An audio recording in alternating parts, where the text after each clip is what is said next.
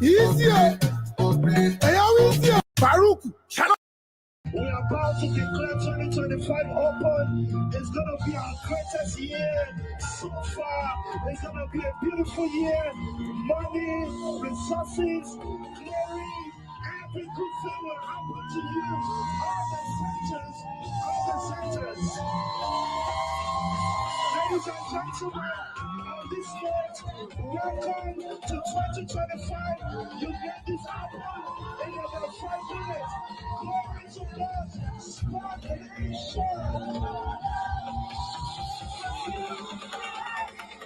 We are about to declare.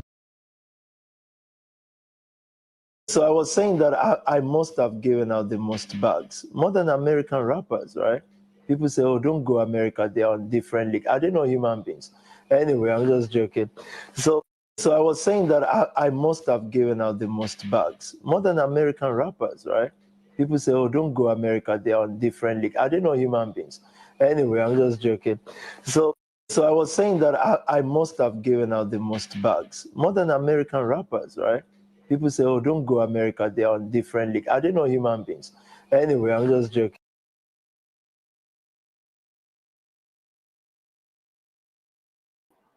Hello, everyone. Hello, and good to see you. Please let me know if you can hear me. Hello, vessel of dishonor.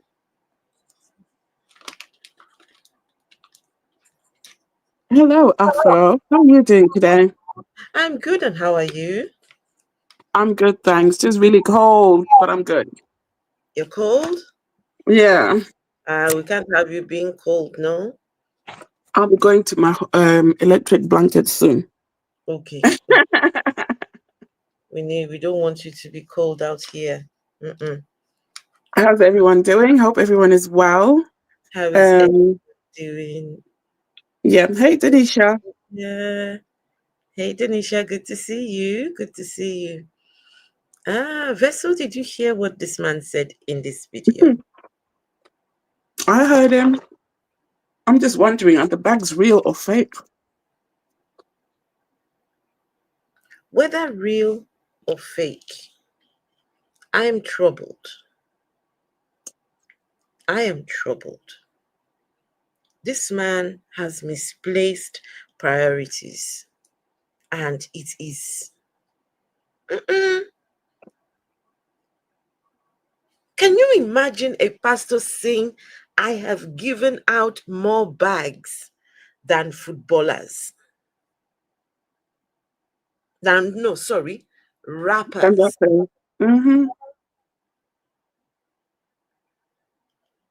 No, me, I'm asking, is this what we're doing now?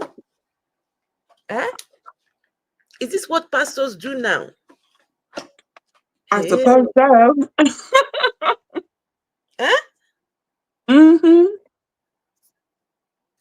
So pastors give out bags more than rappers.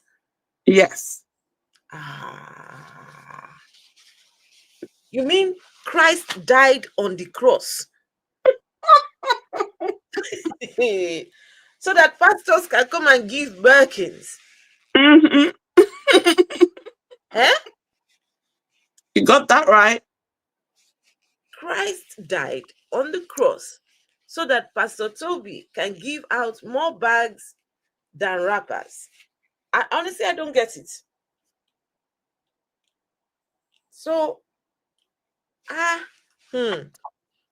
Denisha says it's far too cold. I don't belong in this cold climate of New York. I'm sorry, my darling. I'm sorry. He is always joking, but his jokes and he's always, I'm just joking. I'm just joking. For real. He's not joking. He's not. Yes, and the jokes are so dry. So dry. If someone told you that, you just slap them in the face a little. My goodness. His jokes are so dry. Rappers don't even give to charity. But your rappers do things, oh. Don't think that rappers don't. Come on now. No, the rappers that they do things, oh. Can you imagine this guy? comparing himself to rappers. When your pastor starts comparing himself to rappers, you're in serious trouble. I'm sorry. I don't know how to tell you again. It's just yeah, it's not something that I want to be doing. Anyway, let's go and have a look at this guy again. Okay. So I was saying that I must have given out the most bugs, more than American rappers, right? People say, oh, don't go America, they're on different league. I don't know human beings. Anyway, I'm just joking. So I was saying that I must have given out the most bugs, more than American rappers, right? People say, oh, don't go America, they're on different league. I don't know human beings. Anyway, I'm just joking. So I was saying that I must have given out the most bugs, more than American rappers, right? Well, no, David is not gospel artist. Have you heard? Because I stand strong.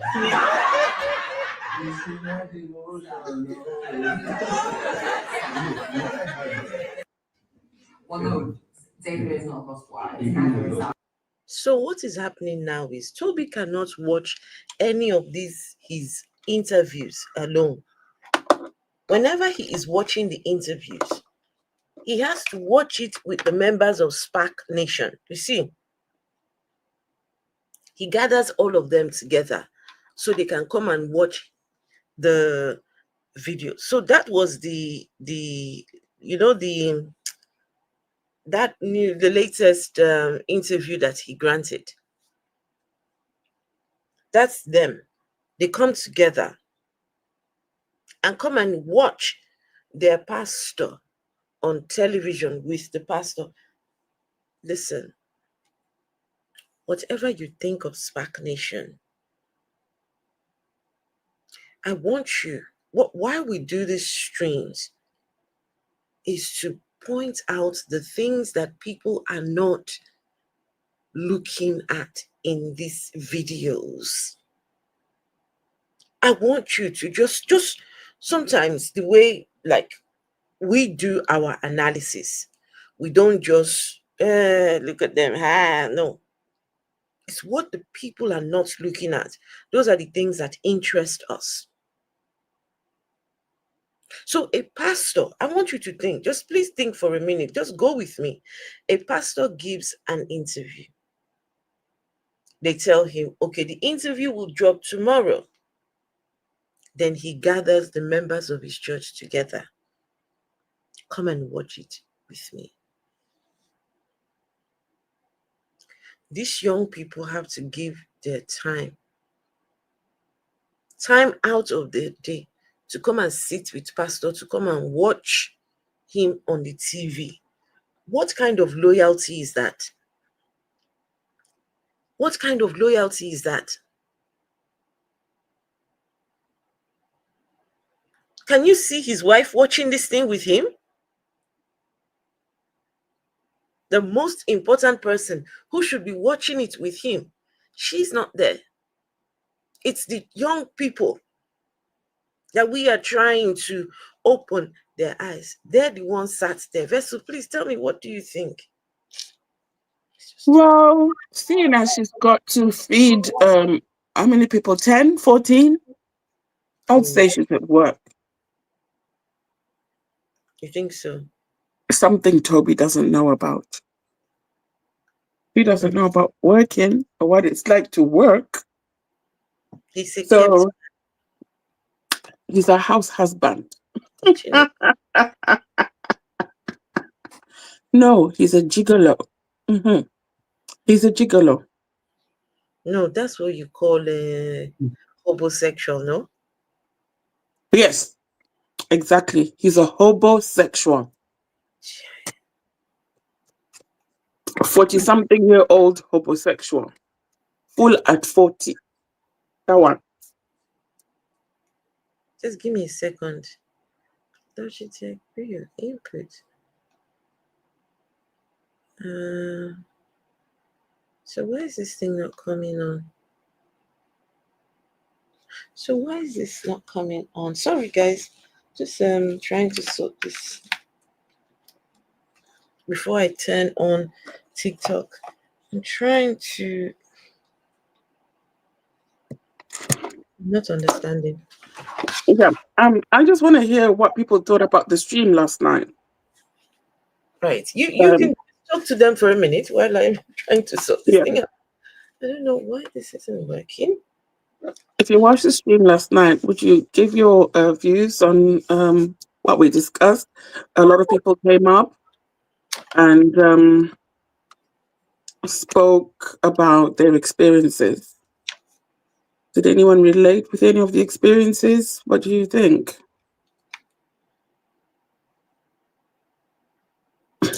Arsenal 14 says it's a download. Arsenal, were you watching the stream last night? It started off, Senior Patsiki says, since his immigration status got busted, have you even seen him going out with his wife and kids? Holiday season's just passed, but not a single family event in his life. Wow. So clearly, she was just you know what they call a trophy wife? Just for the media and events. And you know what? Maybe that's what she was.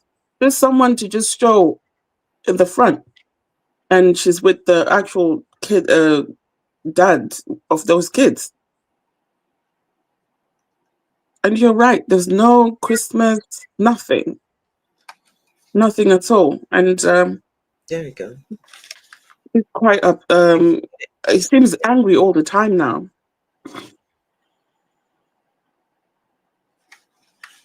Yes, finally got what I'm been trying to work on the back here. It's working now.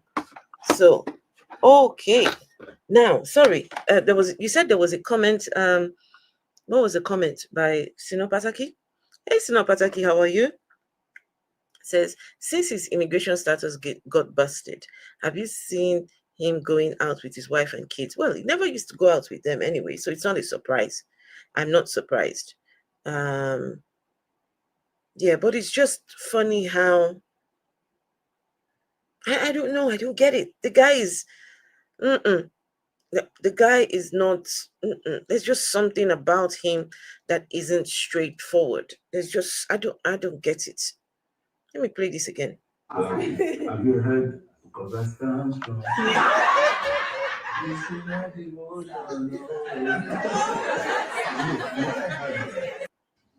Well, no, David is not gospel. Have you heard? Because I stand strong.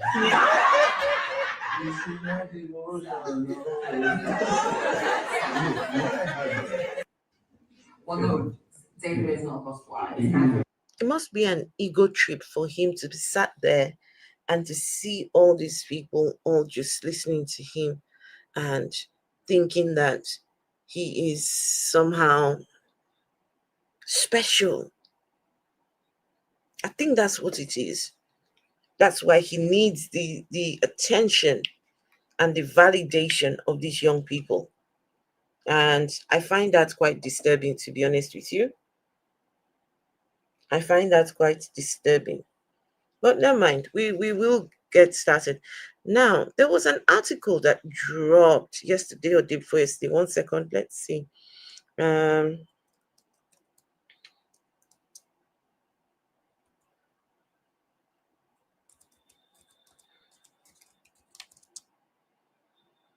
Just 1 second. Let's see if I can find.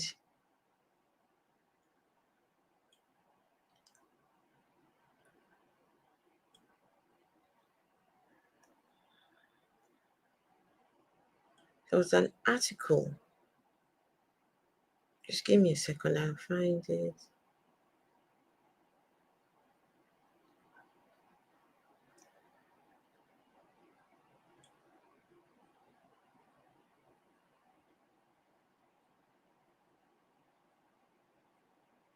Just 1 second, guys. Give me a minute.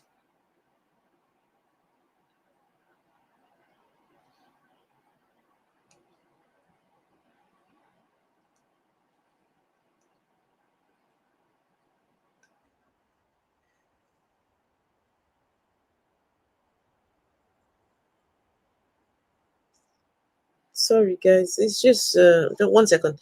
I think the video I'm looking for is no, not Hope Dealers. Tobi Adegboyega. What was that article? Just 1 second, people. I'll find it.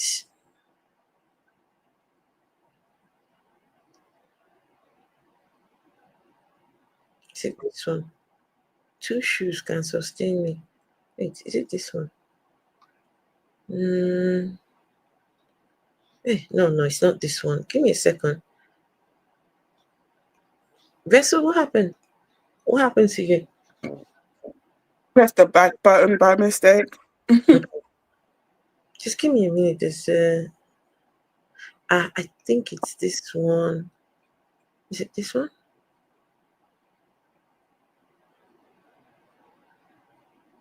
Oh, Arsenal 14. I hope you had a good journey with all this crazy weather going on.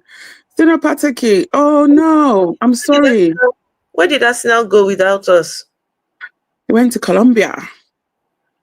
Seno Pataki says the sound was very low from TikTok.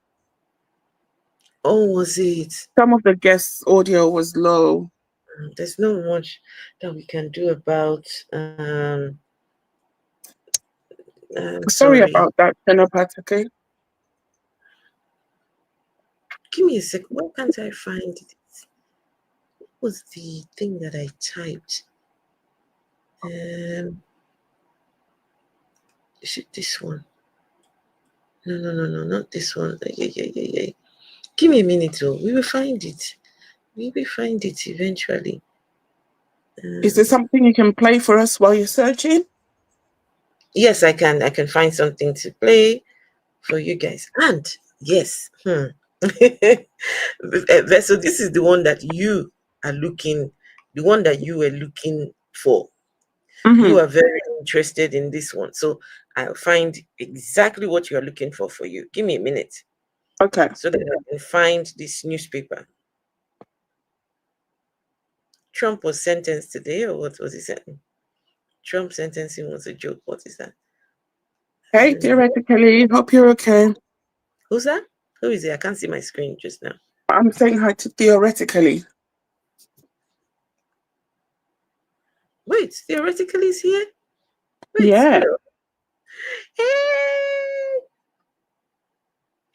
Theo, how are you? Are you done with your studies, Theo? Theo, how are you? Long time no see. Are you done with your studies? Huh, Theo? Please let us know. I need to know. Are you done? Give me a second. There's something I wanted to play for Vessel to watch. Well, and all of you.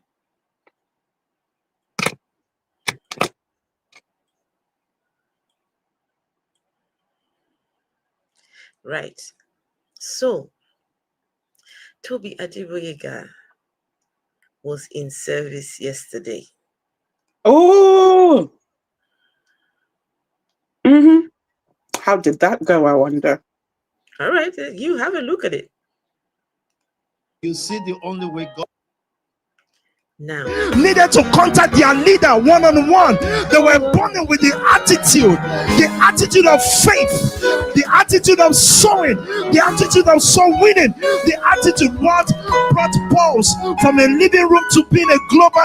It was an attitude of there is nowhere to turn to. We had no business ideas, we had no business connection, we had no newspaper that's going to say this or that about us. So we didn't care less, and we were not poor. We were people of faith. We had attitude. I'm calling back your attitude tonight, and I'm asking the third and fourth gen to be infused with this supernatural strength that comes through union with God. When and how did we develop the new attitude that brought us out like this? I'll tell you when.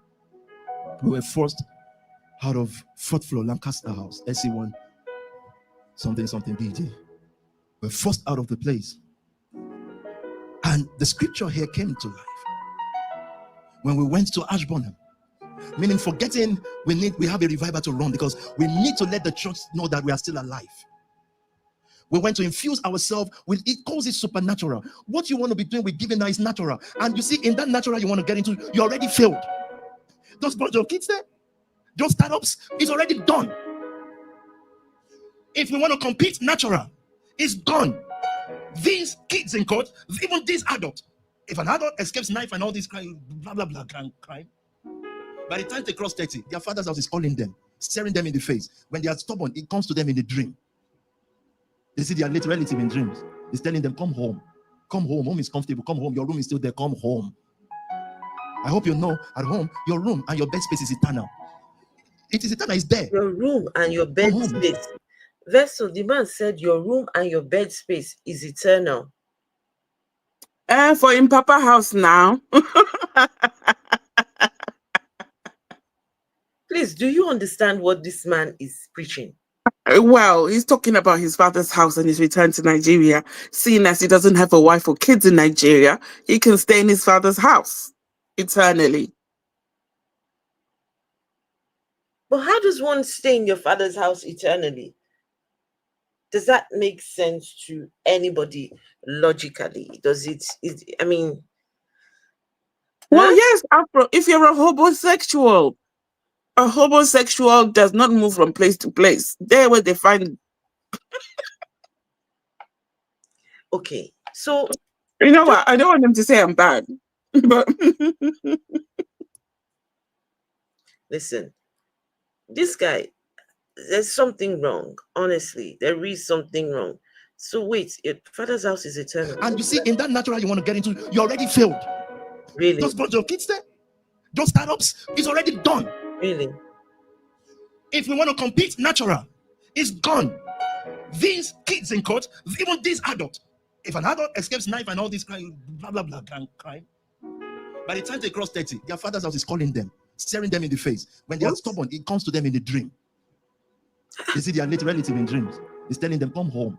Come home. Home is coming. If an adult escapes crime, if an adult escapes crime, when they become an adult, they start seeing people in their dreams that tell them to come home. he said something about the age of 30. Wait, I will take it back, because then I tell you, this guy is running mad. He's moving mad. Something agwan. This guy. He's becoming unhinged. Now he doesn't care anymore. He's like, you hear him, he will say, since we all want to be stupid, we all want to be idiots, let's spoil it for everybody. Hey, Tobi. We have a revival to run, because we need to let the church know that we are still alive. We went to infuse ourselves with, it calls it supernatural. What you want to be doing with giving now is natural. And you see, in that natural you want to get into, you already failed. Those bunch of kids there, those startups, it's already done. If we want to compete natural, it's gone. These kids in court, even these adults, if an adult escapes knife and all this crime, blah, blah, blah, crime, by the time they cross 30, their father's house is calling them, staring them in the face. When they are stubborn, it comes to them in the dream. They see their late relative in dreams. It's telling them, come home. Come home. Home is comfortable. Come home. Your room is still there. Come home. I hope you know at home, your room and your bed space is eternal. It is eternal. It's there. Come home, listen. And the kids that you are now, those of you who are escaping completely that life, because you're crossing certain age and you're staying in a vision, those of you are escaping. You have meant to pastor those who may not escape. If you set them on natural path, they will fail and you will fail. He asks us to be supernaturally infused with strength through union. So we went Ashburnham and we had a new set of courage. A new kind of strength popped up in us. We became a different people. What happened in Ashburnham? Life union. We don't need Ashburnham anymore. Why? Because we have campaign. We have all the houses. They are our new Ashburnham. They are our places of infusion with strength. We came back, and wisdom after wisdom, knowledge move after knowledge move. We began to understand supernaturally what is trap housing. Supernaturally, what is the? Remember, I'm talking to you tonight as the people from Sam to only person. I'll just call your first name to all those who are there. I'm talking to you as men and women who held those envelopes before Ferraris came. Before the mansions you guys lived in, with you and your parents, we did not know they existed in this same country. I know there will be Mr. and Mrs. No, it was. I know they exist. I used to drive. I swear to you, you never drove around Virginia waters. And if you drove around it, there were some council flag. They used that to block the estate in. Then after those council flag corner shop, they then put a gate. At the gate, there's a warning. These are private properties. You cannot. There's no way you wouldn't even look to the right. We are fixated on where we're going. Our uncle's house. Will death ever stop in Peckham and Woolwich? But we found the key to stop this thing. Well, you see, those who criticize us, they don't want to pay the price. The price to stop it is simple. You can never stop it with natural ways. Still, when these things happen, my DM will be filled with social workers. You know, I don't want to mention. They say, Peter, I know now what you are doing, what you are saying. You were really helping. Can we just meet up to see what? And the Lord says, throw a blind eye. Don't be tempted. Social workers are going to be looking for Tobi eventually, because now they want to deport him. But a time will come when social workers will now start looking for Tobi to say, Tobi, it's now that we appreciate what you are doing for our and then they will now say, come, we need you. And then the Lord will tell Tobi to tell the social workers, turn a blind eye. Tobi, we need you for the youth. The Lord will tell Tobi, turn a blind. This is what this guy is saying. What? Guys, who made this man think so highly of himself? Before he came to the UK, which social worker called him? Which one? Arsenal 14 now. This Arsenal 14 is a troublemaker. This Arsenal 14. It's not the drippy CC. You'll be drippy in Nigeria. Don't worry. My resting beach, my resting beach face resting on the screen. Listen, this guy. Okay, guys, no, seriously. I want you guys to see if you can make sense of what this man is saying. You know what? Let me slow him down a little bit. Because sometimes I feel like, because you guys must appreciate the fact that there are people who need to listen to this every day. They need to listen to this. Please just listen. Oh my goodness. But we found the key to stop this thing. But you see, those who criticize us, they don't want to pay the price. The price to stop it is simple. You can never stop it with natural ways. Still, when these things happen, my DM will be filled with social workers. You know, I don't want to mention and say, Peter, I know now what you are doing, what you are saying. You were really helping. Can we just meet up to see what? And the Lord says, throw a blind eye. Don't be tempted. Guys, Afro, this guy, he thinks he is something that he's not, right? Now he's going to say the salvation of soul. And I'm not asking you to take knife. Listen now, Vessel, you just missed the best part. Vessel, you jumped over the best part. I would take it. I'm sorry, but I was just trying to imagine social workers looking for this man. What difference has he made? I don't see the difference this man has made anywhere. All I see is the lives that he has destroyed. Vessel has not seen anything.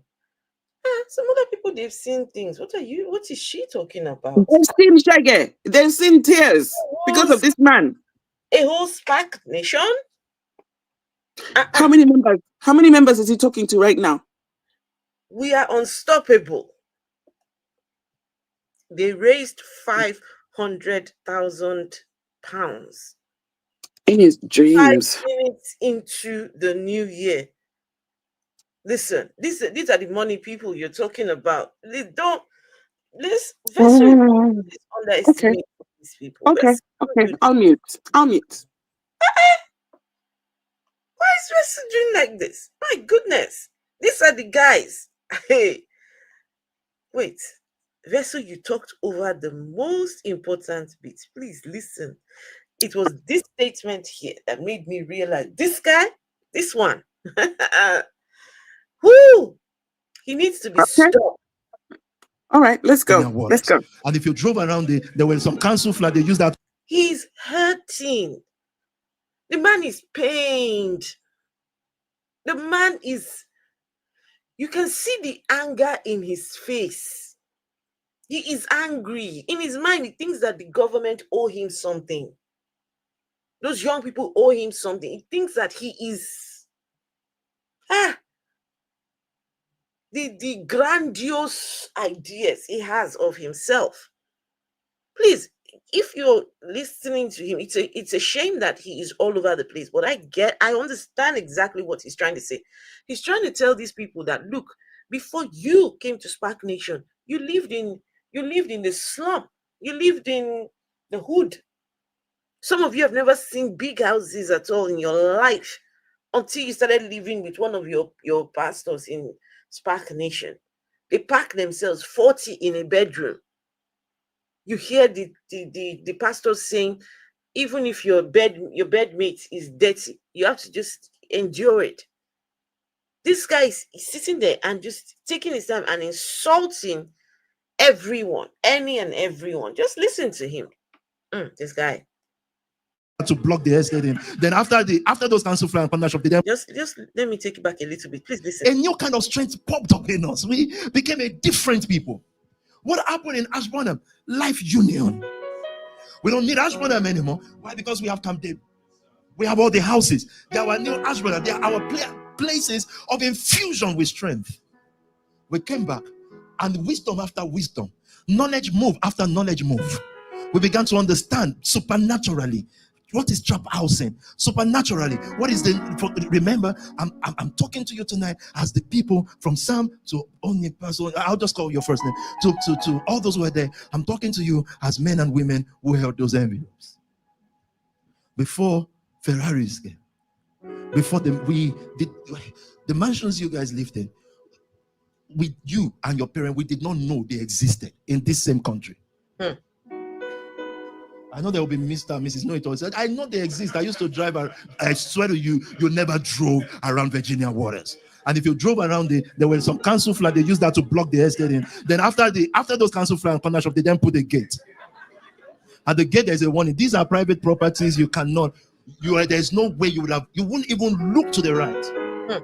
We are fixated on where we're going. Our uncle's house. Will death ever stop in Peckham and Woolwich? But we found the key to stop this thing.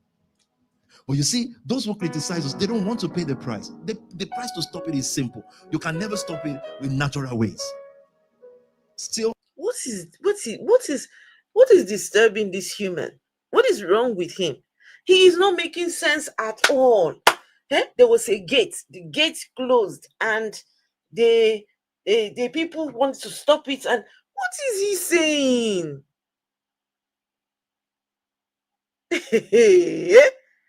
What is this guy saying?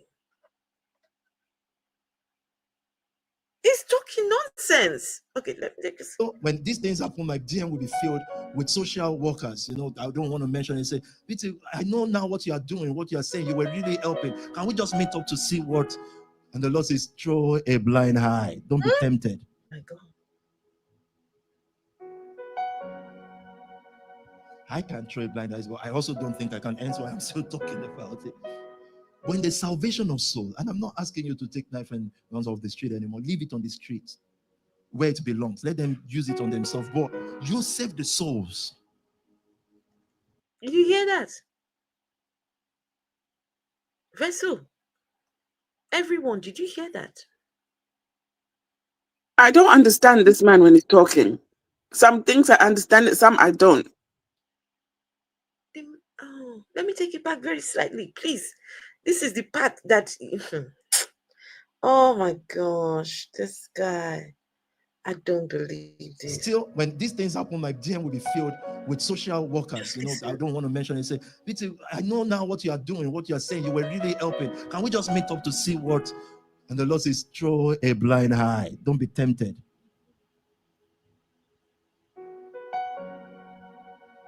I can't throw a blind eye, but I also don't think I can. Hence why I'm still talking about it. When the salvation of soul, and I'm not asking you to take knife and guns off the street anymore, leave it on the street where it belongs. Let them use it on themselves. But you save the souls. I am not asking you to take knives and guns off the streets anymore. Leave it there. Let them use it on themselves. But Afro, I've not seen him say any of this. He probably did preach that message or talk about that some years ago, but recently I've not heard him say anything about knife crime. I have not. What do you mean you've not heard him say anything about knife crime, Vessel? I'm saying the whole take them off the street thing. That's what I'm talking about. I've not heard him call for that. No, I have not. say that. The other day, no, Afro. The other day, a 14-year-old boy was stabbed. What did he have to say about that? I am going to disagree with you, because when Tobi is talking about knife crime, he is the champion. Look, have you not seen? How long ago was this, Afro? Vessel, look at knives now. I know, Afro, but I'm saying, how long ago was this with his kitchen knife collection? You know I'm being facetious, right? I do. I really do. But this guy thinks he is some demigod or something. He's deputy Jesus or second Jesus. He thinks he's a savior. I'm trying to put on. You see that head? Somebody needs to knock sense into that big head of his. Listen. When I tell you this is an overinflated ego. Guys, when this guy was in his prime, talking about we are the ones removing knives from the streets, we are the ones doing the things and things. This is at the height and the peak. This is what vessel of dishonor. Social workers are going to be calling this guy to ask him, how did you manage this? He needs a knock on that head.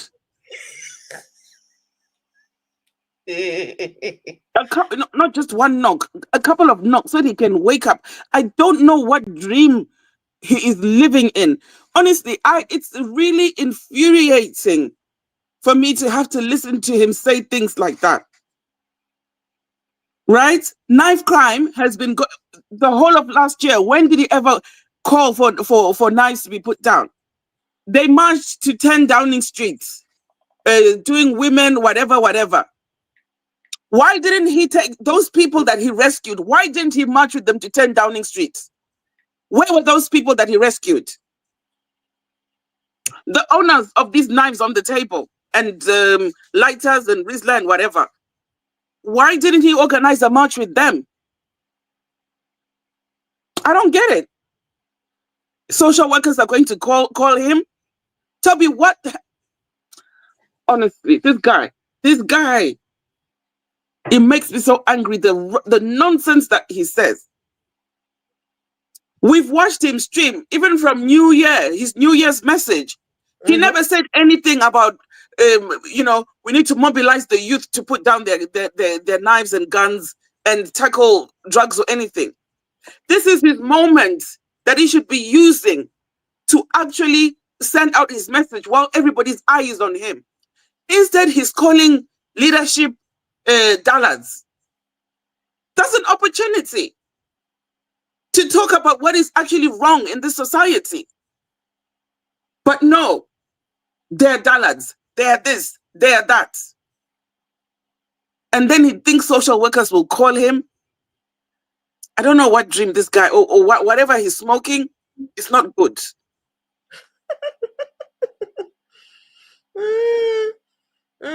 Dennis says, shut up, Tobi, you won. You loser from Scam Nation. Listen, this guy just thinks that he is the be-all and end-all. And if anyone had any a belief that this guy was out to help young people, after that statement that he made, if you are still convinced that he wants to help young people, then I don't know what to say about you.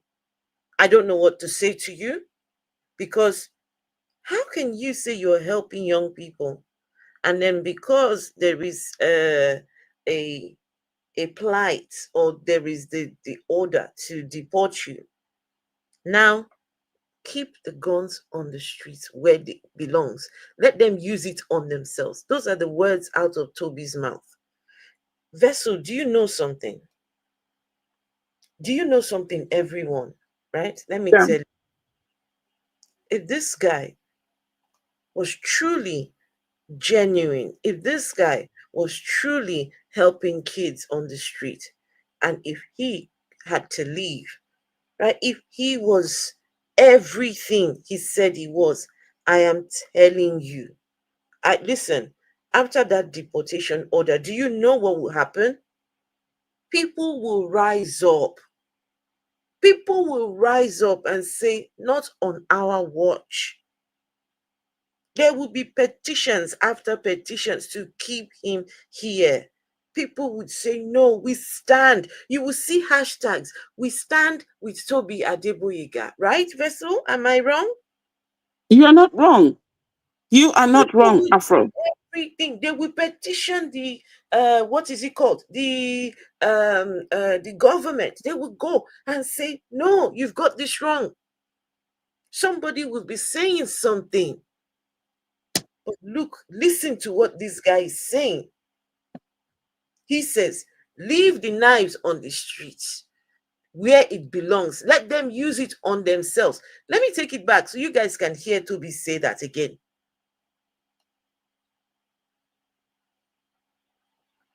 And hello, everyone on TikTok. My goodness, we're talking about Pastor Tobi Adegboyega. The guy is unhinged. He is unhinged.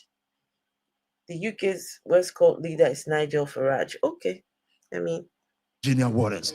And if you drove around there were some council flag, they used that to block the estate in. Then after those council flag corner shop, they then put a gate.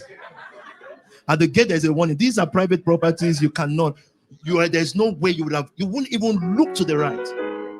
We are fixated on where we're going. Our uncle's house. Will death ever stop in Peckham and Woolwich? But we found the key to stop this thing. Death. Well, you see, those who criticize us, they don't want to pay the price. The price to stop it is simple. You can never stop it with natural ways. Still, when these things happen, my DM will be filled with social workers. You know, I don't want to mention it. Say, Peter, I know now what you are doing, what you are saying. You were really helping. Can we just meet up to see what? Sorry. Would you please send Aproko with Spices the link? Okay. Okay. All right. I will send Aproko with Spices the link.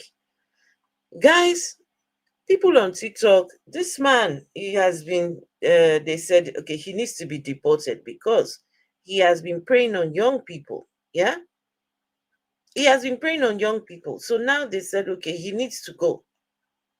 So he has lost his what they call it now, the right to stay in the UK, right? He has lost that. And so right now it's like he's on any day now they can come and get him. And so now he is becoming unhinged. He is becoming a real problem. So Rich, we're over on YouTube if you wanted to join the chat. Right, okay, give me a second. Let me send the link to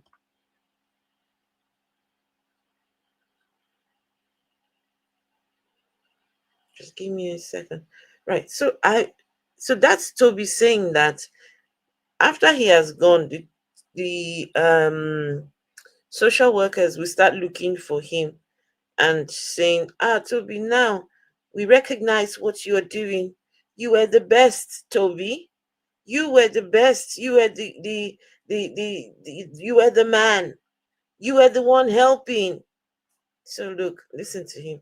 Loss is throw a blind eye. Don't be tempted. Wait, let me take that back so you can see. So he said when the social workers come to him, and say, Tobi, please come and help us, the Lord would tell him to turn a blind eye to social workers who come and ask Tobi to help him with the young children. the young people. Mm-hmm.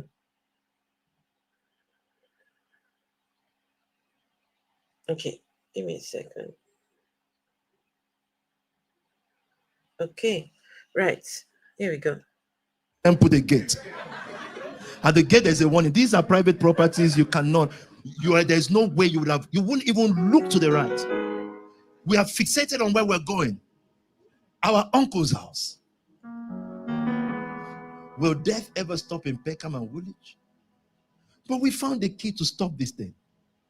But you see, those who criticize us, they don't want to pay the price. The price to stop it is simple. You can never stop it with natural ways. Still, when these things happen, my DM will be filled with social workers. I don't want to mention it. Say, Peter, I know now what you are doing, what you are saying. You were really helping. Can we just meet up to see what? And the Lord says, throw a blind eye. Don't be tempted. What social worker is he talking about?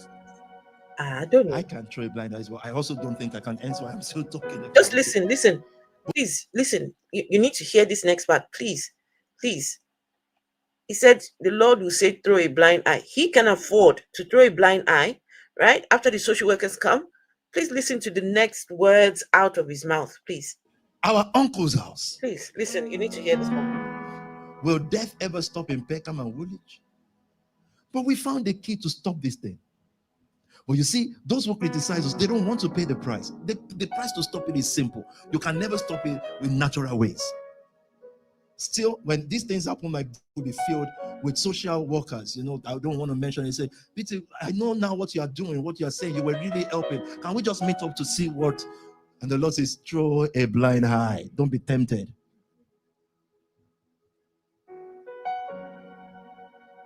I can't throw a blind eye, but I also don't think I can. Hence why I'm still talking about it.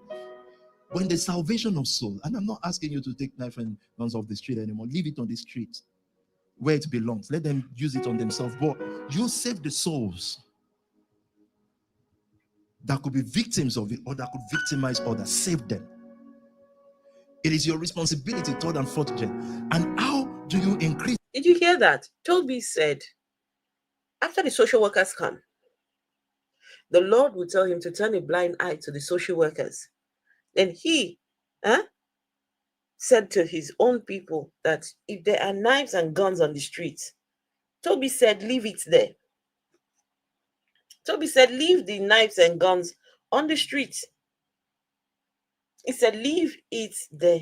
Let them use it on them. So wait, let me take that back. I'm sorry. I have to emphasize this one because this is the man that they said wants to help youngsters. To pay the price. The price to stop it is simple. You can never stop it with natural ways. You can't stop it with natural ways. Still, when these things happen, my DM will be filled with social workers. I don't want to mention it. Say, Peter, I know now what you are doing, what you are saying. You were really helping. Can we just meet up to see what? And the Lord says, throw a blind eye. Don't be tempted.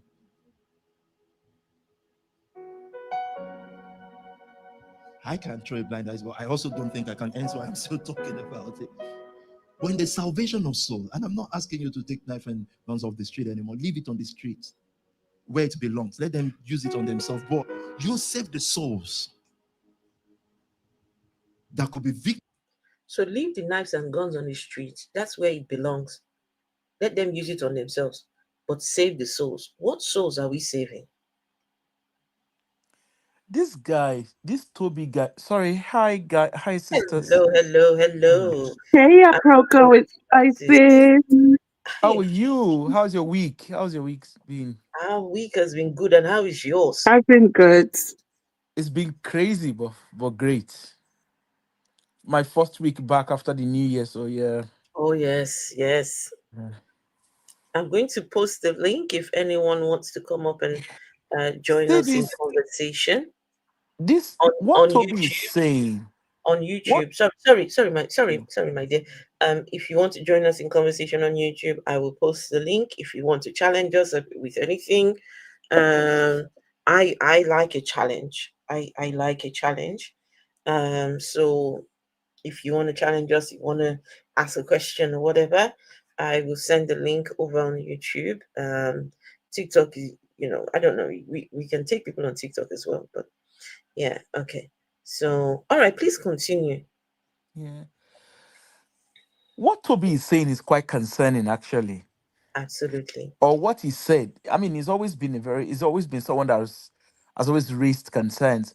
And I Yes. don't like, I wouldn't even call him a pastor because everything is centered around Toby. Toby is the actor, is the main actor in his church, Mhm. and the things he's saying, like, I mean, the case of knife crime is a big thing, not just in London, in any city. And for Toby to be telling the people that are listening to him that they should leave the knife and the guns out there, they Yeah. can use it on themselves. That's the Hmm. height of insensitivity. Exactly. I mean, a 14-year-old boy just got stabbed a few days ago. Oh, That's a by the way, lot. this was yesterday, please. Yeah, but that's what I'm saying. That I mean, was it not just this week that a 14-year-old was stabbed? Yes. Yeah, it was sometime this week. And then yesterday, there's a 17-year-old boy that was stabbed as well. Oh my goodness! And Because I've Toby been is in saying, I've been leave in those. Manchester this week. Yeah. Toby is saying, leave those on the streets. Let them use it on themselves, but save the souls. Toby only wants the souls that can give him seed. Yeah, but he's not even saving any soul because come to think about it, if you listen carefully to what he's saying, he's actually insulting even the young, not just insult, he's abusing, he's verbally abusing, psychologically abusing the Listen, young people listening to him. listen. He's telling them that without Spark Nation, they didn't even know that there were some beautiful homes that existed. Yeah, I mean that's That the abuse. gates, they only knew the front, but they didn't know that inside these estates and these places, that there were fine houses in the UK. That they did. These people were so poor that without Spark Nation, Also, did he know about them? He himself, with his father's With clothes that is and that funny, suitcase he was pulling. with that is funny suitcase and Yeah, wherever he got those apparently those shirts clothes from. belonged to his dad. Those were his dad's clothes. Pulling that You know, trolley, suitcase trolley, whatever. how about that? Vessel. Have you seen his interview with Reggie? You know the interview he did, I think about Reggie Yates. 7, 8 years. Yes. Oh You no, I know he haven't. oh you need Afro I 80 can do it. if you I can do it. It's only a you few. know It's a few yeah, minutes long, the video. there's a So, point I want to raise all right, from let's that do it. interview he had with Reggie Yates. You know, he said he was a millionaire, Yes, right? He said he was a millionaire because Reggie was asking where did he get the money from. He said he was a millionaire. He said, but he gave all his money he to Spark contradicted Nation. himself. But the truth was, he came to this country as a visitor. He had no pennies to him. Toby is such a compulsive liar that he can't even keep up with He his own story. is. He is. Okay, can we play the video? It's only four Yeah, minutes yeah. long. And yeah, but so this was his interview, and everyone else. This was his interview with Reggie Yates. Yeah, this video you're about to watch. Give me a second because I need to write something down. This video that you're about to watch was at the peak of Spark Nation. Yeah, this was the time when Toby was untouchable. This was the time when Toby was uh, uh, the Spark Nation that he. Wait, 1 second. Where is that? Something. And I'm looking for something. I didn't see it.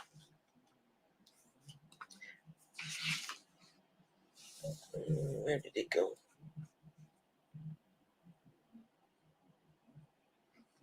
Oh, yeah, yeah. Where did it go? Where did it go? Anyway, look. Yeah, yeah.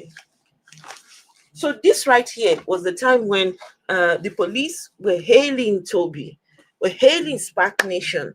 Oh, they're doing all of this. Go and interview. So he was so braggadocious in this particular. This was the height, right? But shortly after this, everything just went downhill from here. Sorry, Afro, it is sorry, before you play the video. Yes. see this video with Reggie Yates, right? Yes. That was when what's his name? What's the name of this boy? The boy that first left Spark Nation that made an allegation against Toby. That this Uh, interview was shortly after that. shortly after or before? No, shortly after that allegation. Is it the TK The Mad one Max I can't remember his name. That he first musician? accused Spark Nation of he first accused Spark Nation of manipulation, because I know the young boy, his friend is Reggie Yates' cousin, Oh, is it because that was what led to this interview. the gentleman that went online to go and speak I can't remember, but about I know his that was the brother? very first guy that came out to speak. Yes, his brother was duped out of £2,000. He did an interview as well. Yeah, I can't remember, but I just know it was the I very played it first here. What's one. his name? He's an actor. Wait, give me a Yeah, second. yeah. He's And an it was actor. his friend is Reggie Yates' cousin. And that was what prompted this particular interview. Wait, Because this interview was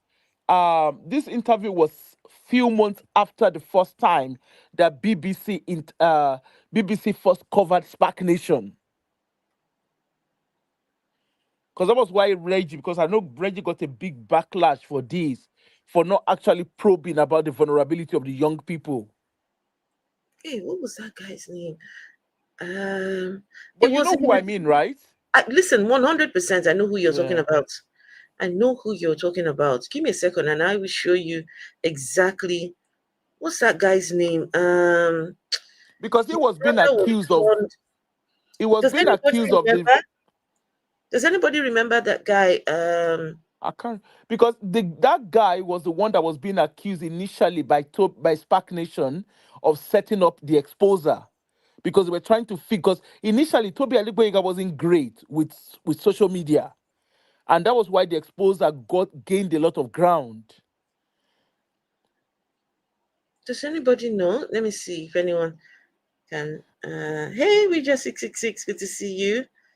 It's Cowboy Toby, retarded junkie. What's that guy's name? I can't John remember his Boyce. name now. John Boyega. No, not No, John it's not Boyega. John. John had nothing to do with it. What's his name? Oh, Because subsequently, John Boyega then had to do his press release, because give it was me. after this Reggie Yates' what's the name interview. I think few weeks later that John Boyega, his legal team had to get him to do a I press will show release. you. Wait, hold on. I will Yeah. show you who exactly you're talking about. Give me a second. Give me a second. You're gonna see him in a minute now. I'll find it for you. You see it. You will see it in a mo. In a mo. I got you. I have got you. Where did it go? Yes, I found it here. This is it here. Just hold on. You will see it. You will see it. Okay. Right.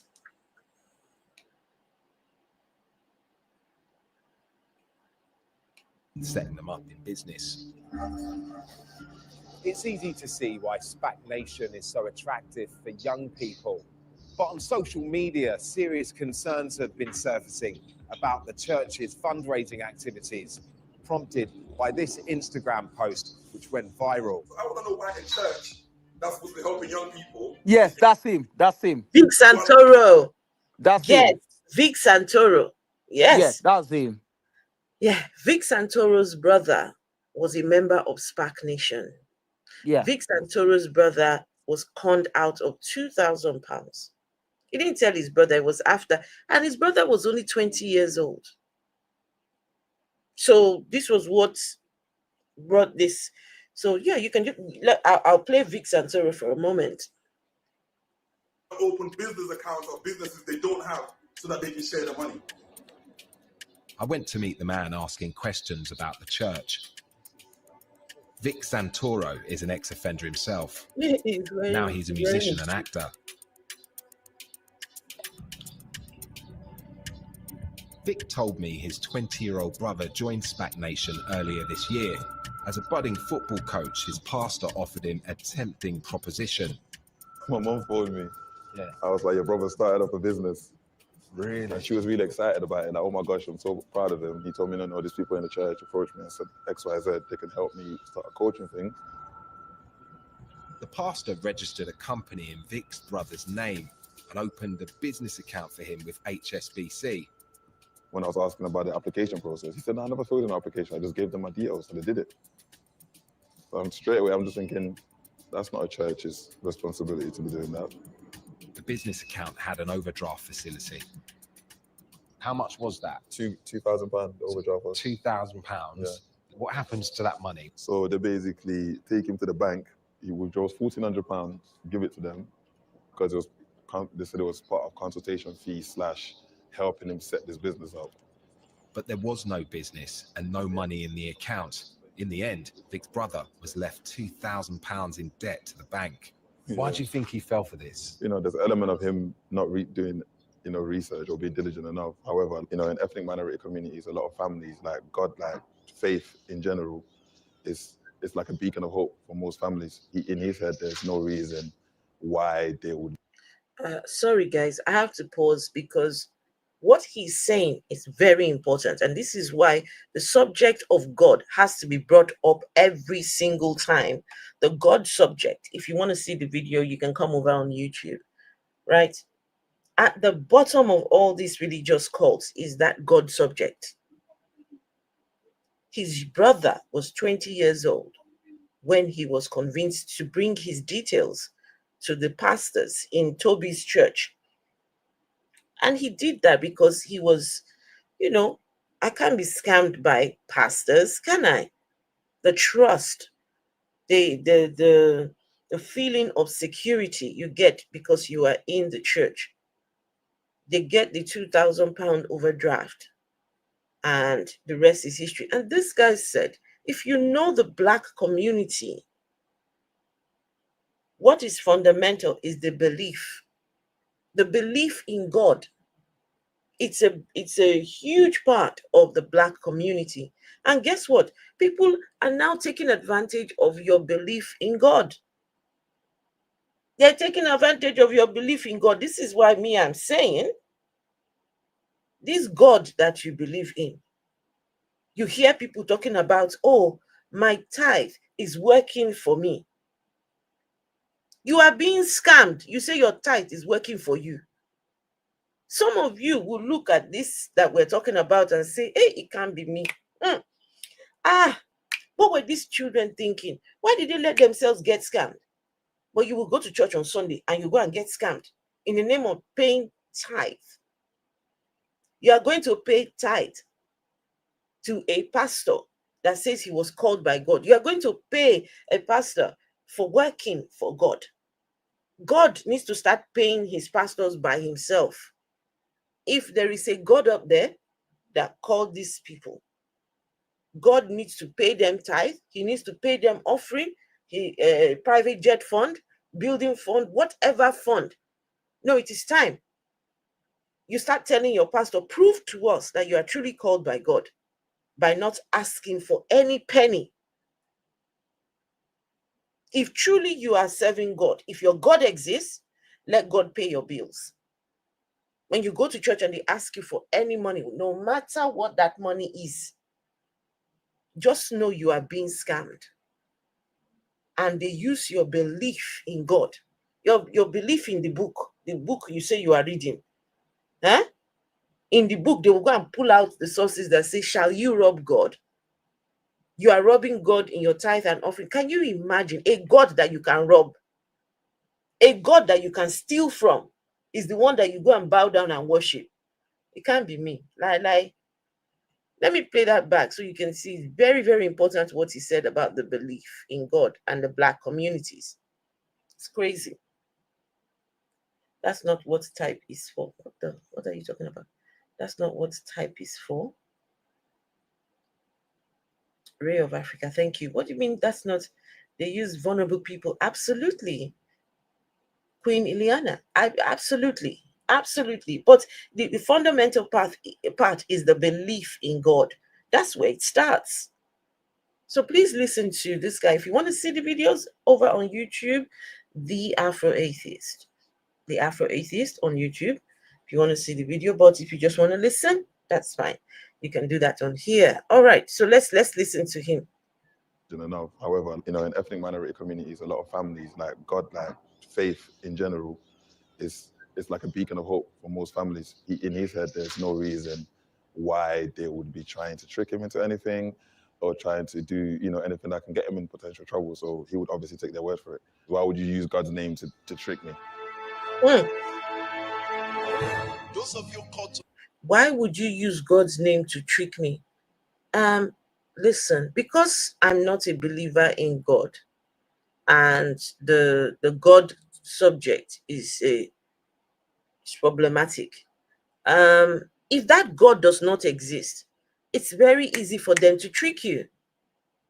If that God, listen and listen good, if that God does not exist, it's very easy. It's as easy as ABC to trick you with a non-existent God by making you believe that that God exists. They hook you and tell you, don't worry, Sky Daddy, he's up there, he's there now, look, he's there, hallelujah. When the good things happen to you, they say it is the Sky Daddy that did it for you. When the bad things happen, oh, no, it's the devil. But first, they hook you with your belief in the colonizer's God. Yes, that's where it starts. They make you trust them. They give you scriptures like, touch not my anointed and do my prophet no harm. You see, that is the hook. So Tobi has capitalized on the belief that these young people have. Tobi Adegboyega is one of the most dangerous out there. Tobi Adegboyega is one of the most dangerous and deadly of them all, because he's using the youngsters. Tobi Adegboyega deserves to be disgraced. He is a charlatan. He is evil. He's diabolical, this guy. Anyway, so you said to play Reggie Yates' video, yeah? So let's do that.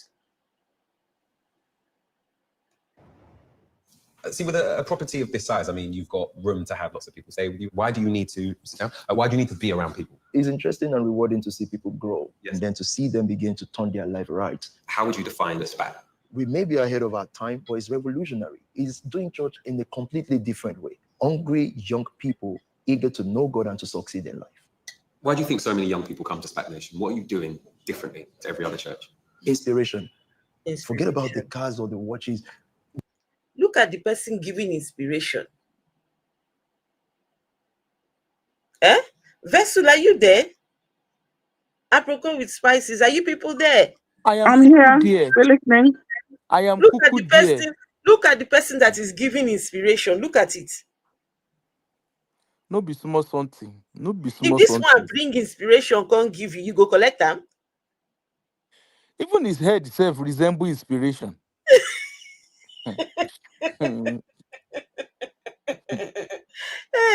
The head, it reached to inspire me to run. Honestly, this guy is a compulsive liar. Like, Dabiosa. I see Vivian is here. Who else is here? Poison Ivy, hello. Guys, I put the link in the chat if anybody wants to join, right? I think the link is somewhere there.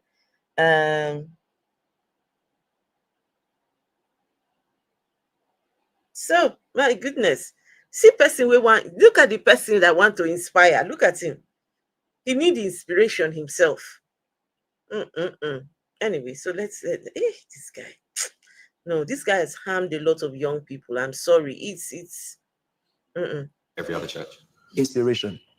Forget about the cars or the watches.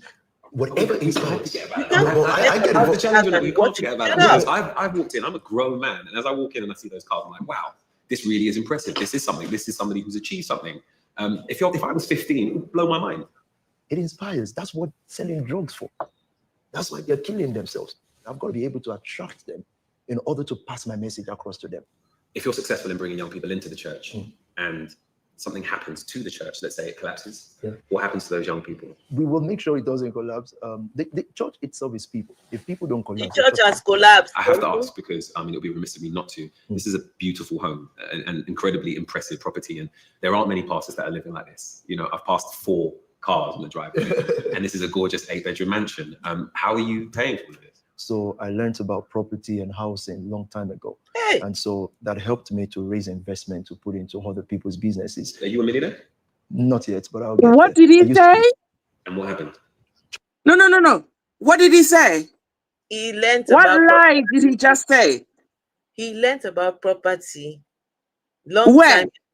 When he was 8 years old now. Remember, when he was 8, when he started preaching at the age of 8 years old, that's when he learned how to do property business. You don't know? You don't know what's going on. Vessel of dishonor. When they say someone is a compulsive liar, how else do we define lies? Honestly, I mean, I'm shocked. I need to get some. Vessel, you've never listened to this interview before? No, I did not. Oh my goodness. Just listen. Afraid, please play to the end. No, I'm going to play to the end, but listen, I need to get some memes. Wait, you don't know what is going on. You don't know what's going on. Wait, because of Vessel now. Meme. Hi, WSR. Hi, Poison Ivy. Because of Vessel, I have to play this one. I'm sorry. This one here. I need to play this one. You don't know why it's going on. Vessel, you don't know what's going on. You don't know why it's going on. Okay, all right, let's go back. Guys, Tobi said he learned about property. You see, he started preaching at the age of 8. He learned about property when he was 8. He learned how to be a pastor at the age of 8. He learned how to be a husband at the age of 8. He also learned how to pastor a church at the age of 8. Tobi, hey, he knows it all though. Past 4 cars on the driveway, and this is a gorgeous 8-bedroom mansion. How are you paying for this? So I learned about property and housing a long time ago. And so that helped me to raise investment to put into other people's businesses. Are you a millionaire?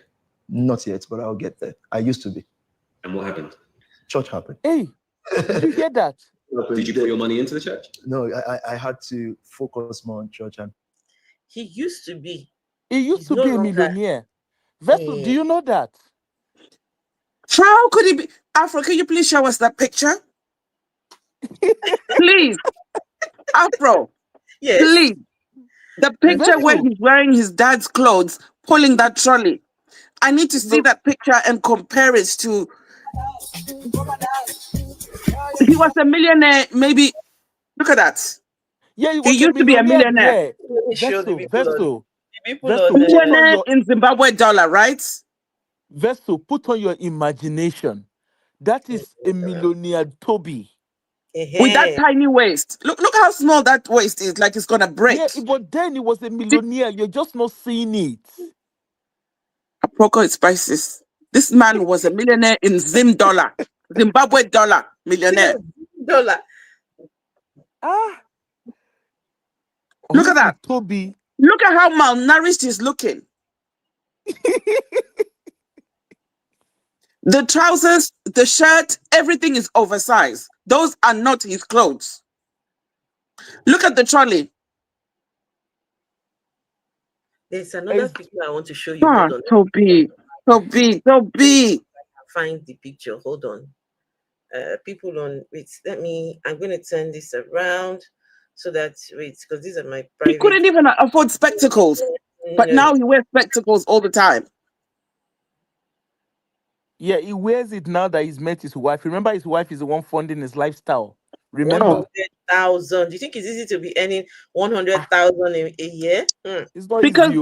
There's another interview he did, and he said it was then I wasn't wearing the Gucci because we hadn't grown. After the church grew and we started having some funding and whatever, then he started buying the Gucci. He said it. Do you remember that interview, Afro? I remember. He said that. Where I said that he clearly admitted to using church funds to buy his designer clothes. Mm-hmm. This person here that I'm looking at, this one right here, is a millionaire. Yes, he is. Just imagine it. Yes, with faith. Have faith.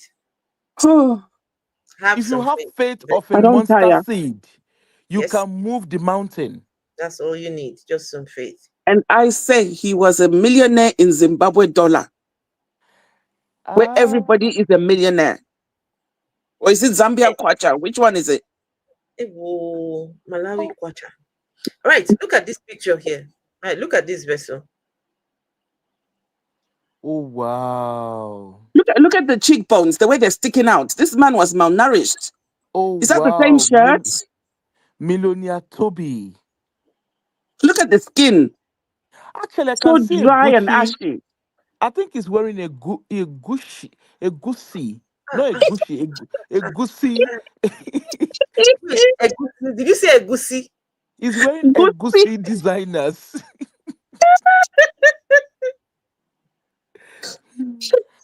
Look how ashy his coconut head is. Ah, that is a. It's like that pink shirt is the only one he has. Yes, That and that time. black trouser. Yeah. See that jacket? It was Look how folded humble nicely he in that was. inside that trolley. Oh man. Look And at the phone, the watch, look at it. This money had not started coming by this time. is that Bible? What's that on the desk? Is that a That's a Bible? Bible. Yes, that's a Bible. Hmm. Wow. No, by the way, this was his millionaire. Listen, this guy was a millionaire. He said church happened. It was church that stopped him from being a millionaire. Yeah, because he invested all his money into all his millions into the Into the church. church. Until today, the church still has no home, no place to call home.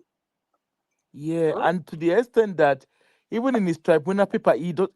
He's actually not a good liar. Please give me a second, please. He's foolish. Give me a second, guys. Just give me a second. Just give me a second.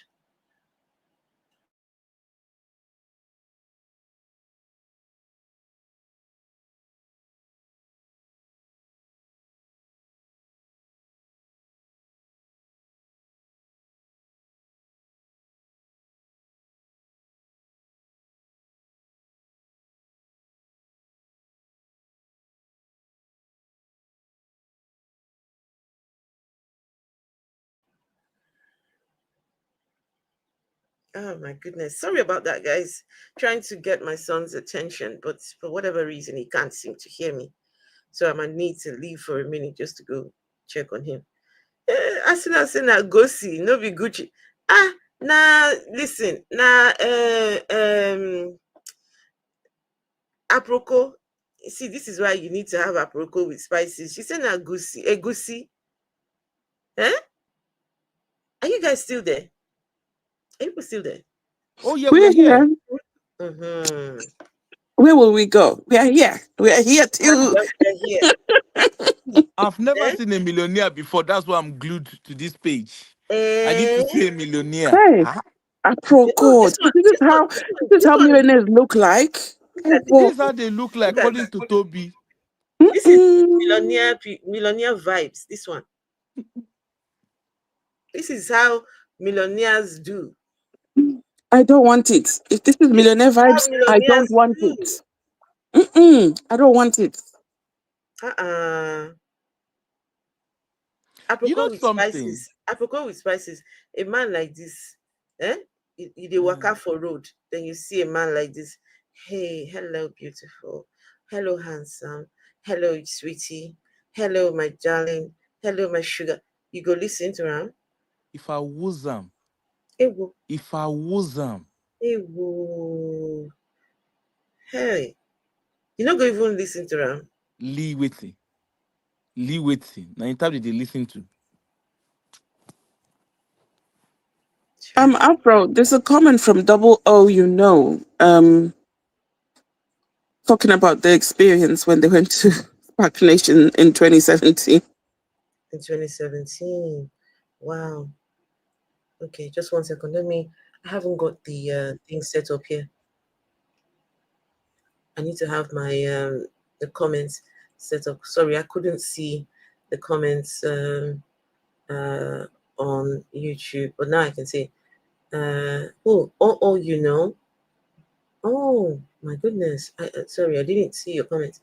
Ian Davenport, good to see you, and thank you for all your support, guys.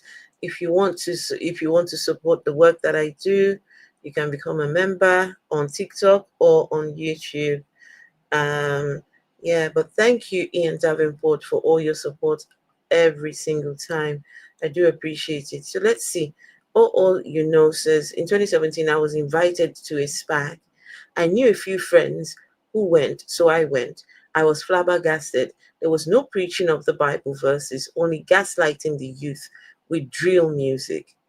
Then they came with some money boxes, and no kidding, people were putting 500 to 700 pounds. And here I was thinking 10 was okay. Then I was putting in 10. She looked at me and I felt kind of overwhelmed. Listen, everyone, you need to hear me. You need to hear this. Let me turn this around. You need to hear this. This is very important. Everyone, you need to hear this. People who go to church, please listen to this. Everything in a church, everything, when I say everything, I mean everything that goes on in a church, you need to exercise some level of doubt. Everything, every single thing, from the music to the pastor to the person right next to you. The person right next to you might be a plant. The person next to you might be planted there.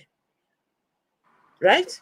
So when you see people going to give money and you see some dropping 500 pounds, the big monies, when they call for 1,000 pounds, you see 20 people going out. 10 of those are planted there. The people who are bringing the monies, they make sure you see them putting the monies in.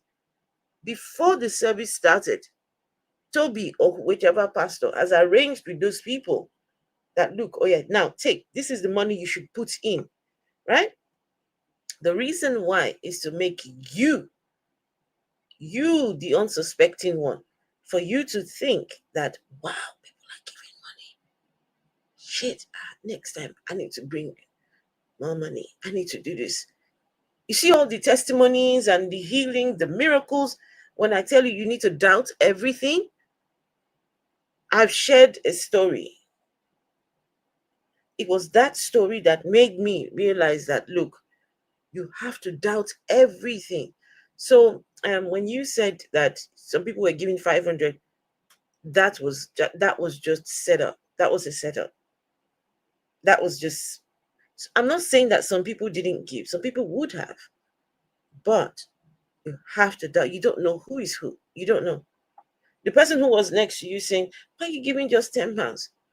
That one might be there to set you up. Might be there to, it's crazy. If you know church politics, if you know church, the things that people do in the church, if you know, and this is why SPAC Nation, right? We see all of you, every single one of the way you move. We know you, we see you. You all know exactly what is going on there. Nikki, Mola, Dami, what's the name?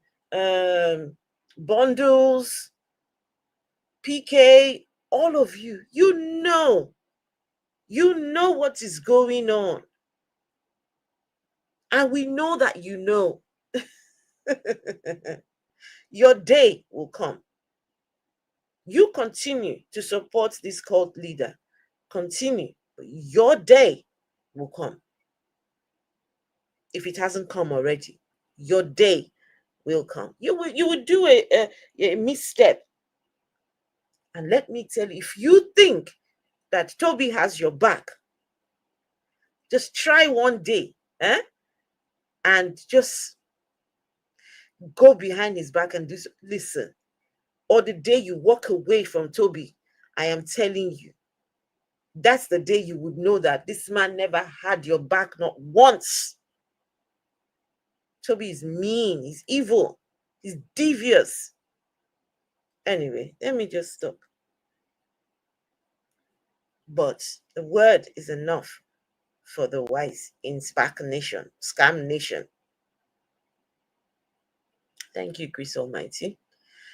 Right, for these people who don't want to listen, they will listen by force. Anyway, let's go back to the interview that he was having with Reggie Yates. Right,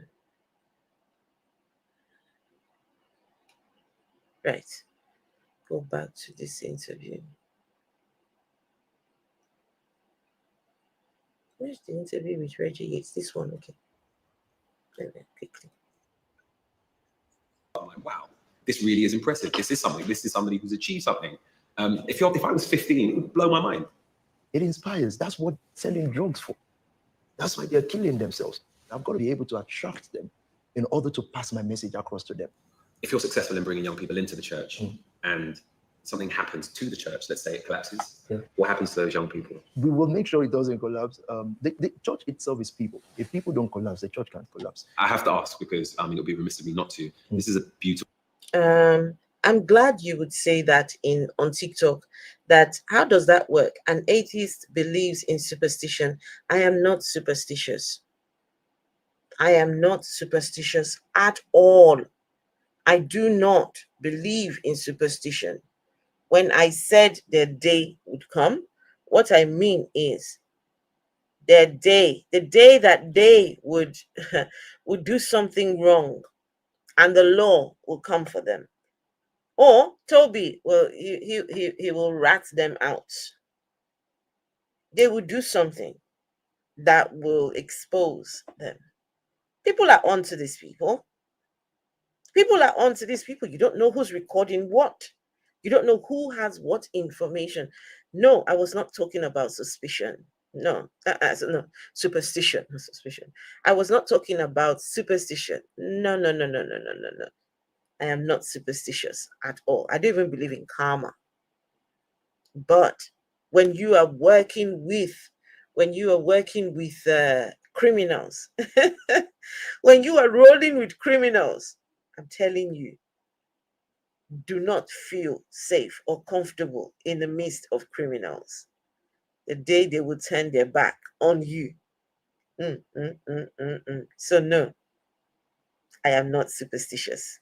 No chance. Yeah. All right. So let's continue with this. Right, Isa Ibrahim? Yeah, it's going to happen. It's going to happen. It's going to happen. You can't be scamming people and then you think that one day somebody is out to get you, like, the police did not get these people. Somebody will take it upon themselves to get you. It's how it's going to go. It's something will happen.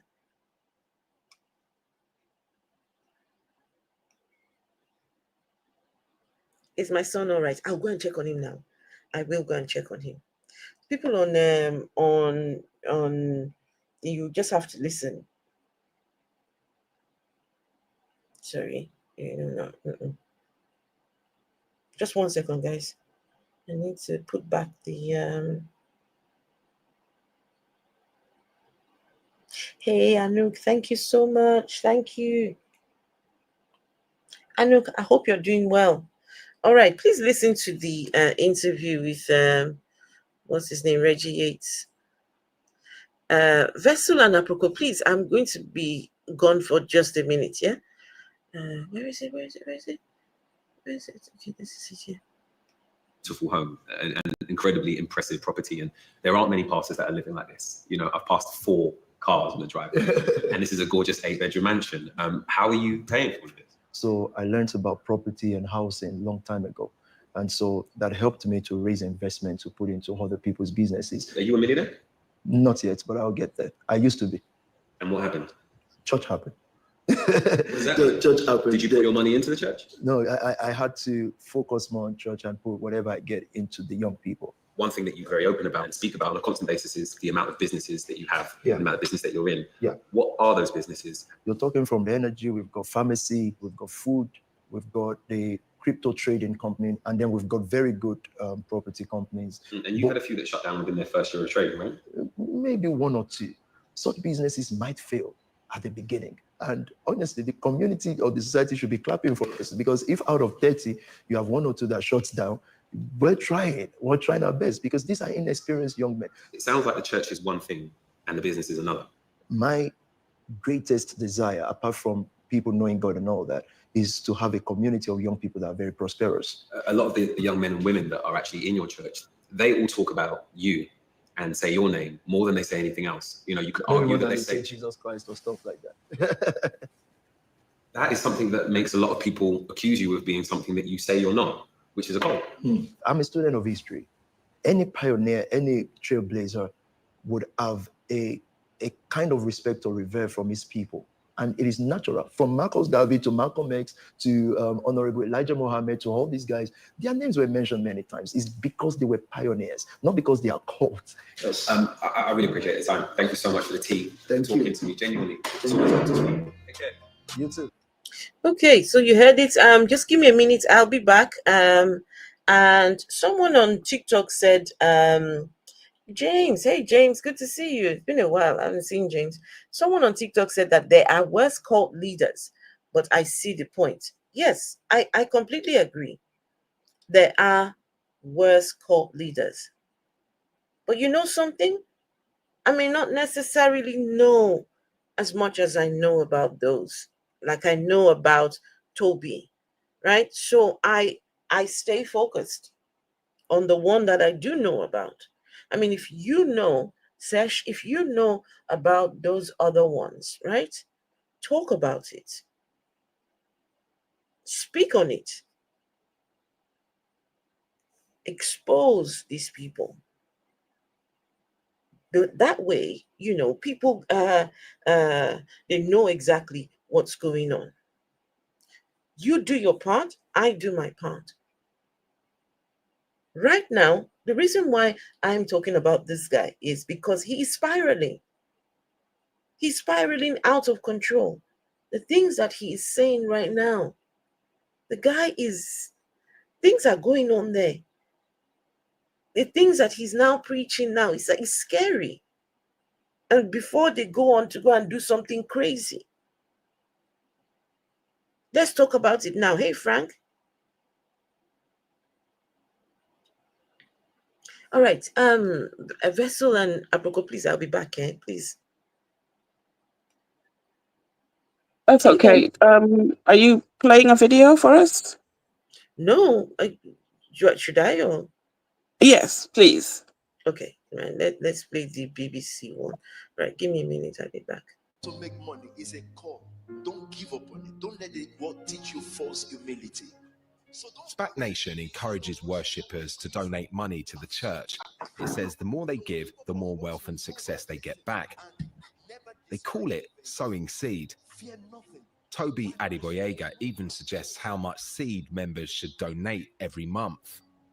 A basic person in a month should give £1,000. I think that's normal. I think it's no big deal. It's not even that deep. Panorama has now spoken to many young people who say they felt under intense pressure to give. I know people personally that have given £1,000 a week. You don't ever question how you get the money, you just get the money and give. We never openly admitted to each other about the struggles that we had in terms of giving. All we knew is that there was a vision that Pastor Tobi has set for each member to also have in their minds and in their hearts about the church, and then we were all supposed to just contribute regardless. When you are the biggest giver, it's noted. You will be endorsed, you will be called on stage, you will be shown love, and you'll be treated differently. If God has been good to you, hallelujah. The man everyone wants to please, Tobi Adegboyega. He's a charming guy and very intelligent with his wordplays, with the way he preaches through that psychological mind play. You want to do what Pastor Tobi asks you to do. And in SPAC Nation, you don't ever disobey your leaders. The church says it has 5 community units in London. They're run by Tobi Adegboyega's most senior pastors. Called the Generals, they lead his recruitment and fundraising. The generals are the people that are very close to Pastor Tobi, the people that you bow down to and say, hello, sir, hello, ma. So the first in line would be Pastor Sam. Well, it's not about the politicians. It's about the system. Samuel Akokia, or Pastor Sam as he's known, has a conviction for attempted robbery. He credits Tobi Adegboyega with turning his life around. So without further ado, what I want to do now is I want to bring to the stage our father, our mentor, Pastor Tobi Adegboyega. Akokia uses social media to spread the word about the fundraising targets of his leader, PT.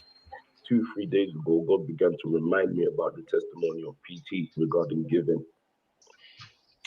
And he began to show me that it is not too small for individuals to give 1K a week. Akokia runs what SPAC Nation calls a trap house. Trap stands for take risks and prosper. The church says it encourages pastors to open their homes to members with housing problems. But for some, it was the start of a journey into debt as the church began to look for new ways to get money. I was already quite detached from my family, even going through, I guess, my depression and mental health battles. So I was These living people by are myself predators. Nino works in advertising. He says it wasn't long before Akokia asked him for money, telling him it was to fund more trap houses for single mums. So why do you think that these youngsters in the UK are falling for people like Tobi? Because Tobi is not the only one. The other day, I did a stream, right? You can go and watch it on my YouTube channel, right? I'm streaming on YouTube as well. So if you want to see the videos, you can come if you're on TikTok. Why do you think that these youngsters in the UK and in Canada, in the US, young people are falling for these men of God, men of, I don't know. What do you think is the issue? Apropos with spices, are you there? I'm here. You would know. Why do you think these people are falling for these men? You know, the children, the thing is, most of the kids like the children who fall for the likes of Tobi, they're already from vulnerable household. Mm-hmm. And the truth is, vulnerability is a big, big thing for these children. Because it's not just about them coming from a single parent household or working class household. Mm-hmm. Most of the children that Tobi started with are kids with criminal conviction, and we know what that means in the Western country. Okay. Now, obviously, with the Black community, there is a lot of misinformation about criminal convictions. And because there's a lot of misinformation, that also adds to the vulnerability of young people, and particularly people with criminal convictions. I mean, I've sat down in a church where a pastor who had no clue about the criminal justice system was telling someone, oh, you have criminal conviction, that is the end of your life here in the UK. Okay? And unfortunately, the people who are the loudest, a lot of them don't even have the right information.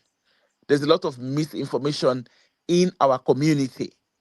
And if there's anything, as painful as it sounds, if there's anything about the Black community, if you want to hide information, put it in learning, put it in a book. our black community do not actively seek information. And that's one of the reason why we see a lot of vulnerability within our black community. Like some of the things that are happening to these children. Let's bring it down to Toby, for instance. Some of the things that are happening to these children, what's the name? What's the name of that other guy that talked? The actor guy. Hello? You mean You know, the guy that talked earlier, what's his name now? Is it Ventus? Ventus. Vic The Santoro? Yeah. Vic You know, he Santoro. said, he said something. He said the God factor is a big deal in the African community. That's what he said, yes. And if you actually look at our African community, even back at home, some of these things that these pastors talk about, you know, most of the people in their congregation, they are well educated, they're well traveled, but they are vulnerable to these guys. Because the moment the name of God is called, or the name of Jesus is called, or Muhammad is called, people suspend their brains. That's right. They suspend their critical reasoning. Yes. Okay? And that also applies to our community, even in the diaspora.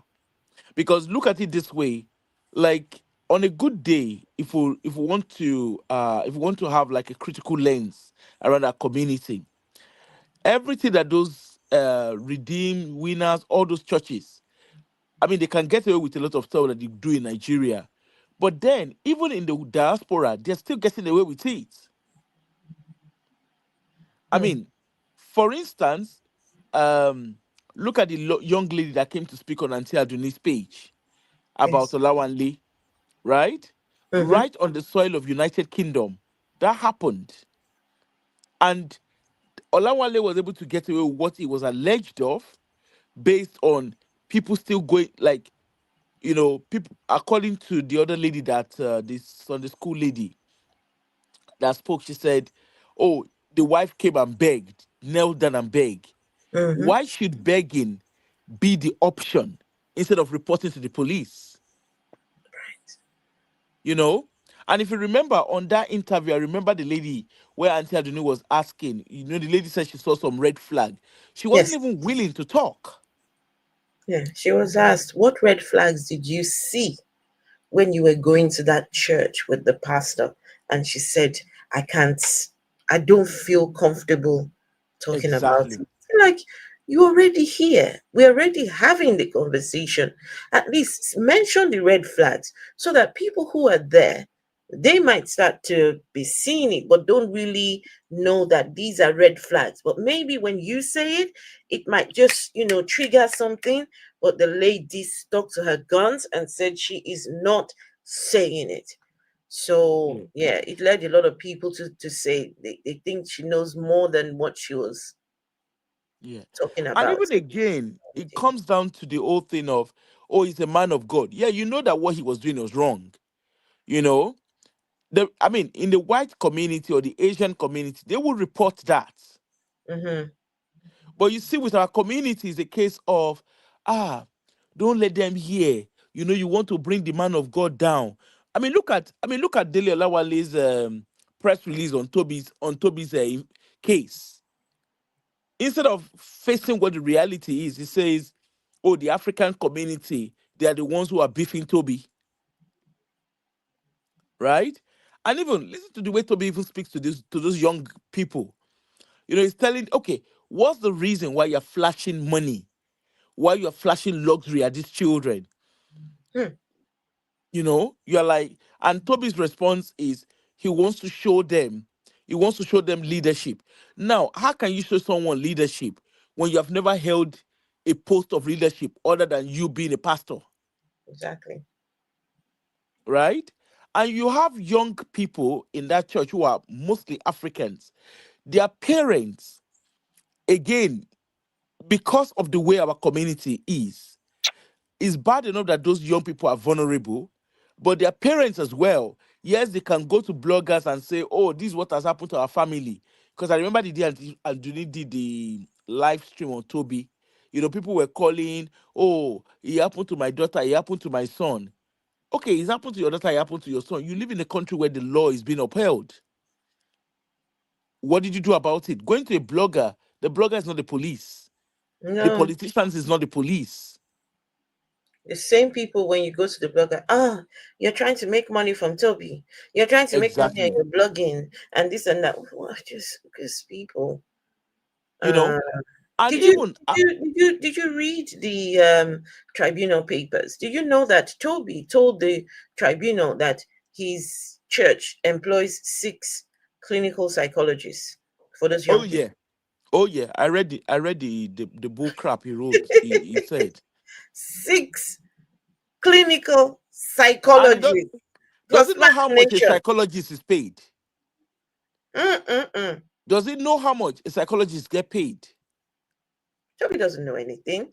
He doesn't know anything. So the questions is, so are the pastors in that they are rude. Queen Ileana, do you know about them? Have you had any dealings with them? It's a scum from the start. Sorry. Hi everybody. Hello, and what's your name? Sorry. I'm the person from your. So my name is Ben. Sorry, But you're I sorry. was Sorry, say that again. My name is Ben. I mean, you said you're the one from where? The comments on the comment section. That's my account. All right. Okay. Essentially, I was invited into 2017. A few of my friends from college were regularly attending the church, and they said, "Why don't you come through?" So I decided to see how it was. So I went to a Sunday service, and essentially there was nothing about God. No, there was nothing about God. It was all more of a party. More or less, it was a party, and 90% of the actual people that were going there were youngsters. The reason why a lot of youngsters end up going, they go for the wrong reason. They think they could get rich quick. They look at the wealth of the pastor and they think, yeah, I want to be like that. And most of us are vulnerable. When you're thinking about 17-year-olds, 16-year-olds, we don't know better. Myself in it, growing up in a struggling household, you're thinking, oh, maybe this is an avenue to get to better myself. And we put trust in people like Pastor Toby. And you think, maybe this is the right way. It's all a dupe. It's a scam from the start. And again, it's vulnerable young people. I do have a question for you. Go for it.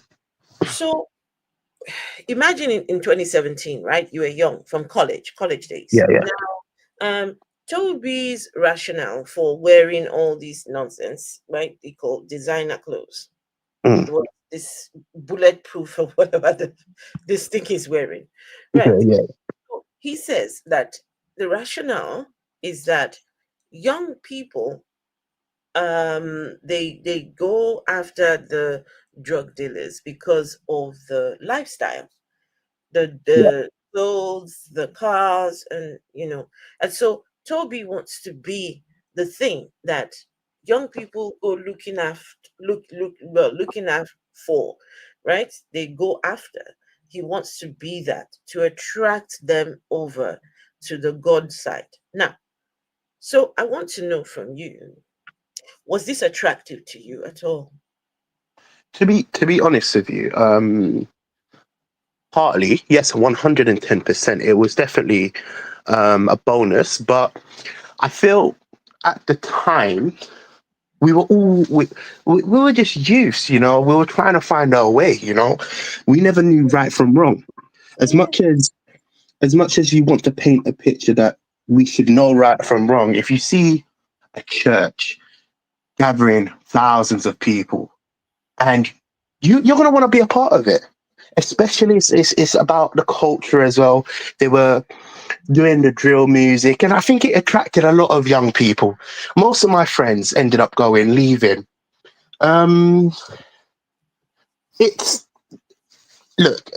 Vulnerable people will be duped into the system because they're making the money. You can see they're making money. Well, they're scamming people. Put it like that. They're scamming people. Just And one you think, second. Wait, please, 1 second. Please. go for it. 1 second. Please, just give me a minute. Give me a minute. Please give me a minute. Okay. Because I just seen somebody in the comments, Winnie the vendor. Please give me just you know, just give me a minute. All right, cool.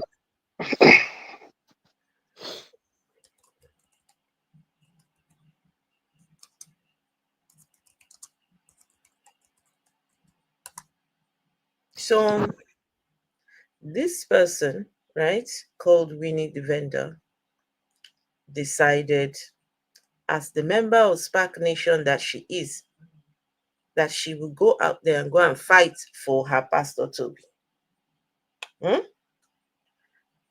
She started doing live streams. I've never been in her live stream, but I heard about some of her shenanigans.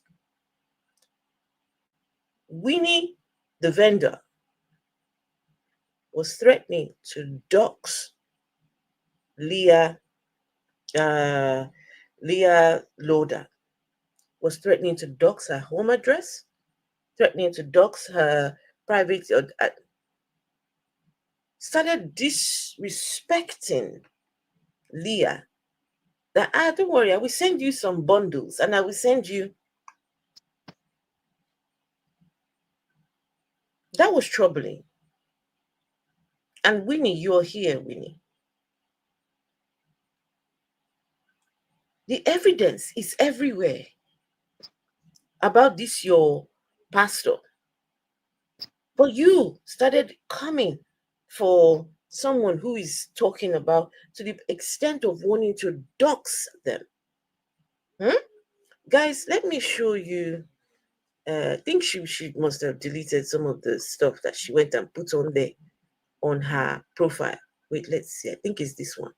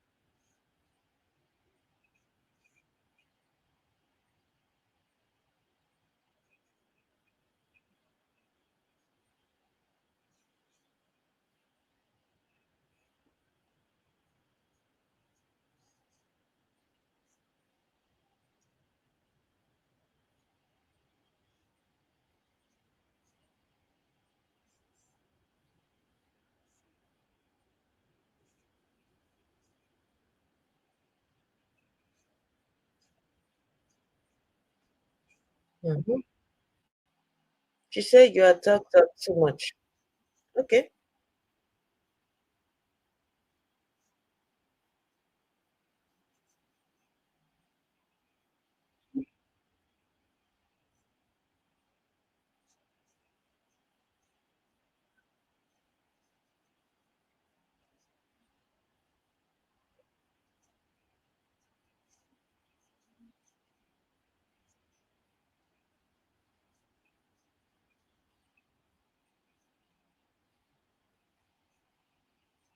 Wait, I think what I could do, wait, hold on. Maybe let me go to Leah Lauder's page. I think she made a response to, I just want you to see the kind of people that Spark Nation gets with. I mean, these are the people that they're using now to fight for them. And it's a shame. It is a shame that these people are willing to go and fight for Tobi.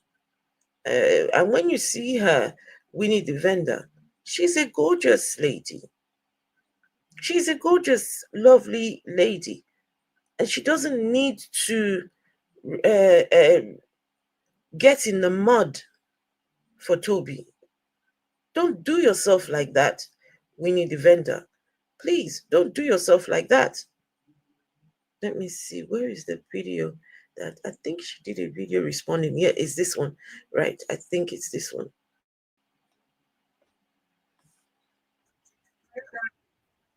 think I don't know if she. No, give me a second. It's not this one. Just give me a second. Let me see. I think she stitched a video done by.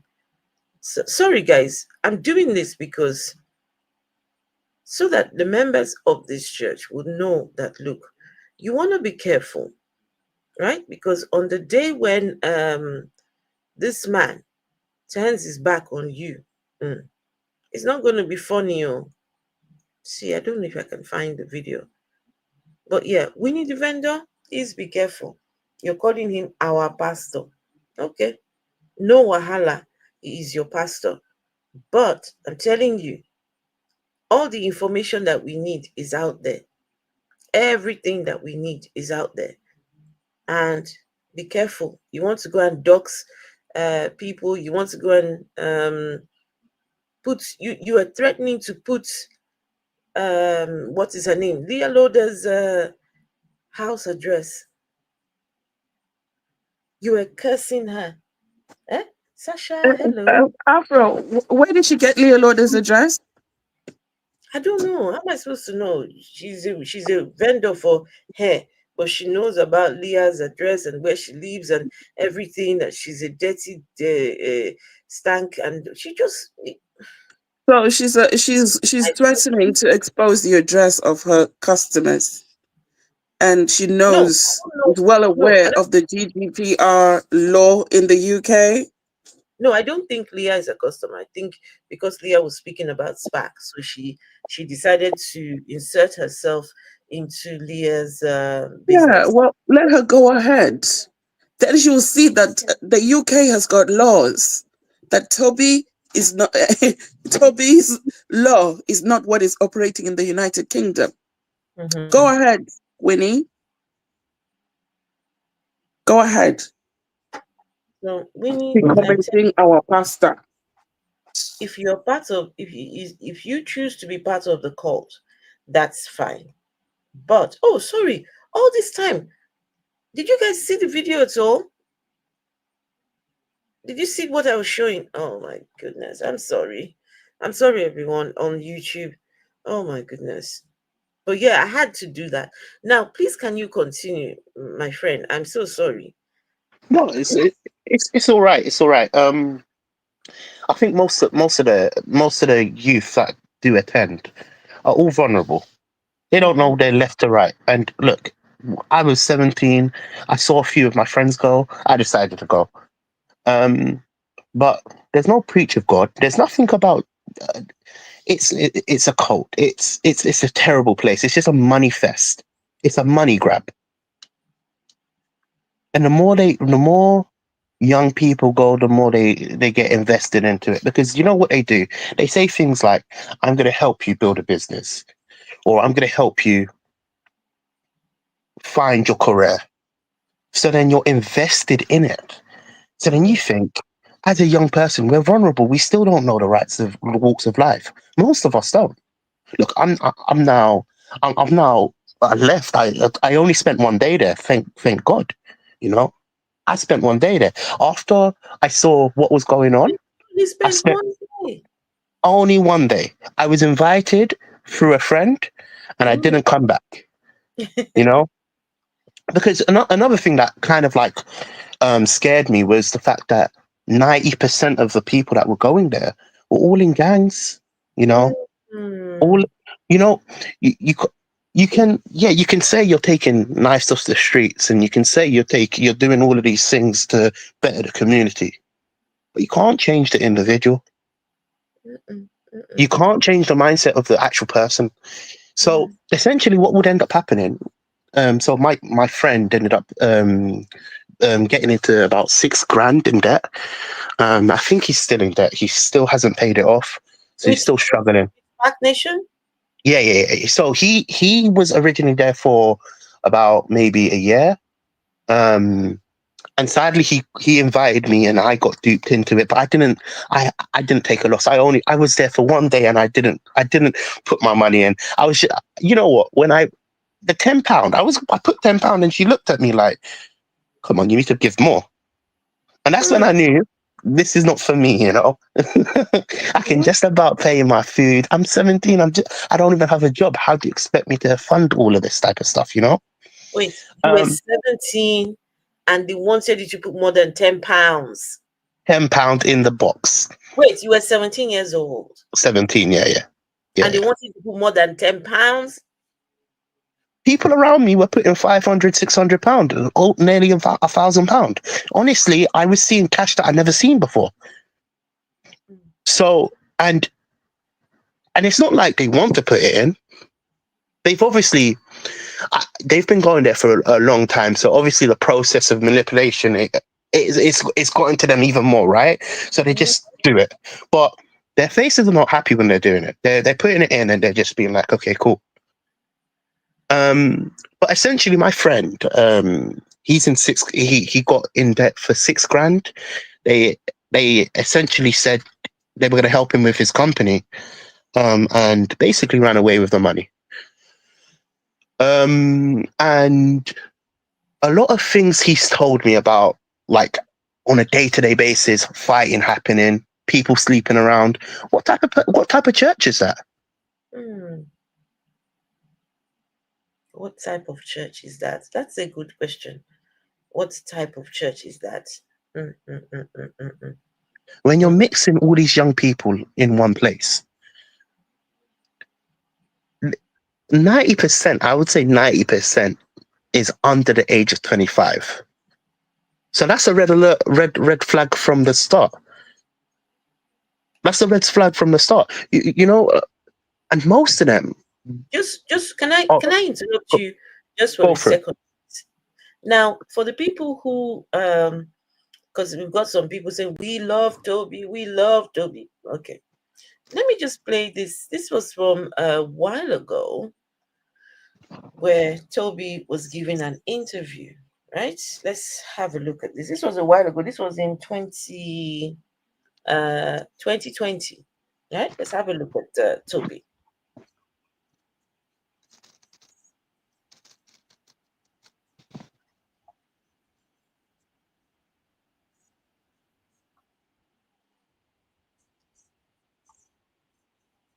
Oh, you guys cannot see it. Sorry. Oh, sugar. Wait, hold on. I thought I'd done. Wait, why are you not seeing the video? Why are you guys not seeing it? Oh, okay, that's what it is. Sorry about that. Yeah, if you want to see the video, if you're on TikTok, you can come over on YouTube, the Afro Atheist, and yeah, we're showing the videos on there. Where did we go? Okay. Came across as if you're speaking quite badly on the black community. For example, when you said black people don't like to read. We just don't like to read. We don't read. See, so you've only chilled with people who don't read. From my experience, I don't think we do. So you only hang around with illiterates then? Would you consider yourself a narcissist? No, I'm not religious. But you're a pastor. How can you not be religious if you're a pastor? You're kind of describing yourself. Somebody who walks around with supposedly thugs to give them wealth, allowing people in your organization to I guess the better to describe it is groom young minds and then abuse them financially. For example, there's no way you're getting into those places, some of those places that have been without questions being asked. I mean, I feel like if they see you as an asset, they'd be more willing to let certain things slide as long as you can provide them with the necessary information they need to take down certain people. No, as an example, you came across as if you're speaking quite badly on the black community. For example, when you said black people don't like to read. We just don't like to read. We don't read. See, so you've only chilled with people who don't read. From my experience, I don't think we do. Only, for example, the Vic Santoro situation. I don't know the name you mentioned, but no, I'm talking. Maybe some people might feel pressured to. So if you saw what happened there, this gentleman is trying to say, okay, but what about the Vic Santoro situation? And Tobi snapped at the person. The person was trying to tell Tobi, but you do know Vic Santoro. He says he snapped, right? Because that's the character that Tobi That's the real Toby. Vessel of the Son, are you there? Yes, Safa, I'm here. Are you seeing? Yeah, is Aproko backstage? Let me see. No. Okay. No. I'm so sorry. I'm gonna have to head off because I'm at work right now. You know what? Can you finish what you were saying before you go? No. Essentially, it was just my experience in the church for the day, and obviously my friend being in debt. And you know what? The worst thing is the worst thing that really shatters most youth is you trust someone and they go and do that. And what can you do? You can't really do anything about it. You just have to walk away with your tail and your tail in between your legs. Your legs. And you know the worst thing is he attacks. He thrives in the youth. It's the youth that is funding all of this nonsense. Yes. It's not plus 25. It's more 16 to 18-year-olds because look, I live in the UK. We're going through a financial crisis. It's quite hard for a lot of people. A lot of people don't even know what to do. Struggling to get jobs. My little brother right now is struggling to find a job. So you trust a pastor, and it's not even that. You trust church, and he betrayed you. It's quite hard. But I was fortunate. I got out. You know, my friend, he's in there and he's struggling right now, and I do feel for him. Does he still go there? No, he stopped. So after they took the $6,000, around maybe 2 months, he was trying to say like, okay, cool. Now, so when's my business gonna start? What's the next process? They left him in there, and he had to. Yeah.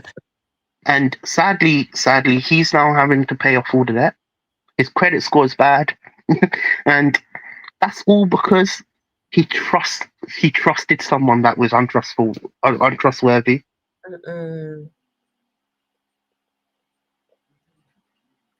But that's my little story. That's my insight. Yeah, thank you, thank you for coming up. Thank you for coming up to share with us. I do appreciate it's voices like yours that make it real, that make it more makes it more, it hits home harder because when you hear real voices, when you hear real people that were impacted by the actions of these people, it's so yeah, I do appreciate you coming to speak to us. It's my pleasure. Thank you for doing this. You know, a lot of more people have to speak up about this as well because it's not right. It's not right, you know, especially the fact that he's purposely targeting the youth. Yeah.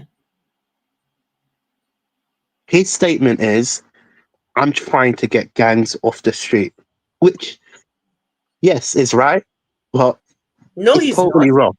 No, he's not. Have you seen? Wait, have you seen this picture? Look at this picture here. Look at this. Look. Terrible.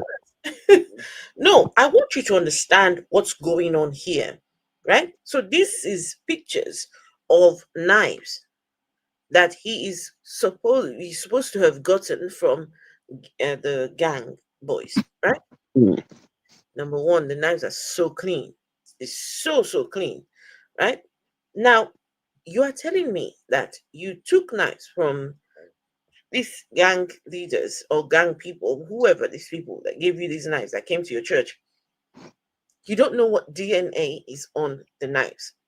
You don't know if you're transferring the what you call it now, people that do investigation, right? They need you don't know where these knives have been, what this has been used to commit, right? Oh, for the people on TikTok, let me see if I can show you.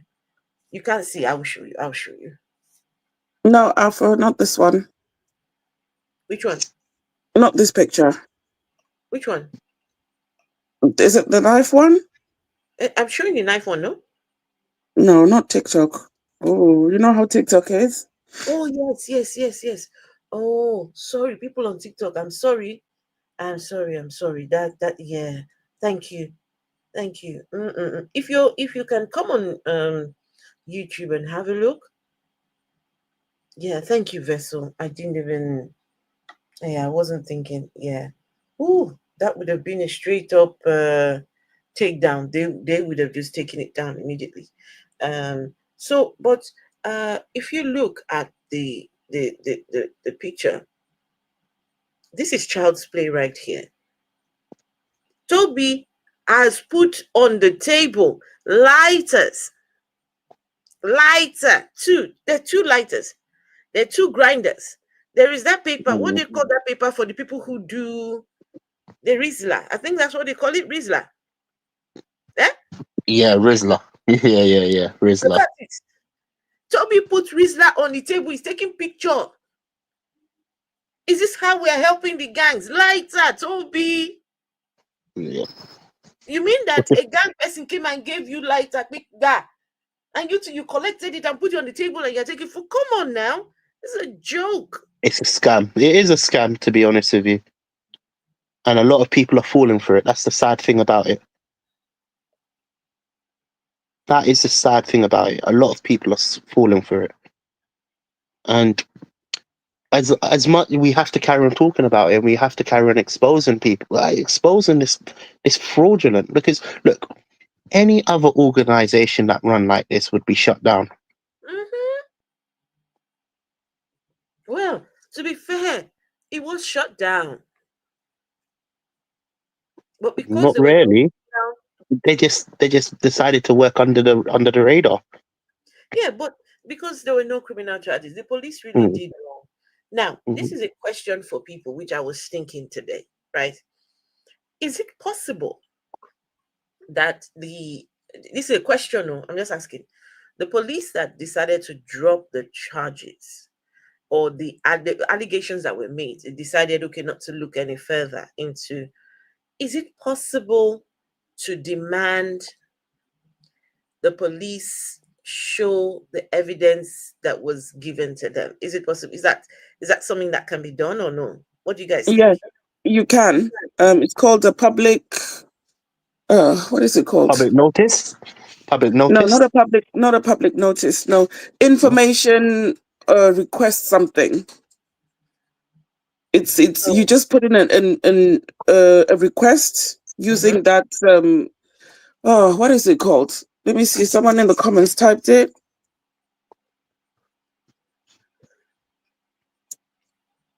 Basically, request for it. It's your right as a citizen to get that information. I've requested information myself from a particular agency, but I had to what's it called? Requesting for information in the UK. Freedom of information. You just go and say you'd want to know what's happening with the case under the Freedom of Information Act. Oh, that's all you need to say. It's called a subject access request. No, that one's different. Freedom of Information Act. Okay. This one is an actual act. Yeah, it's a law. Is it? What did you call the act? Freedom of Information Act. Freedom of Information Act. Okay. Yes. Right. So the Freedom of Information Act is a UK law that gives the public the right to access information held by public authorities. Yes. The Freedom of Information Act was passed in 2000 and came into effect in 2005. Okay. Right. Are you guys thinking what I'm thinking? Because why would you drop it? Why? The man, what's his name? Steve Reed, the MP. That guy did some awesome work. That guy had everything. He took the whole papers like this to, where do you call it? To Parliament. They gave him time to speak in Parliament. This guy did clinics on this whole SPAC issue. I feel like they really they did that Steve dirty. The police, no, what they did to Steve, that would completely demoralize someone who went, he did all that hard work. So anyway, this is a conversation, public inquest. Yeah, it's all along those lines, Nekis. It's all along those lines. The public inquest, freedom of information. But yeah, this Freedom of Information Act. So how does the Freedom of Information Act? Public authorities must respond to requests within 20 working days. Public authorities must let you know in writing if they hold the requested information. Public authorities must provide the requested information if it is held. You can make a request in writing, including by email. All right.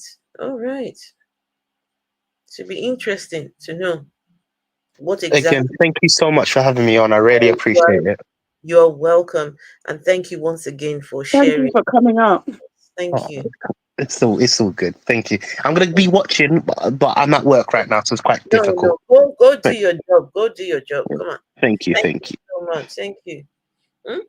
He went to SPAC Nation one day, and he knew that no, this is not the place for me.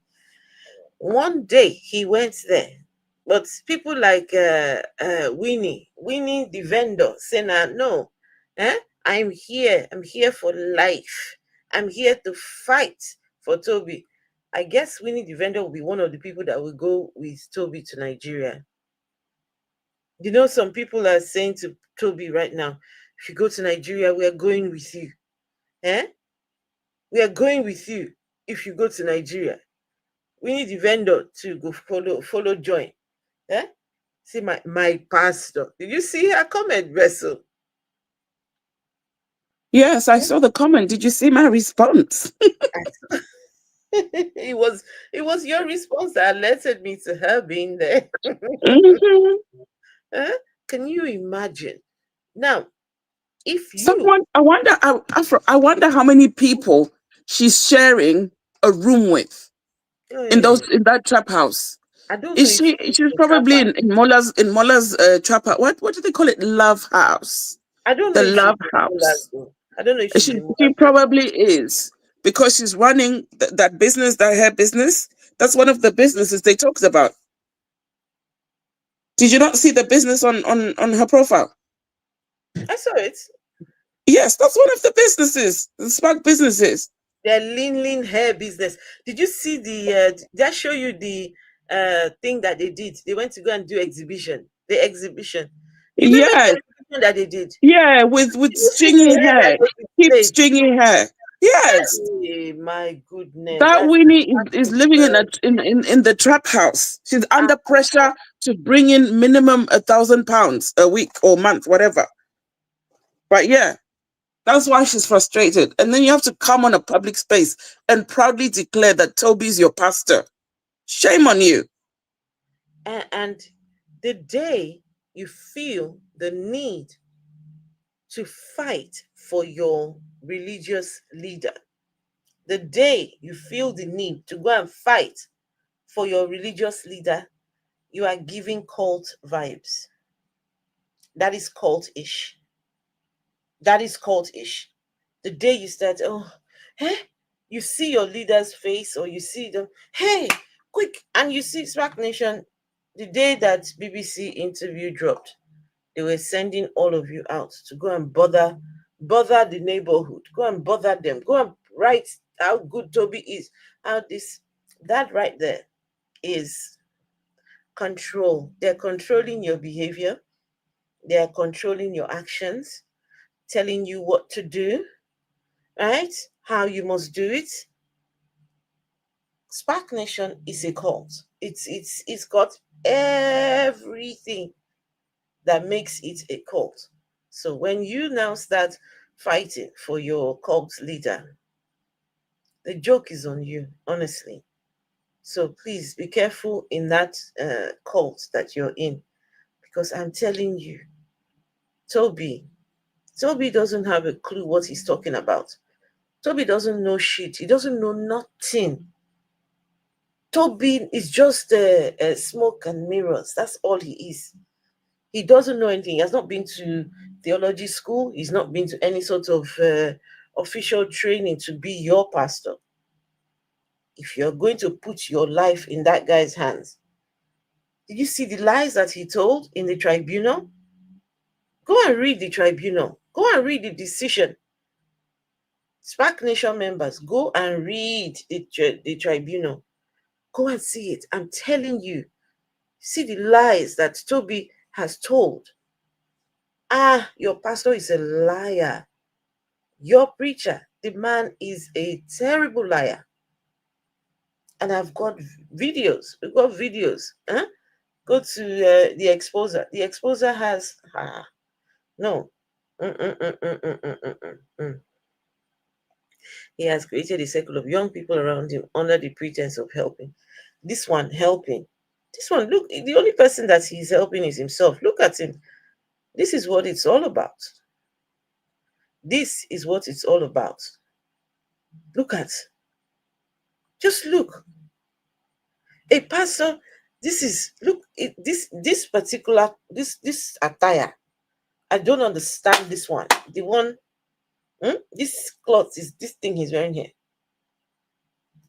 The Exposer. It's called The Exposer. They listen. That channel, The Exposer, on YouTube.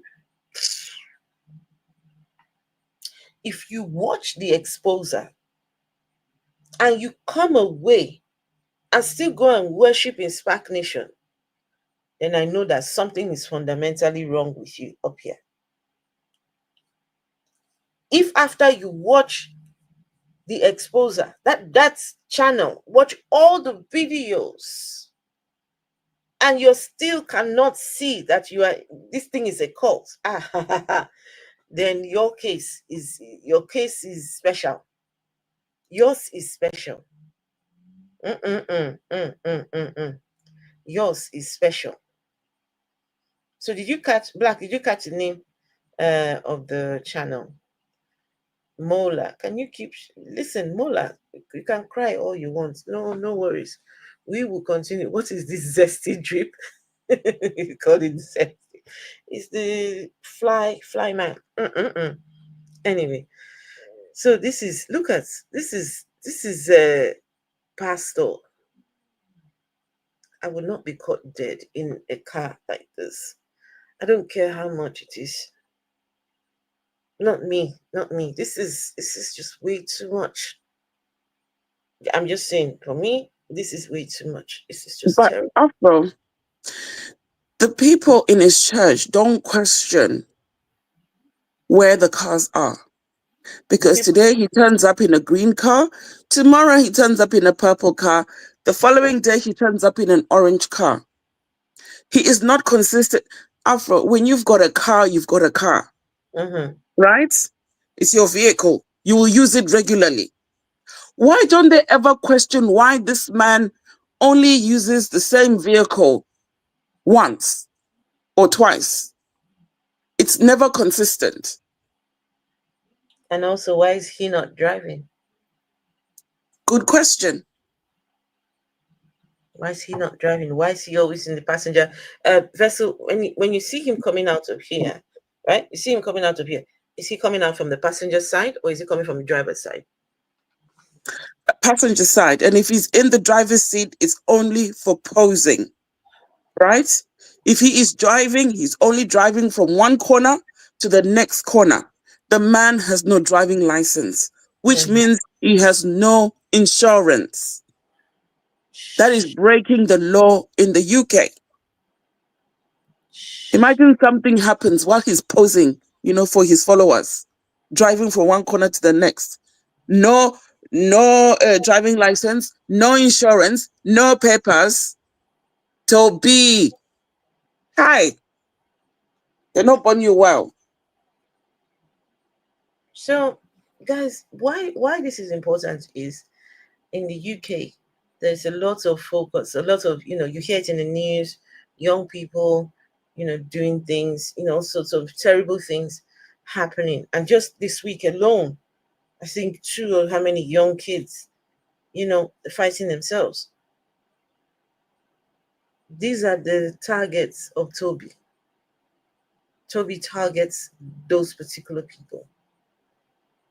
And it is sad because these people have run away or come away from the gang life. They're looking for solace. They're looking for acceptance. They're looking for family. They're looking for a place where they can call home. And then they go and find themselves a Pastor Tobi.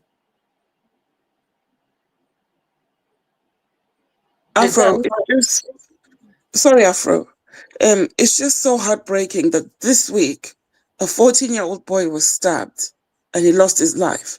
A 17-year-old boy was stabbed and lost his life.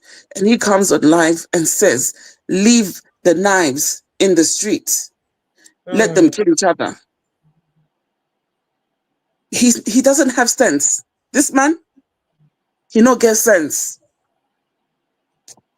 Let me play that video again so people can hear what Tobi said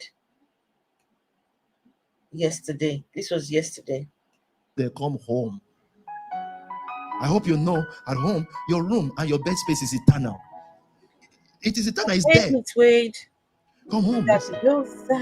And the kids that you are now, those of you who are escaping completely that life because you're crossing certain age and you're staying in a vision, those of you are escaping. You are meant to pastor those who may not escape.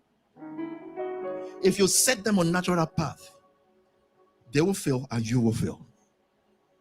He asks us to be supernaturally infused with strength through union. So we went Ashburnham and we had a new set of courage. A new kind of strength popped up in us. We became a different people. What happened in Ashburnham? Life union. We don't need Ashburnham anymore. Why? Because we have Camp David. We have all the houses. They are our new Ashburnham. They are our places of infusion with strength. We came back and wisdom after wisdom, knowledge move after knowledge move.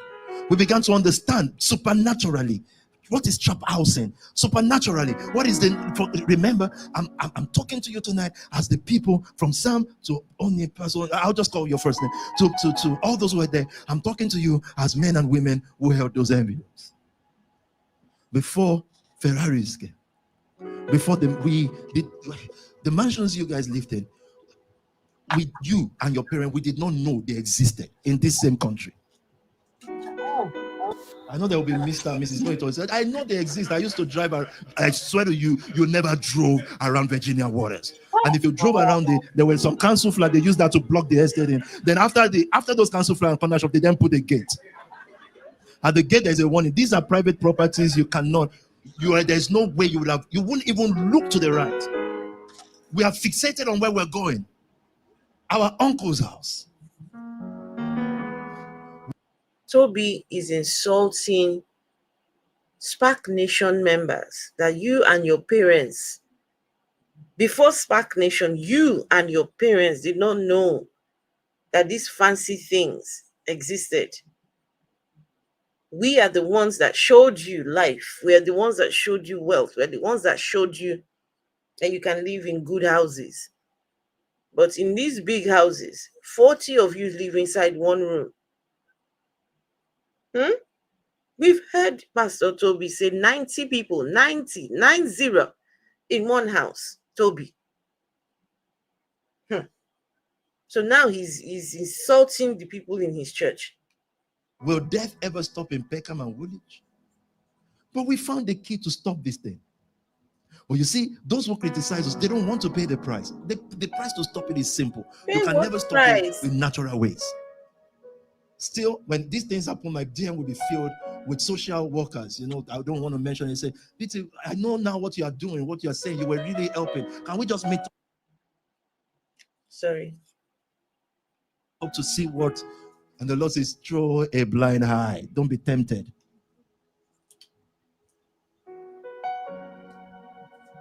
I can't throw a blind eye, but I also don't think I can answer. I'm still talking about it.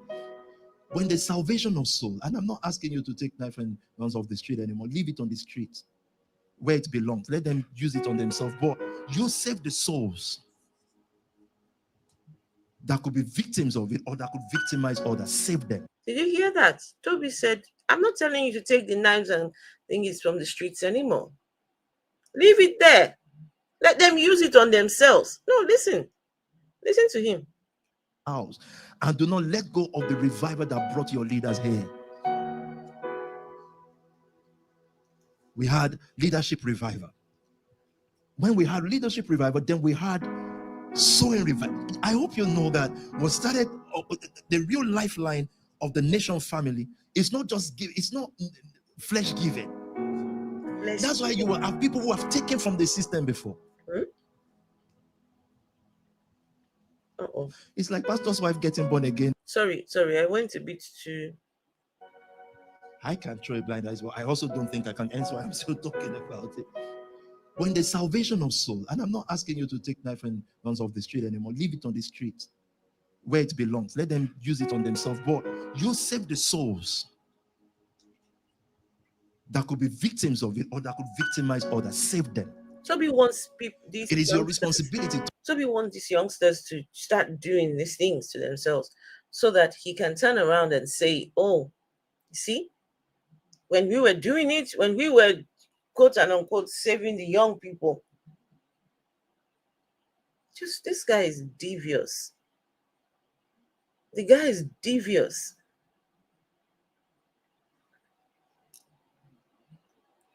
Bessel, are you there? Yes, I am. Oh, sorry. All this time I still had this picture here. Let me remove this clown from here. All right, let's hear a bit more of his preaching from yesterday. Third and fourth gen. And how do you increase in the faith of these things? Study the things that are being said about the principles of the house, and do not let go of the revival that brought your leaders here. Guys, just so you know, what you're listening to is a preacher. This is preaching. This is a preach. He sat there and he's preaching. Sometimes when we listen to Tobi here, we struggle to make sense of what he is saying. Dabiosa, you're right. That car the thing is ugly. Did you see the color of that thing? And it is a rental. All those cars, they're all rentals. They're all rentals, all of them. Could you please take away the picture? I've taken it. Sorry about that. Sorry. We had leadership revival. If you want to see, if you're on TikTok and you want to see the videos, just look for my channel on YouTube, The Afro Atheist, and you should hopefully you'll be able to see the videos. Leadership revival. Then we had sowing revival. I hope you know that what started the real lifeline of the nation family is not just give, it's not flesh giving. That's why you will have people who have taken from the system before. It's like pastor's wife getting born again after preaching in service. You embarrass the pastor. But I've seen it before, not getting born again. I've seen people we've seen people come to ask for investment when we're all putting the money together for the investment. That's why I said it's like pastor's wife giving her life to Christ after preaching on Sunday, and the pastor said, oh my God. And it's a guest speaker that came to preach.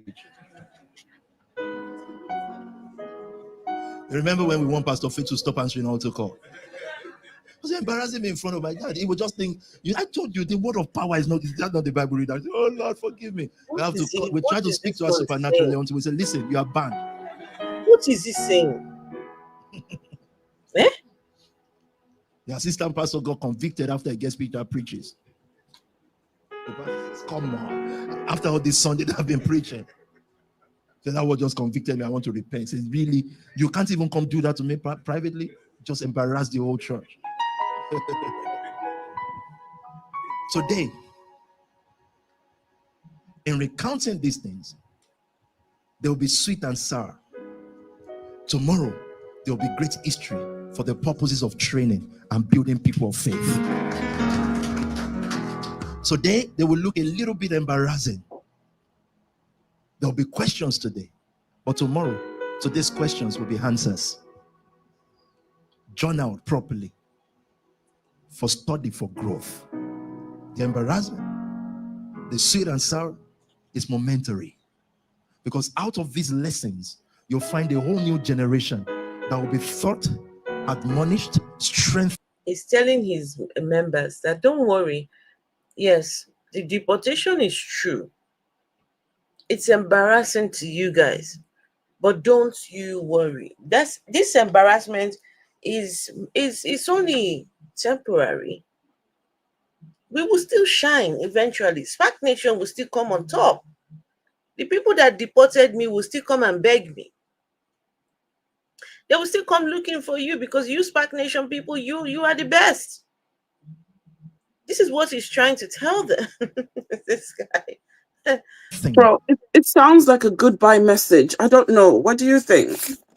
In a way, It yes. sounds like his messages of late, they're more about preparing preparation for his exit. And to keep them together so that when he goes to Nigeria, the church continues and they can be funding him when he's over there. I would not be surprised he goes to Nigeria and he'll be streaming every Sunday, right? And every Tuesday, Wednesday, and they'll be putting it on the big screen for the members in the UK. Because they need to keep up with what Pastor is saying. So he'll be streaming to them. Just like churches like Christ Embassy and all these other ones, right? Pastor Chris, they will have moments where Pastor Chris is shown on the big screen where everybody tunes in to watch Pastor Chris, to watch your pastors. Terrible.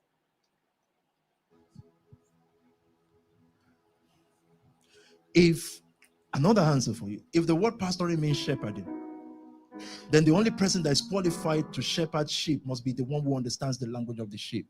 For your generation, I understand that generation well. That's why I'm the pastor of this generation, because it's called shepherding. You cannot lead sheep if you understand how cockroaches are to behave.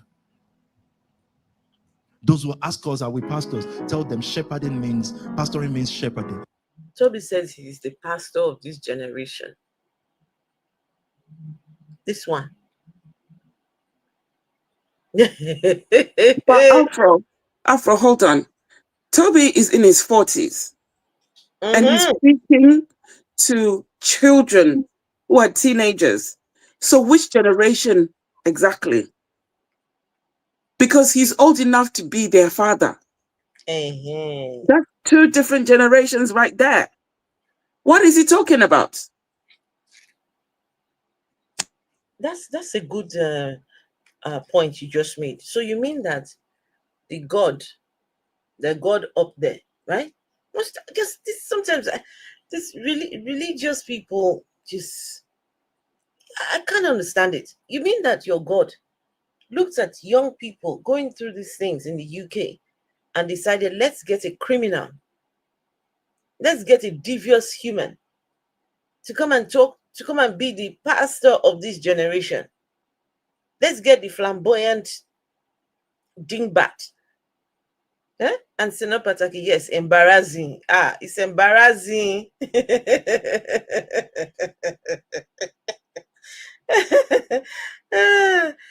It's embarrassing. Dr. EQ, hey, Senopataki is embarrassing. This guy, You must understand the sheep. People want to pastor you, but they only understand how to breed cockroaches. So they look at sheep and say, why are you sounding like this? Why is this guy talking like this? Scriptures now, please. I want to answer Pastor Sam's question. What is in front of us then? So you'll know these are not planned for, because I didn't know what he would preach or what he was going to preach. But let me show you what is in front of us. I haven't done all this. I haven't been in obscurity before. I understand obscurity very well. And we were fine with obscurity. Meaning we're doing the work and we're in the corner and we were fine with it. But we were doing our work wholeheartedly. We had the leadership revival. Then we had the seed revival. We had the leadership revival. Then we have the soul winning revival. There's a place where soul winning, and I want those who are speaking online, those who are winning souls, the soul snatchers and the fourth generation of soul snatchers, I want you to understand this. There's a place where you are winning soul manually, one-on-one, you're talking. After a while, the supernatural takes over. Really? After a while, it is not your effort. Yeah. We saw that from Evernorth. And I've told you for the first 3 months, if the repetition of history is what we need to do, that's what we need to do, because the Bible is just 66 books that we've been reading for years. So the repetition of these things, you just still read John, isn't it? I've been talking about Moses since I was born. My dad talked about Moses. I'm here again talking about Moses. Another person the name Moses will talk about Moses. So we went from talking to your parents' house is eternal, yeah? Then we moved over to the social workers are going to start looking for him. Then we moved over to leave those knives and guns and things on the streets. It's okay. Let them be using it to unalive themselves. It's all right. Now we are now talking about this guy is so all over the place. Can you imagine being a member of Spark Nation and you have sat there having to listen to this? Just say, you sat there listening to this guy. Where is his wife? What's that her name? Mary, or what is the name? Is it Mary or? Can you imagine being Mary? Can you imagine being Mary and you are in the bed with this guy, right? And he's talking sweet nothings. He's talking. I can imagine what the kind of conversation he'd be having on the bed there. He'd be saying, Lucy, Lucy, I'm the one that helps these people, these youths in the UK, Lucy. And they did this to me. Sorry, I'm having a bit of issues here. Lucy, look at what these people are doing to me. Can you imagine being the lady in his life? And you have to listen to this guy. I know, I don't want to be that. In 20 years' time, we had the leadership revival. It means we had total faith in leadership. We couldn't see no wrong there. Leadership was faultless to us. And those will say, well, but leaders can then use that. But you have one person leading 200 million people, and you fingerprinted them into power. And most of them are the wrongest men ever. But nature and people have just agreed that we will always need a leader. Imperfect or not, we need someone with skill. Can this person raise us? Can this person create prosperity for us? If the answer is yes, then we need faith in leadership. And God was always fixated about who leads his people. It chose Saul. Saul was far from perfect. Then he found a better man. God says he's a better man. He found David, and David was not better. But David had favor for God's righteous cause. Meaning the matters that matters to God matters to David. It burns on his heart like it burns on the heart of David. He was fixated about what matters to his generation. And that's why scriptures will say things like, after David has served the purpose of God for his generation, people grow older and begin to serve certainly their own purpose. And we say to them, even if you are good naturally, you already started on the wrong foot because you are not that skillful. He asks us to be supernaturally infused. What is this one talking to be your strength Lord? Is what makes you keep going. What is his? And people ask me, I think in the book we're trying to write, do you not have down days like of all the things that happen? I said, I've actually tried. I wanted to even cry myself into down days and feel pity. It's just that I just said, what's this? I can't do it. I can't do it. I said, well, it's good so you can relate with the weak because people feel weak. Please, it's not everybody you should give a microphone to. Please, people that believe in God, not everybody that holds the microphone and say, Jesus, God, hallelujah, praise the whatever. It's not everybody that you have to listen to.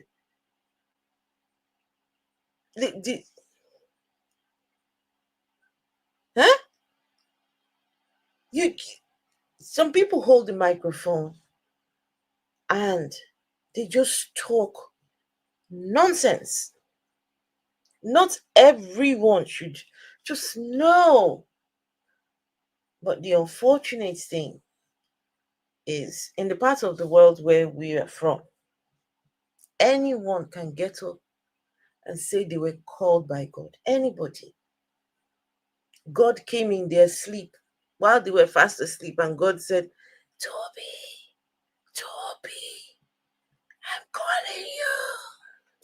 I'm calling you to be the one calling. Huh? Not everyone needs to be holding microphone like this and say they are speaking on behalf of a God. Come on, people. How do you people? I'm talking to my believer friends now, the ones who believe. Huh? How do you determine that your pastor is talking from God? How do you determine that? And most importantly, when your pastor does something wrong, when your pastor errs, how many chances do you give your pastor before you decide, let's walk away? How many of the sins does pastor have to commit before you say, no, this person cannot be from God? How does it work for you? Because some of your pastors, a lot of you are better than your pastors by far. A lot of you have better morals than your preachers. A lot of you have better morals than these clowns. They said they were called by God. Were you there? Did you see God calling them? You didn't see God call them, but you just go to church. Hey, hey, my God is good, oh. Hey, my God is good, oh. Hey, my God is good, oh. Eh? And go and give your money. Pastor is buying, flying in private jet. You will never step foot in that private jet, but your money is funding it. It's time to wake up. This religion that was brought to us by the colonials, it has destroyed a lot of lives. It has destroyed a lot of lives. If you are on TikTok and you want to come up and have a conversation, please feel free to hit the request. If you say you disagree, if you are a believer in God and you can prove the existence of the God, please, let's talk about it. If you say that God exists and, your own sky daddy is up there and you can prove the existence of your sky daddy, okay, let's talk about it. Huh? Maybe today is the day we will finally find the God that they have been talking about. God exists, God exists, God exists, God exists. We don't know where it is. We don't know. And then for me, it's those ones that will come along and start saying, what God cannot do does not exist. What God cannot do does not exist. What God cannot do does not exist. It's those ones. Those ones. What God cannot do does not exist. We they pray. It is show. Una they pray. It is show for inside your pastor's pocket. Una they pray. Only your pastor is taking home the money. Listen, people that are in Redeemed Christian Church of God, please, how many days fasting has Adegboye said for this year? Please, I want to know. I don't know. Every year at start of January 1st, he normally declares fasting. Please, how many? Hey, Phil, long time no see, Phil. Please, how many days has Adegboye said for this year? I've not checked. I need to go and check. Please, everyone, I beg. Compliance. Listen, Temilola, they start with obedience. Obedience is better than sacrifice. Obedience to who? Obedience to God. Which God? Huh? Which God are we talking about? No, it's time to start asking the fundamental questions. The existence of God. Can we prove it? Because if you cannot prove the existence of this God, how can you be obeying a non-entity? How? A non-existent character. How can you be obeying that? A lot of you, a lot of you, some of you want to, you see the fine girl on the streets there. You like the girl and you're like, man. Hey, but as soon as your mind goes there, you say, hey, I've sinned, oh, God forgive me, God forgive me, God, because they have told you that just the mere thought inside your mind, oh, you're not hurting anybody. You are just thinking it inside your mind, where it is the safest in your mind. There, you see that girl and you're like, look at that nyash. If I catch that, it's inside your mind. It's not, you're not hurting anybody. It's right there. But they have convinced you that thought inside your mind, say God is looking at your thoughts, reading your thoughts, and God is recording your thoughts. Some of you have been told that on Judgment Day, they will play those thoughts back on the big screen on Judgment Day. This is what they used to tell us. They said everything that you were thinking in the hidden place will be shown on the big screen on Judgment Day. You will see everything. All your thoughts will be played for you, and then they will question you about all your thoughts. So listen, this Judgment Day that they keep talking about, Judgment Day, Judgment Day. The reason why God needs the Judgment Day to go on forever and ever and ever is, think about it, right? Guys, I want you to think about this. So imagine there's going to be one person at a time facing the judgment, and they're going to go over your whole life history. So if someone lived for 90 years, that's 90 years y'all will be watching on the big screen. 90 years of that person's life will be shown on the big screen. So can you see why Judgment Day is going to go on forever and ever? And because some of you, when you step on that place, the Judgment Day, some of you, your sins are big. Your own sins, you will need to explain a lot, because they will ask you, hey, so what were you thinking when you were looking at Sandra with the big nyash?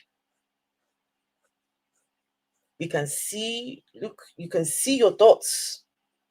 We can play your thoughts back to us.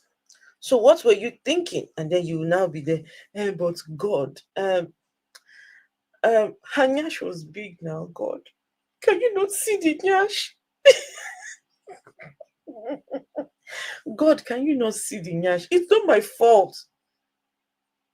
You created her with the big nyash, God. Huh?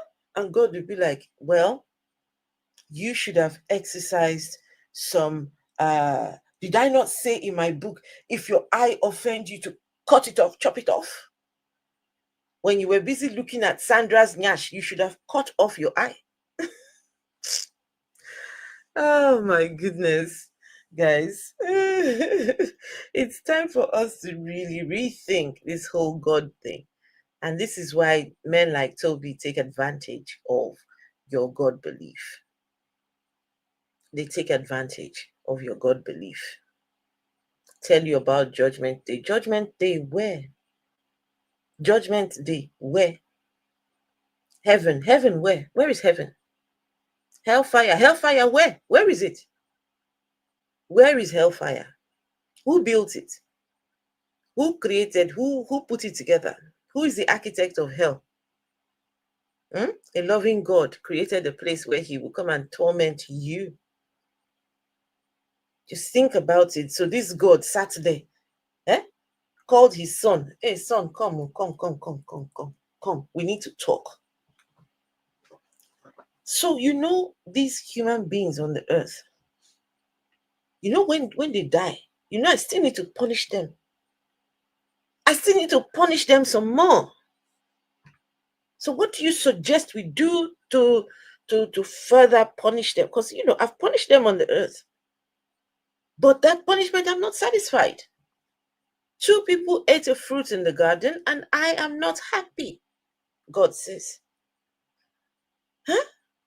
Then maybe one of the people in the heaven there is trying to tell God, maybe we can just forgive them. Can we just forgive them and just move on? God, no, I am God. I can do whatever I want. I am God. I want to punish them again after they're dead. Oh, okay. All right, God. Do you? You're God after all.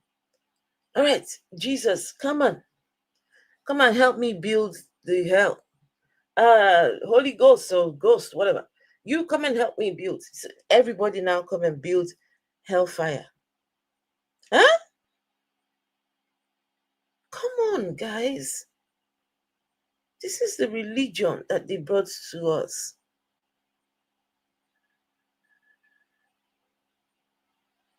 What hellfire are you going to? Where is this hellfire place? Where is the heaven place? Do you have a location?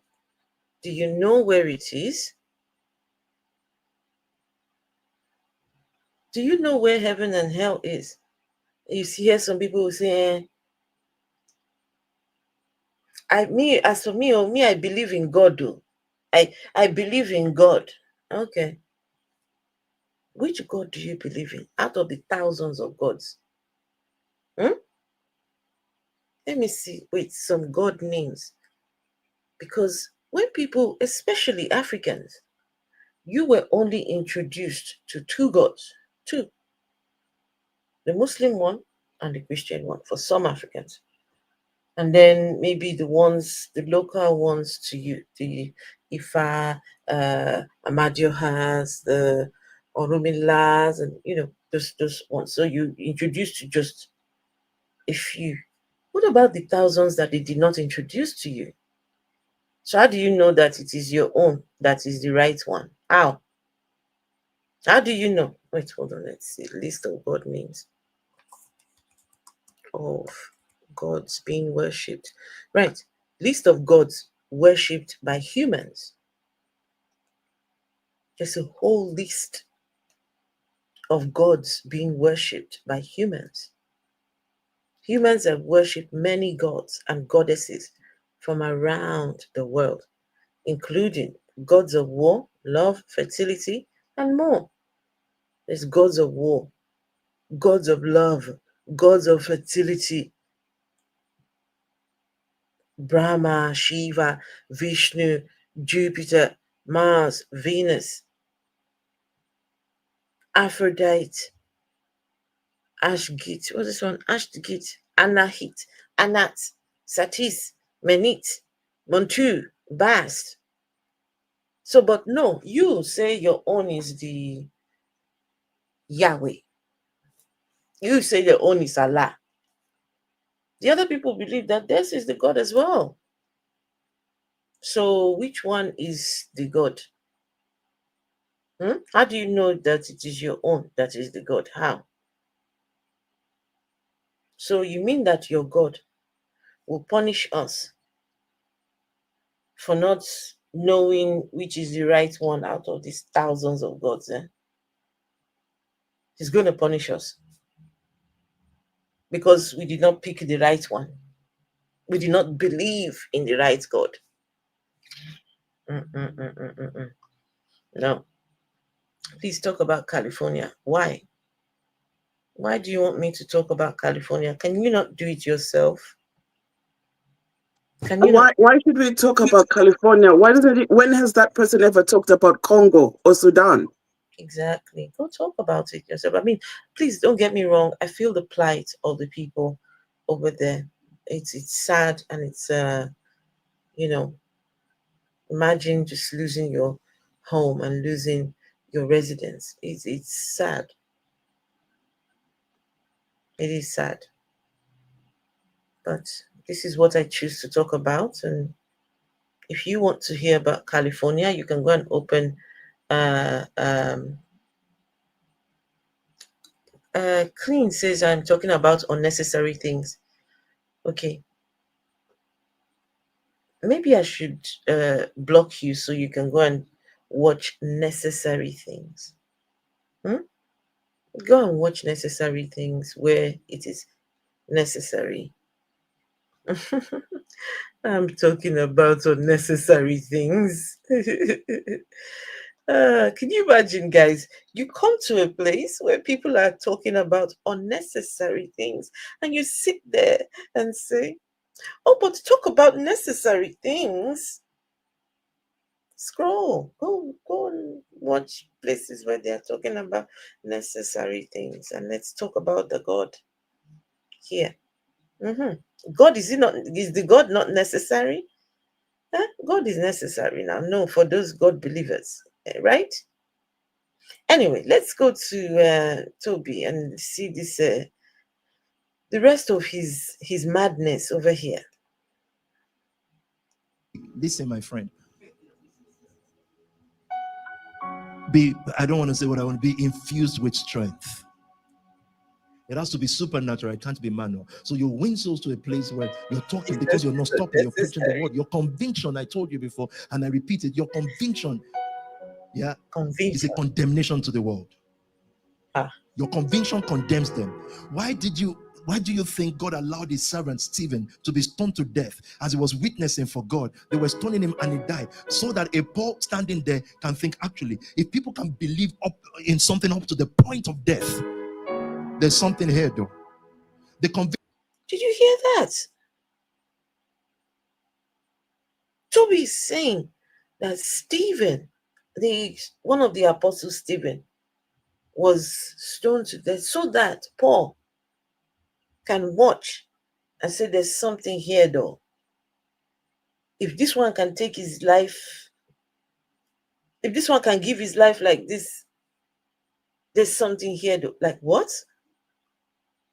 Your God. Wouldn't Paul have been the one calling for the stoning?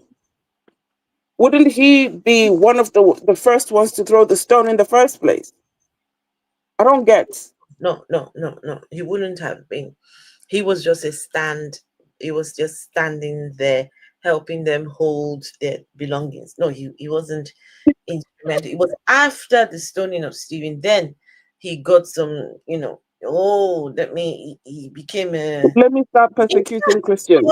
Enough. No. Toby is but actually... Paul was a persecutor of Christians, no? That's what I'm saying. It was after the unaliving of Stephen that Paul got the confidence to do more and go and unalive the Christians.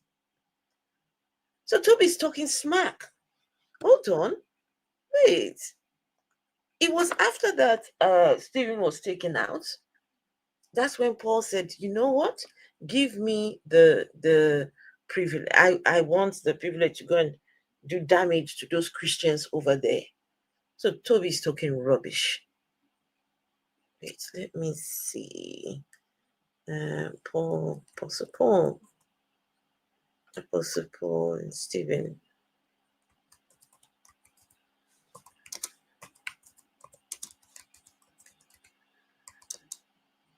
Because that was what he did. He persecuted Christians, right? Oh, yes, believers. Let me not say Christians. He persecuted believers.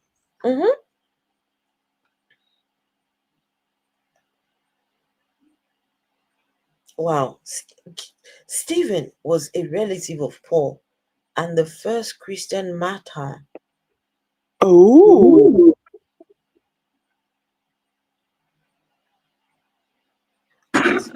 This is interesting. Hold on. No way. Acts 22:20. Wait, Acts 22.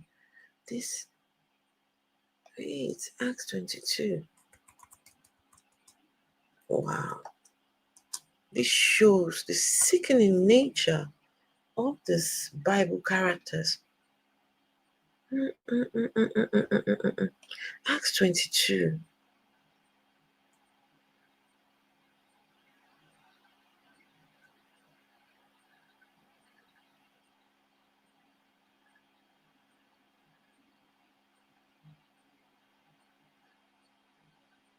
Wait 1 second.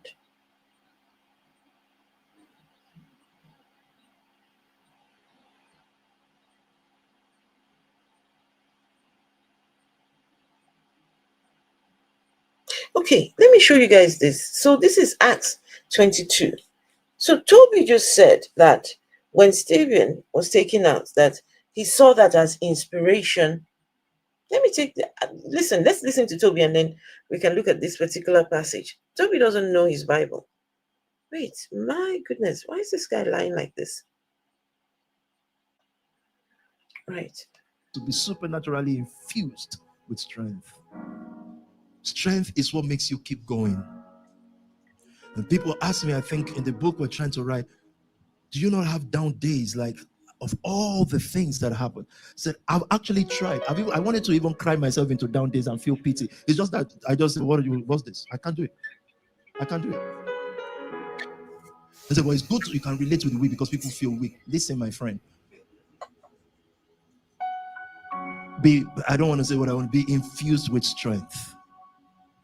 It has to be supernatural. It can't be manual. So you win souls to a place where you're talking because you're not stopping. You're preaching the word. Your conviction, I told you before, and I repeat it, your conviction is a condemnation to the world. Conviction. Your conviction condemns them.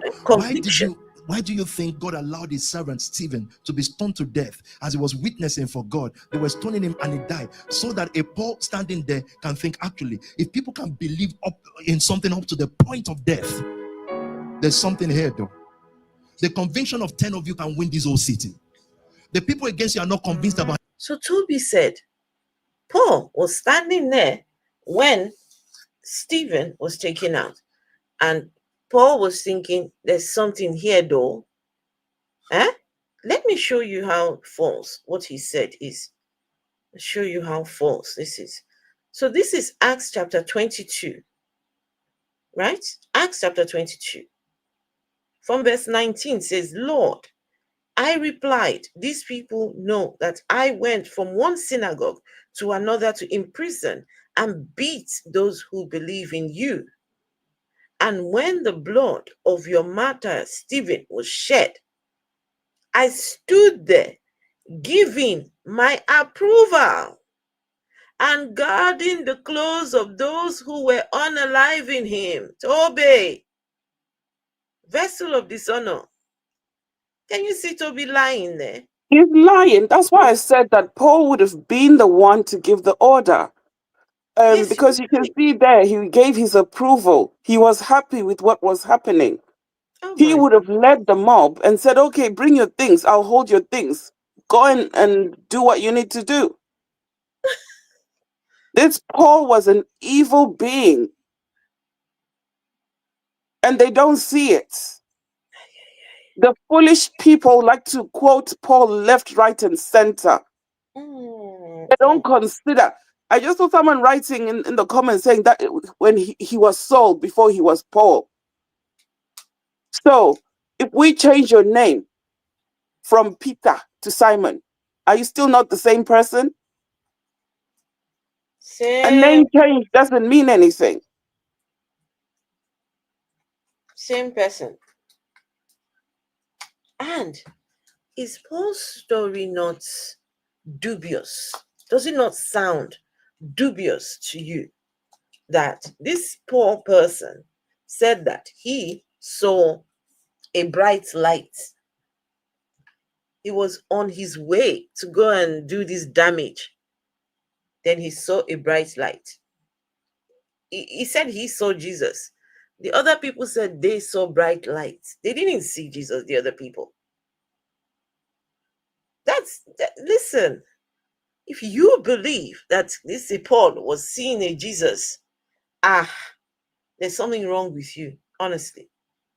And that story actually cuts deep. Honestly, give me a minute.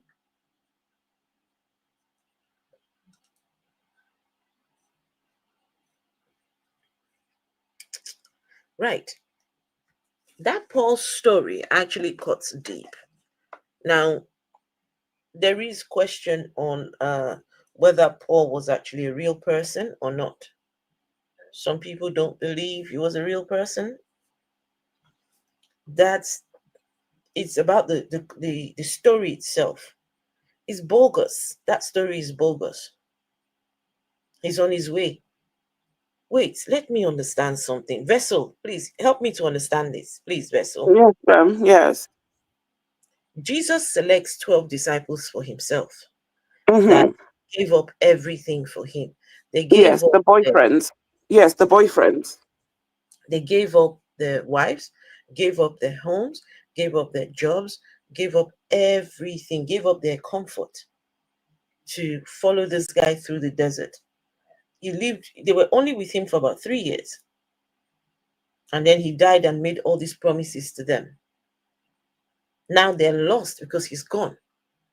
They're trying to figure out, what do we do? What do we do? You know, our friend is gone. So what's going to happen? What's going to happen, right? So while these ones are here trying to determine what's going to happen, Jesus goes looking for the enemy. Jesus says, "This 11, because you know the one that betrayed, that one is gone." So Jesus says, "You people have followed me. I don't give a shit about you. Off I go to go and meet enemy number one." Paul was on his way to come and hurt Jesus's people. But Jesus says, you're my guy. The people that gave you everything, Jesus, no, I want you to think about it. If that was you gave everything to this person, and then they blindside you and go and look for one who is the one that you all have been trying to protect your master from.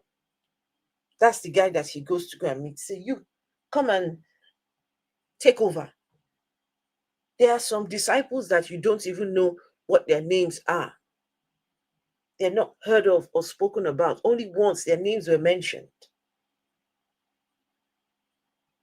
Only 4. They said 4 books attributed to only 4. The others, what happened to them? Some gave their lives for this Jesus guy, only for Jesus to turn around and go and select enemy number 1. And then enemy number 1 comes in and writes nearly all the books in the New Testament.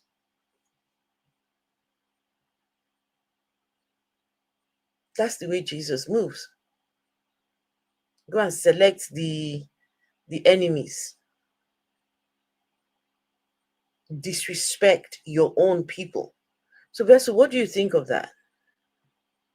I think that even though Paul changed his name from Saul and gave himself a new persona, he was just as evil. You know, there's that part where he says that his body wants him to do things that he doesn't want to do. He wasn't just talking about the sexual weaknesses. He was talking about the unaliving, that blood, that shedding of blood. It was deeply ingrained within him. Oh, wow.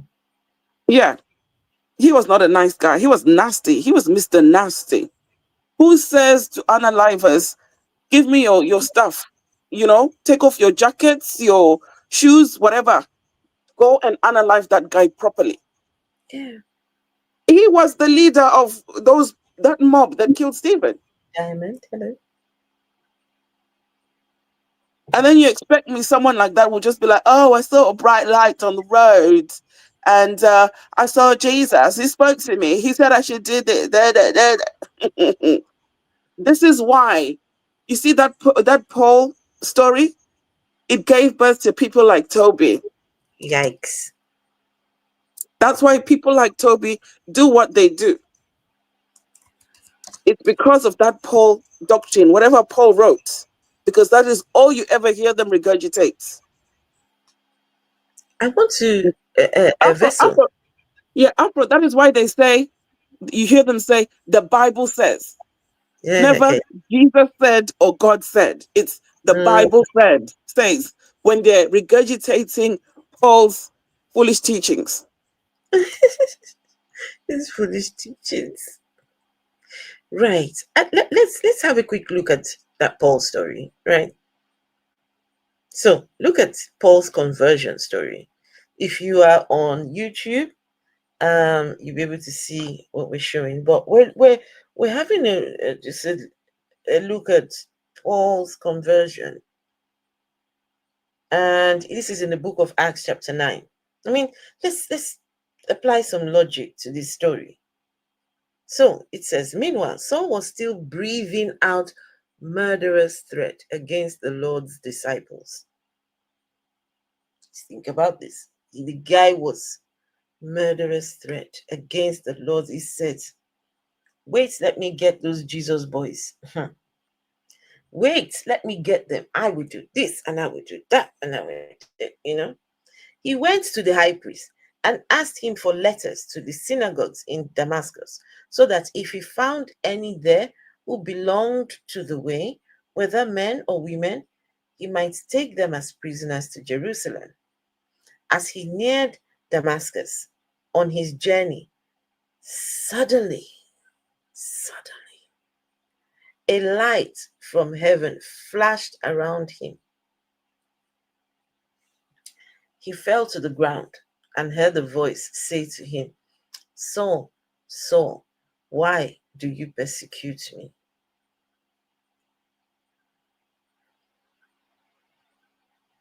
Who are you, Lord? Saul asked. I am Jesus, whom you are persecuting. Huh? Wait, hang on. Your Jesus is persecuting? Wait, he was on his way to go and find us. What's Jesus? Is this character talking about from the skies? He says, now get up and go into the city, and you will be told what you must do. The men, wait, let me just finish this last statement though. The men traveling with Saul stood there speechless. They heard the sound, but did not see anyone. They did not see Jesus. Now, Alfred, do you see how foolish this Bible is? Wait, before Jesus, no, hold on. Before Jesus introduced himself. No, wait. Before Jesus told him who he was, Saul was already addressing him as Lord. How did he know it was Jesus? Do you see that? It says, who are you, Lord? How did he know it was the Lord? It's a bright light. The light speak. This book is foolish. It's full of foolishness. Thank you, be real. Sorry. I had to let that out. It was choking me. No, it's okay. It's okay. So wait, what I don't understand is, so this guy is on his way to go and take out your believers. Why don't you just take him out? Take him out. Just take him out. That way you can then go and focus on your disciples, get them to write whatever you want to write, and But no, Jesus has other ideas. Jesus says, this is the guy that I want to write most of my books. This guy, enemy number one, right? So he says, now get up and go into the city, and you will be told what you must do. The men traveling with Saul, they were speechless. They heard the sound but did not see anyone. Saul got up from the ground, but then he opened his eyes. He could see nothing. Now, there is something fundamental we all must take from this story. There is something fundamental you must take from this story. If anything, if all of the day you did not learn anything, I want you to listen to this. What happened to Saul here, otherwise known as Paul, is a violation of his free will. He was exercising his so-called free will.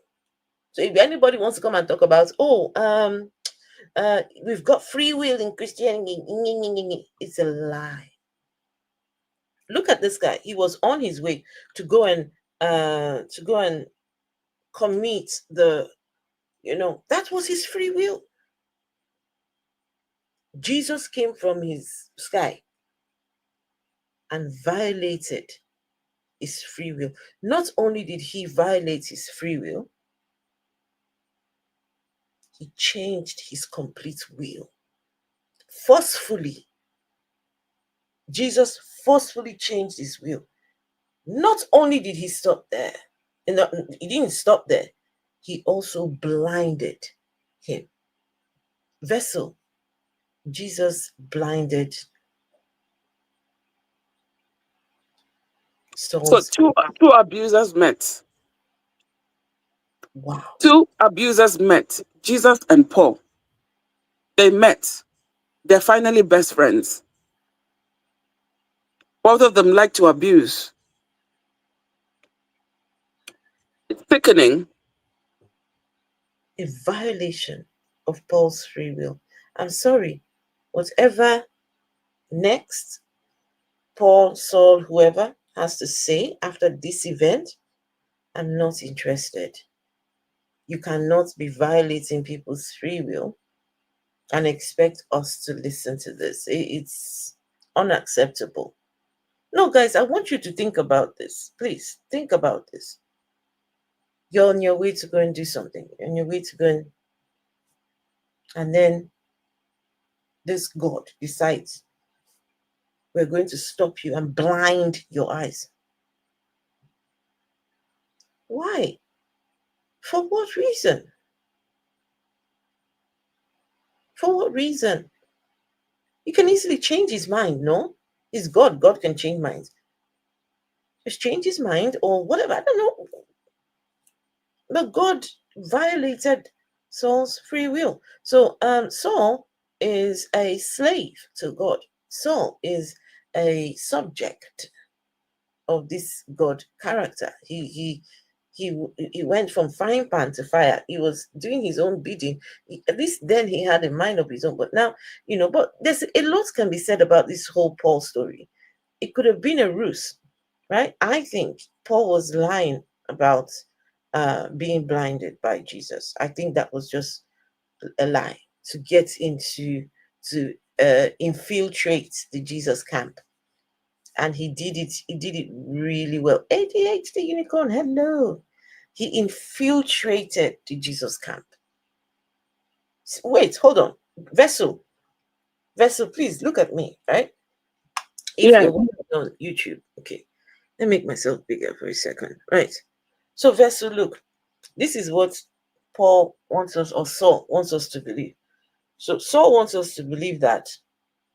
So while he was on his way, right, that this bright light came on. Wait, let me see if I can find a bright light. I've got a bright light came on. Never mind, just pretend that there was a bright light that came on. Okay, let me. Was this during the day, Afro? They don't tell us whether it was during the day or nighttime. It would have had to be during the day because I think it would have had to be during the day. So, Vessel, look. So hold on. So the light would have had to be brighter than the sunlight if it was during the day. I don't know. Anyway, I wasn't. Anyway, so the light was bright like this, right? The bright light just into his eyes. Then Vessel, he does this, right? Look, listen, right? Then he does like, wait, hold on. So imagine that light has just gone into my eyes, right? and then do like this. Oh, I'm blind. Oh, You've got to have your hands out in front of you. I'm blind. Oh, I'm blind. Vessel, I'm blind. How would you know I'm not blind, or how would you know? Have you tested my eyes? No. So how are you accepting that I am blind? I'm not accepting it. You've got your eyes closed. Open your eyes now.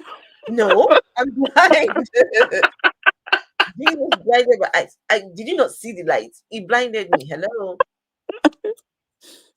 Huh? I'll say you're pretending. No. You cannot say I pretend. Listen, Jesus blinded.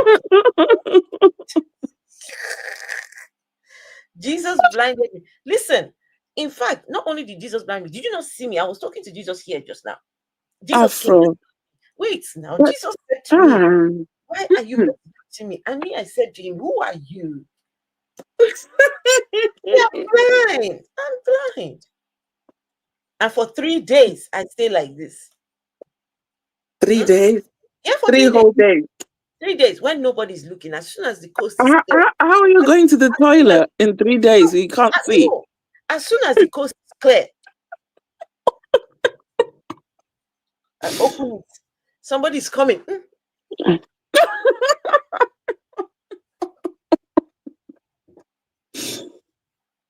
Eh? And they're like, oh, what happened? Some foolishness. I saw a bright light. Jesus talked to me. You know, it was so terrible. It was so terrifying. Oh. Adi says by faith too. Adi said it is his eyes are blinded by faith. He would have had to be shaking because people would have been questioning, what's the matter? What happened to your eyesight? Wait. Okay, so after he was blinded, right? Let me see. So what happened after he was blinded? Right, let's see. So after he was blinded, let's see. So for 3 days he was blind and did not eat or drink. So not only was he blind, this guy did not eat or drink for 3 days. Afro, if he had eaten or drinking, or drunk something, how would he have gone to the toilet? He was blind. I see. So blind his eyes, take away his appetite for 3 days. So in Damascus, there was a disciple named Ananias. The Lord called to him in. Okay, so now God, the Lord, went to go and find another person in Damascus in a vision. Spoke to that one, Ananias. Yes, Lord, he answered. The Lord told him, now go to the house of Judas on Straight Street and ask for a man from Tarsus named Saul, for he is praying. Do we know whether Ananias and Paul had not met each other before this event? Yes, at the stoning of Stephen, because Ananias would have been there. Said, you come and pretend that the Lord gave you vision. Do you know what I noticed, Afro? I suspect anyone that says they got a vision, anyone. Yes, my dear. They'd already started naming streets. Look. Straight streets now. Mm-hmm. They'd already started giving the streets names. And look how it's written in capitals. Straight streets. Straight streets. I'm sure the houses had door numbers as well back then, by this period. Eesh. These foolish people who write this Bible. Hey. Yes. See? So wait, let me understand. So if Tarsus was receiving a vision from God, how does anybody know what happened in the vision? Well, wait. So the go Bible to the writers, the people who wrote the Bible, they know. It says in a vision, he has seen a man named Ananias come and place his hand on him to restore his sight. Wait, hold on. Let me see. The Lord told him, go to the house of Judas on Straight Street and ask for a man from Tarsus named Judas. Which Judas? What Judas? They've already taken over Judas's house. The Lord told him, go to the house of Judas? They've taken over Judas's property. Judas died. Judas died, so now they've taken over his property for the work of the Lord.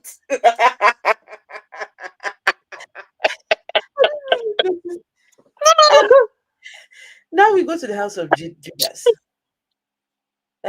when you read this Bible properly, you will stop believing this BS. Wait, so they went to the house of Judas now. He said they should go to the house of Judas on Straight Street and ask for the man named Tarsus, and ask for a man from Tarsus named Saul, for he is praying. So the blind man who is not eating or drinking is praying. He's blind, starving. He's praying. That guy in a vision, he has seen a man named Ananias come and place his hand on him to restore his sight. So Jesus took. Oh, let me understand this.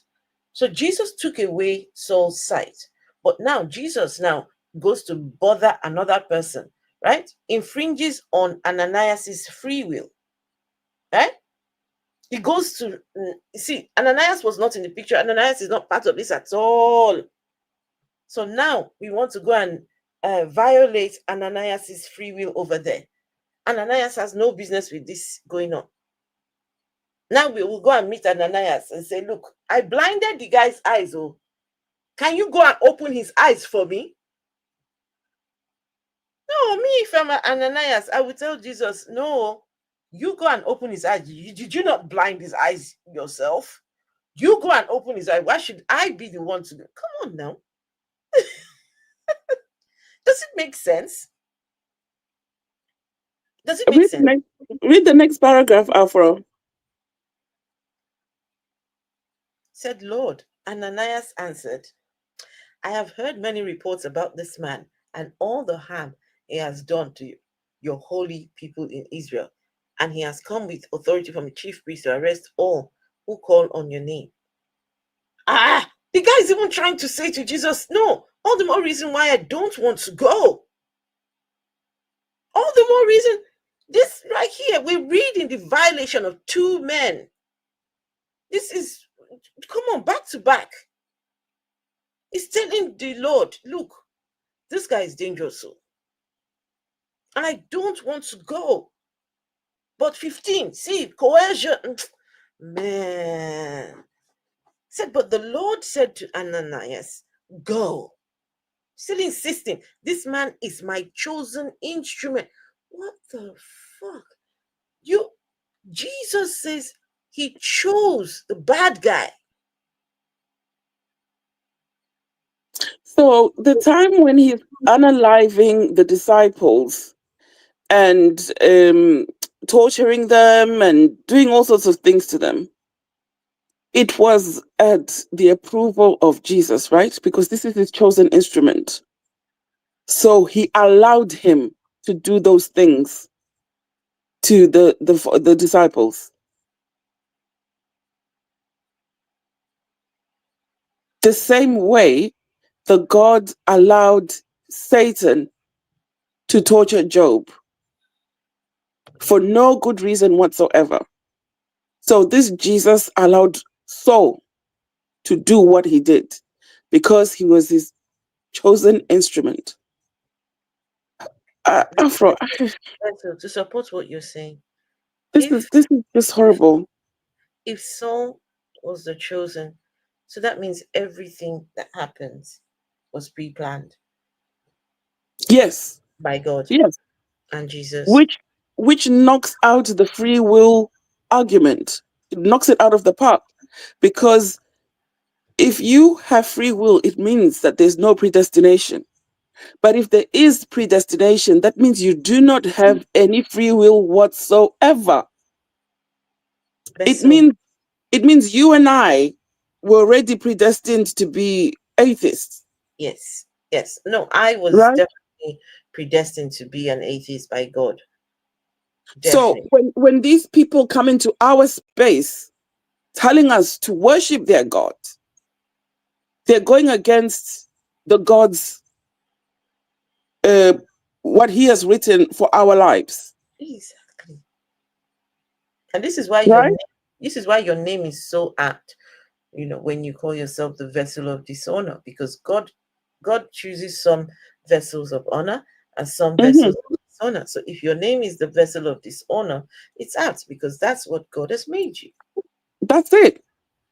So I don't understand why these believers have got a problem with the way we are. Can I? You need to read. You need to see that last part of that number 15.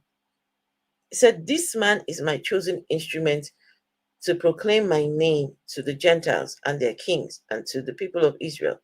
Number 16 says, "I will show him how much he must suffer for my name."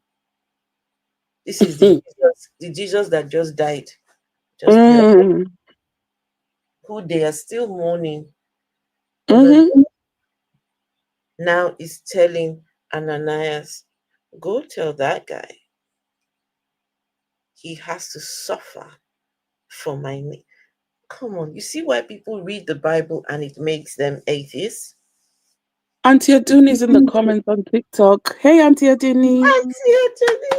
Auntie Aduni, how are you? Good to see you. Good to see you. Yay. This story doesn't make sense at all. The story. And Toby just lied to us. Tobi Adegboyega. This is how we got to this point. Tobi Adegboyega said, Paul stood there and Paul was saying, there's something here though. There's something here though. There is something there. Olodo. Tobi Adegboyega is an Olodo.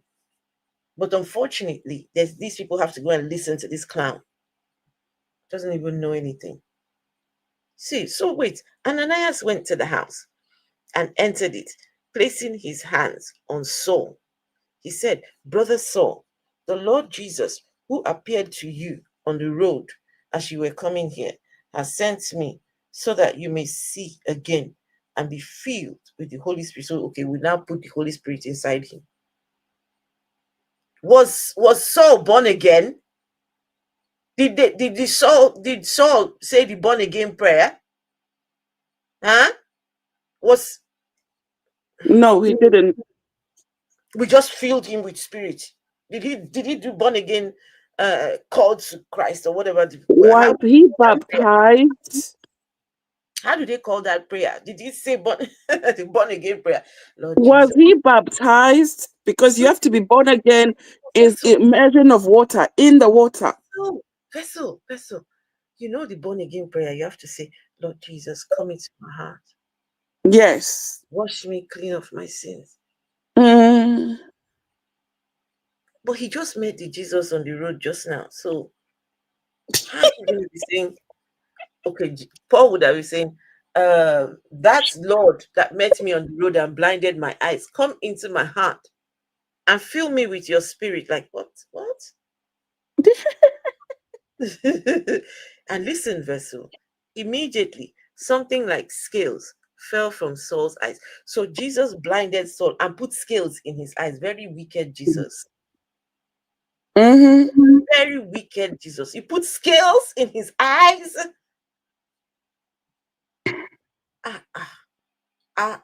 Jesus.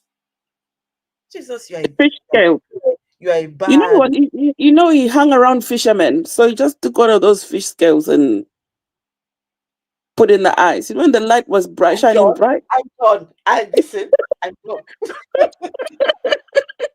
It's Peter. It's Peter, the last one that was on the boat. Peter carried scales for him.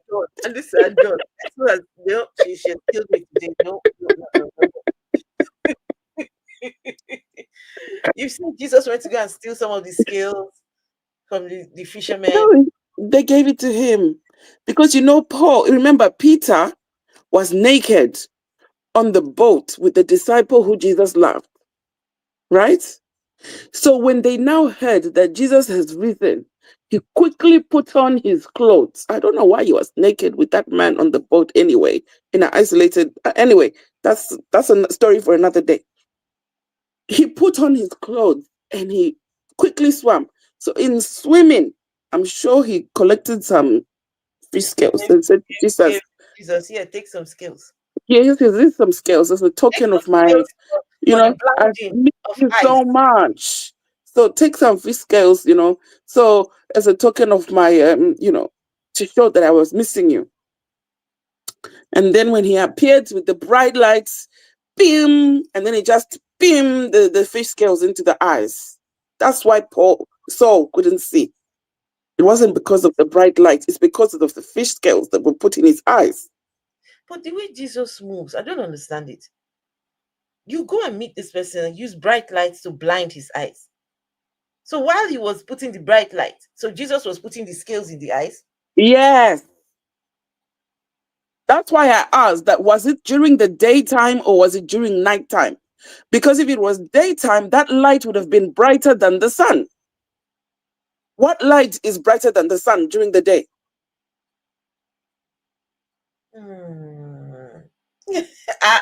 Sasha said contact lenses were created. You go. The first record of contact lens. Only that the prescription was too high. That's why Paul couldn't see. God, you guys. It wasn't the right prescription. No, not contact lenses. Auntie Aduni, what are we going to do about these people? Contact lenses. How now? They said skills. You said Sasha, behave yourselves. Come on, behave yourselves. I didn't know what to call it back then. Skills. You know, funny enough, you know, Sasha, you may be right. Jesus may have blinded his eyes with some contacts, but because they didn't know what it was, they called it skills.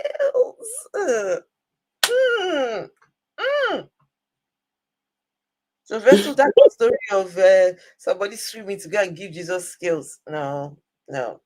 It was contact. It's possible. Maybe the first contact lenses back then were fish scales.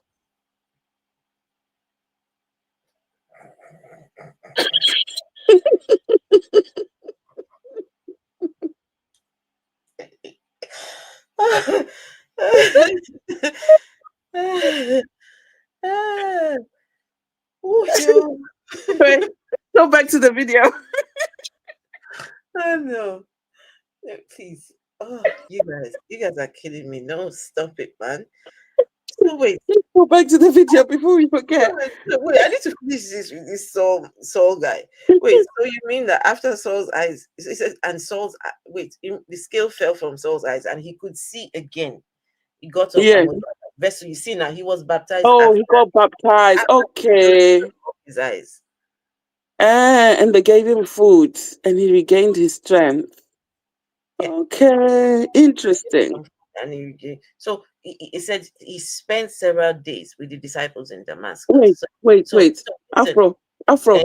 No. Hold on. Please go back up. Slightly, just up. Wait. Okay.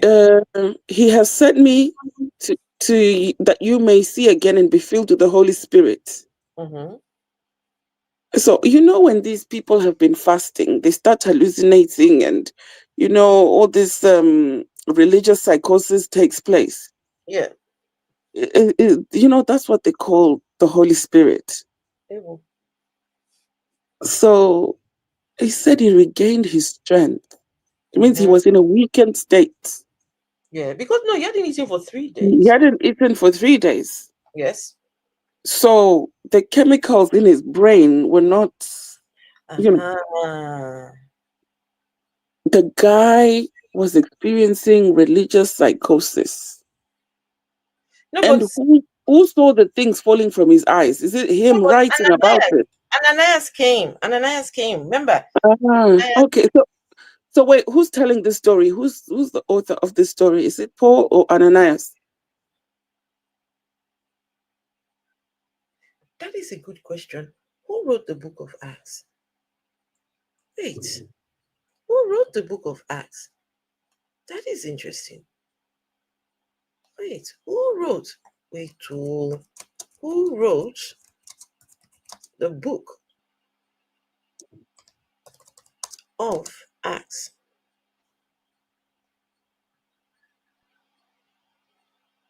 Okay, according to Christian tradition, Luke the evangelist wrote the book of Acts.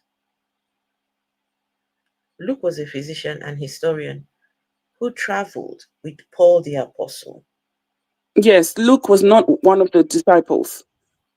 Luke was Paul's bestie.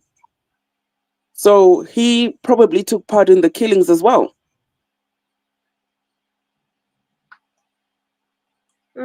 Luke was never part of the 12.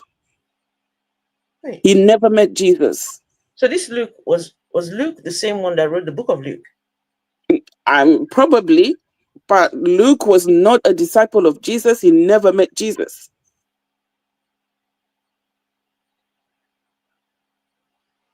Wait, this is going to be problematic. Hey. This is going to pose a lot of problems now. 1 second, where's my Bible? This is going to pose a lot of problems. This is going to be Obesa says it is Paul that wrote it. No, I just read. It says it is a physician and historian. It's not Paul. Paul didn't write it. The people who brought Christianity to Africa know who wrote the book, but you want to be arguing with them. Like, seriously? Wait. This is when I know now that there's going to be issues. So if Luke wrote the book of Acts, and he was a friend to Paul, moving with Paul, so how did he know about the events at the pouring of the, what you call it, when the Holy Spirit came? When Pentecost. Yeah. How did he know about the Pentecost? He wasn't there. But Afro, none of the people that wrote anything in the Bible were there. They were not there.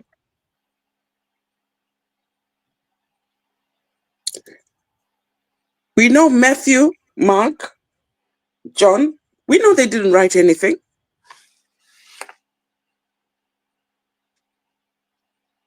Obesa, go argue with your ancestors, I beg. This is interesting, guys. The whole book of Acts chapter 1, chapter 2 talks about all the events that took place. There isn't any Luke here. Well, this particular Luke, let's see. The former account I made, O Theophilus, of all that Jesus began both to do and teach until the day in which he was taken up, after he, through the Holy Spirit, had given commandments to the apostles whom he had chosen, to whom he also presented himself alive after his suffering, but by many infallible proofs, being seen by them during 40 days, and speaking of the things pertaining to the kingdom of God, and being assembled together with them. He commanded them not to depart from Jerusalem, but to wait. So this person is talking about them over there, right? Jesus, is talking about them. So he wasn't part. So whoever is writing this was not part of the disciples, was not part of the event. Therefore, when they came together, they asked him, saying, Lord, will you at this time restore the kingdom to Israel? And he said to them, it is not for you to know the times and the seasons, right? Now, when he had spoken these things, while they watched, he was taken up, and a cloud received him. Like, what the fuck? Wait, vessel.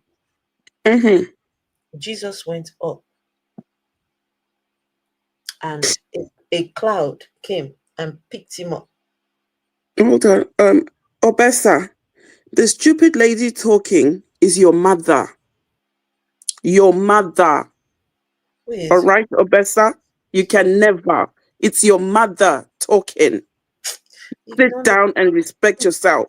Ignore nonsense. Vessel. The verse says,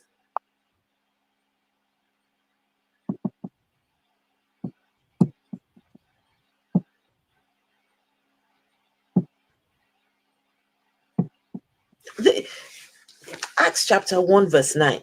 Now when he had spoken these things, while they watched, he was taken up, and a cloud received him out of their sight.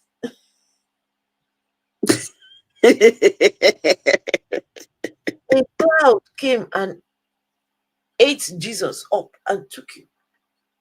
Wait, Afro, was it the same cloud that spoke to the Israelites? Where was that mountain when they came out of Egypt? You know, there was a cloud. There was a cloud speaking. Is it the same cloud or is it a different cloud? I don't know. The cloud. Oh my God. I don't know, Vessel. Where's the power? Where is the power? Okay, Sasha says the same cloud that took Elijah. No, is it Elijah or Enoch? No, Enoch. Didn't Elijah go up with chariots? Chariots of fire.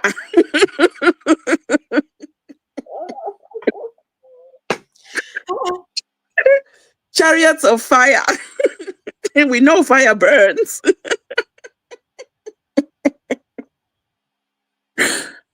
This book.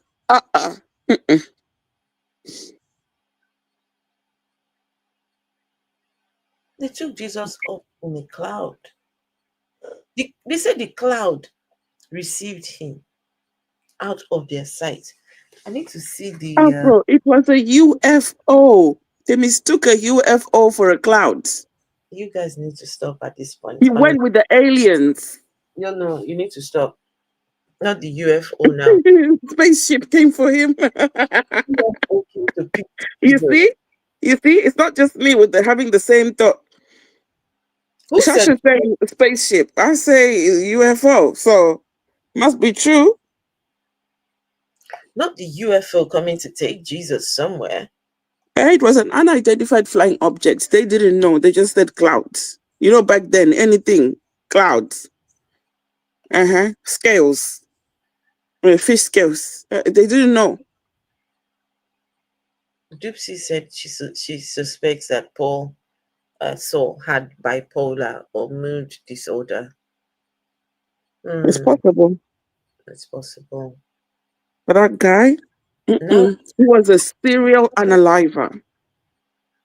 Now we can see just some of the problematic things going on here. Even Jesus himself made some fundamental errors. Jesus made some fundamental errors. His methods were, you see, most of the things that Jesus was trying back in those days, if he tries it today, they will beat him black and blue. See, if it was 2025 and they caught him in that garden with that naked boy, try. Can you imagine if he was in Mecca? That garden with the naked boy.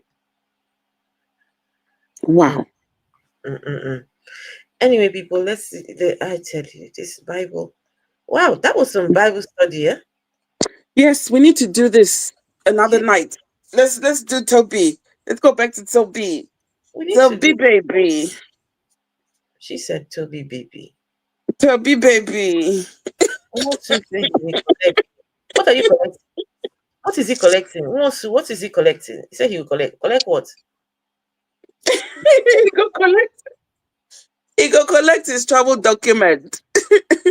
People keep saying, "Oh, Tobi's not going anywhere." Do you know the process of deporting someone?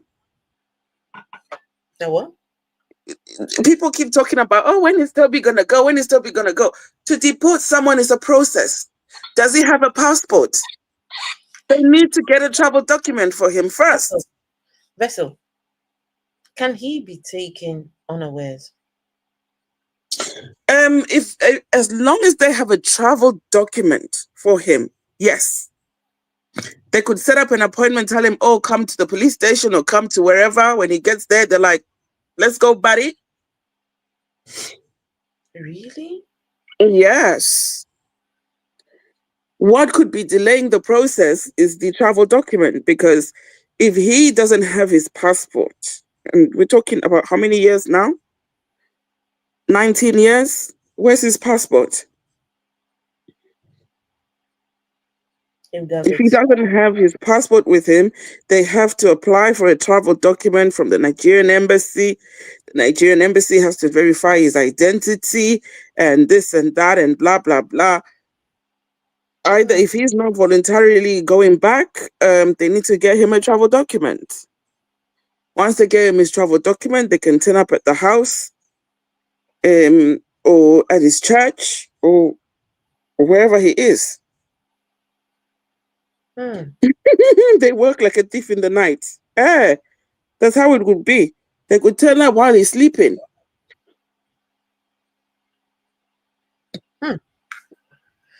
Okay, because I think they can even just pick him up and just take him to the detention center. You know, that place where they go and house them until I don't know anything about. They might do. I don't know if they're still doing charter flights to Nigeria. I don't know. I thought they started deporting people to Uganda.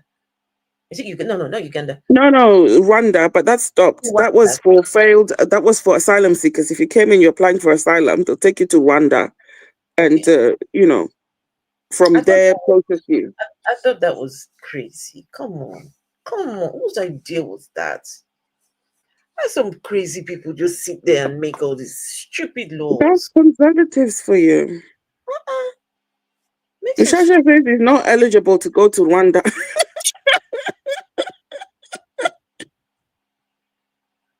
No, he's not eligible for Rwanda. He's not a refugee.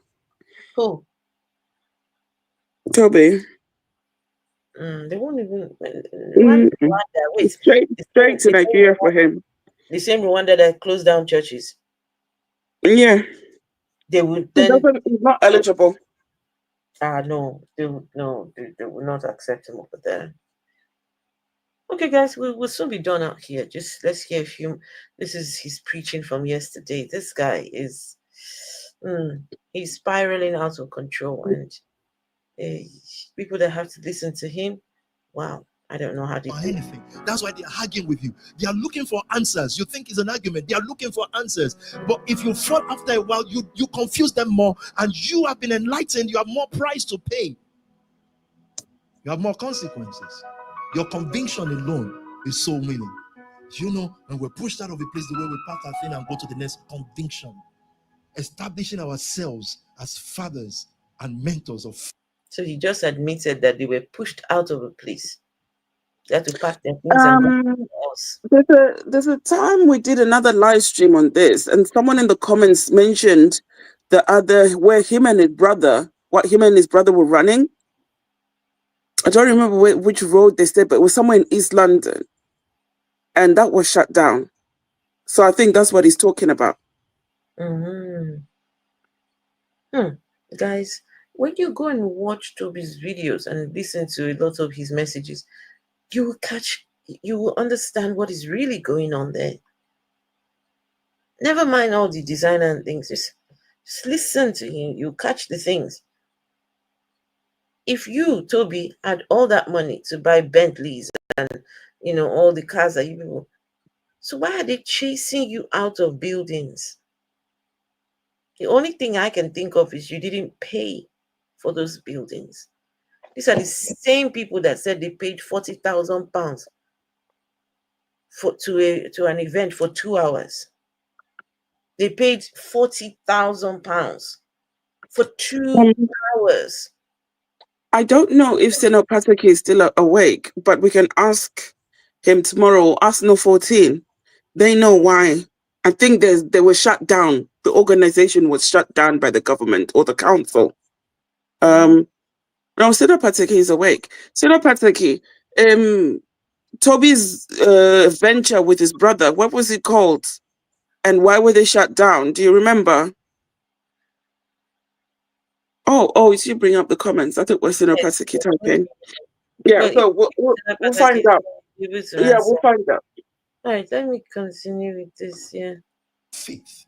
We are convinced. Conviction is the #1 soul winning force in this world. Oh, shut up. People put on the appearance of conviction. They are not. Conviction. When they encounter real world, they break down, cry. What is he talking about? Well, look at this scripture. Which one were we going to? I know I was saying something and I've gone off track on it, but I'll retrace my step. Tell me. when I was a child. Okay, so that I can then say about what is in front of us. What is the next? What are we doing now? When I was a child, tell me. 1 Corinthians 13, verse 11. Yeah. When I was a child, I talked like a child. I thought like a I child. reasoned like a child. When I became a man, I put away the ways of childhood behind me. For now we see only a reflection, as in a mirror. Then We shall see face to face. Now I know in part. Then I shall know fully. When is the then? Go to Peter now. When Christ was saying, Sasha, you're asking who is playing the corny music in the background. I'll tell you who is playing it. So we discovered that this man is crazy. He parades one woman as his wife, right? Parades her, and she's got 2 children. But when No, Afro, he's been parading her as his wife for years. Which one, Lucy? No, yes, for years. Yes, yeah, that's what I'm saying. Decades, yeah. He paraded a decade that. and a half, maybe. But when the deportation thing dropped and the whole tribunal papers came out, come to find out that the keyboardist, you can come and, guys, come over to, if you come on YouTube, look for my channel. We did the whole expose on this. Just look for the Afro-Atheist. And we uncovered that the lady that is behind the keyboard, that is Mary. Mary Olubukola Alade. And that's the name that was on the tribunal papers as his wife, earning £100,000 a year. And she is the one who buys his clothes and his everything that you see, you know. So the person playing that thing is the wife on tribunal papers. So I don't know whether he's married to these 2 women or what. We don't know. So yes, that is the one behind the keyboard. She is Mary on papers. But when we're showing who is our wifey, we're showing Lucy. 2 different women. At first, we were not sure if there was just one person who was named Mary Lucy. Mary and Lucy as a middle name. But we completely debunked that. Lucy's middle name is I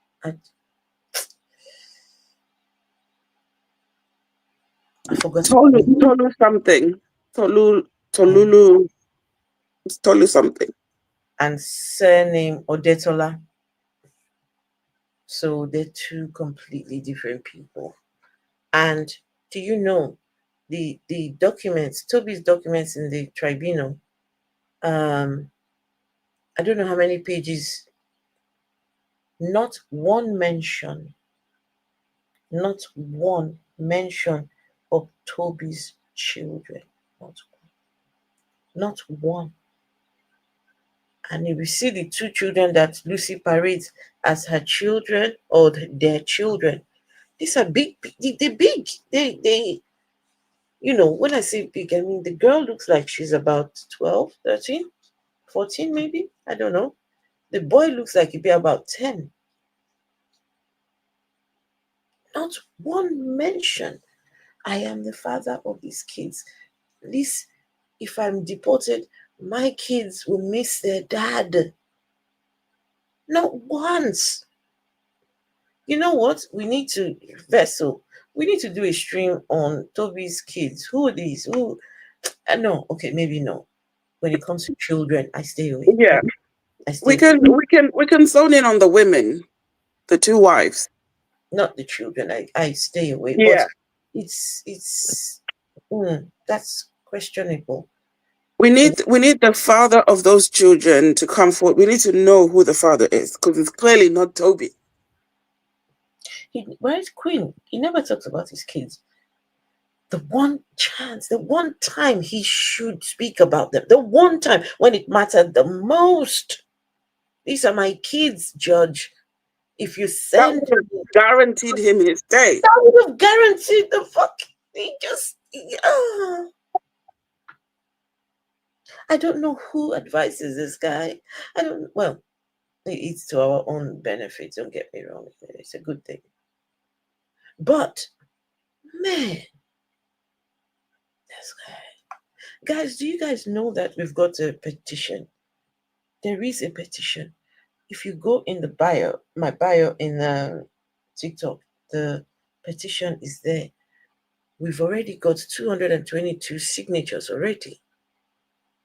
That is amazing. Thank you to everyone who has signed it. And it is two things. The petition is for two things: to have him, to have the police look into that case again, and to finally just get him out of here. Don't waste any further time, because right now he's spiraling out of control. I'll put the link in the chat for the people on YouTube. Give me a second. If you're on TikTok, it's on my bio. So if you go and look on it, wait, let me see.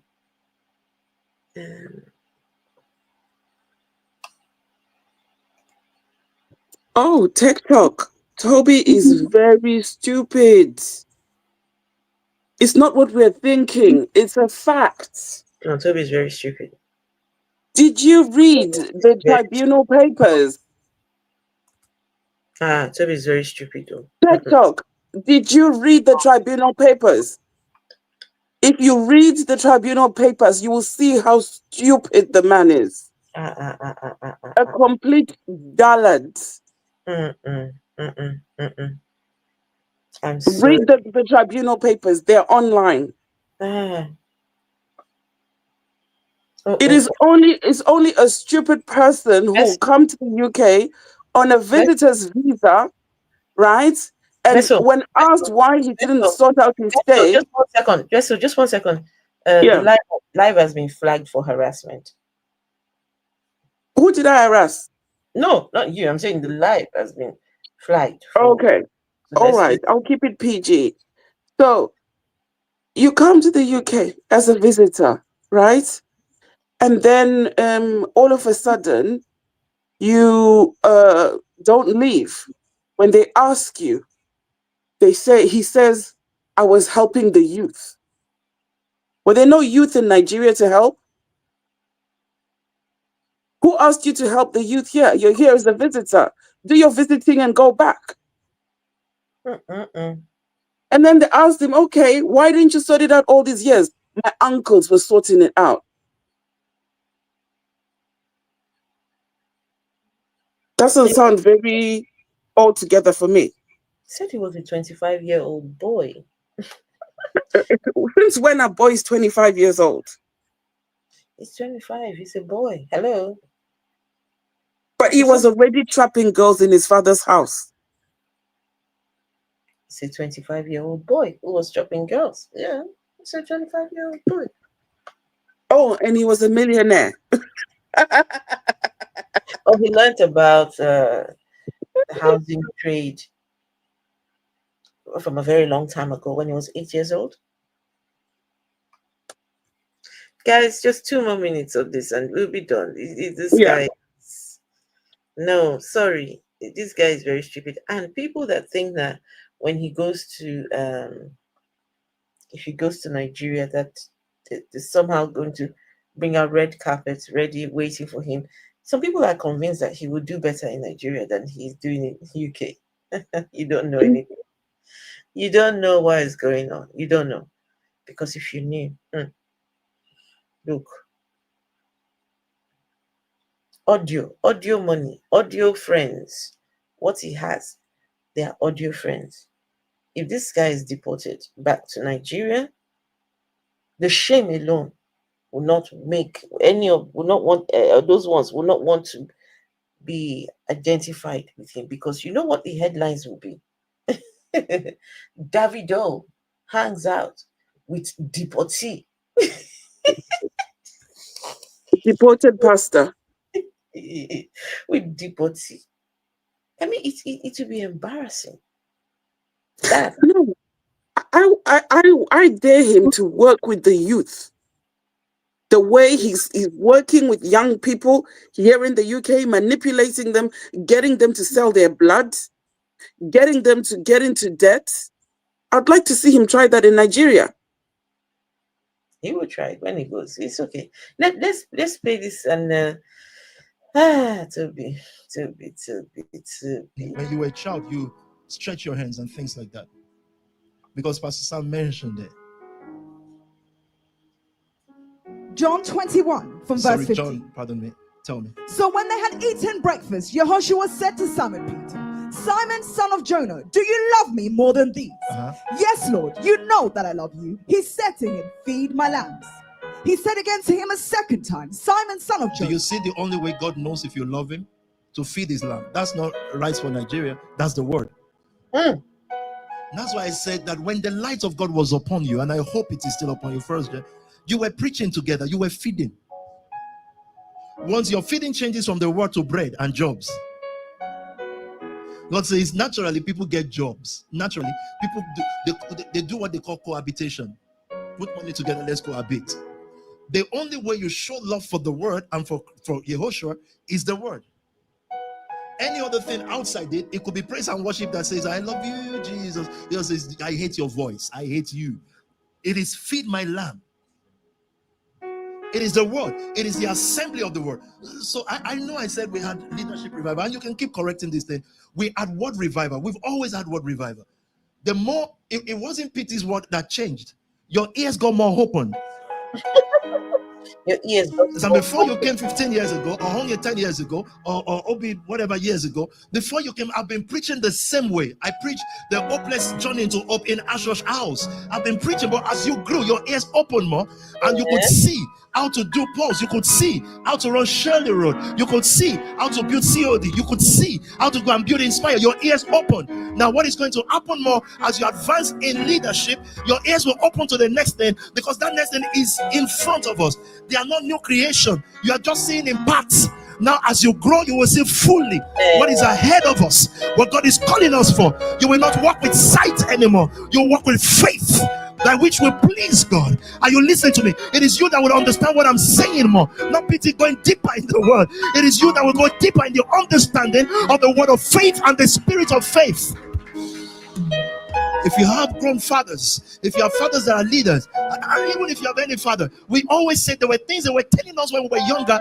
It is not that their voice was not clear, it's our ears was not clear enough to hear it. Our ears. And I'm careful on the biological father thing, because there are some things you should never be clear to. Our ears were not clear enough to hear it. Huh? Your ears were not clear enough to hear it.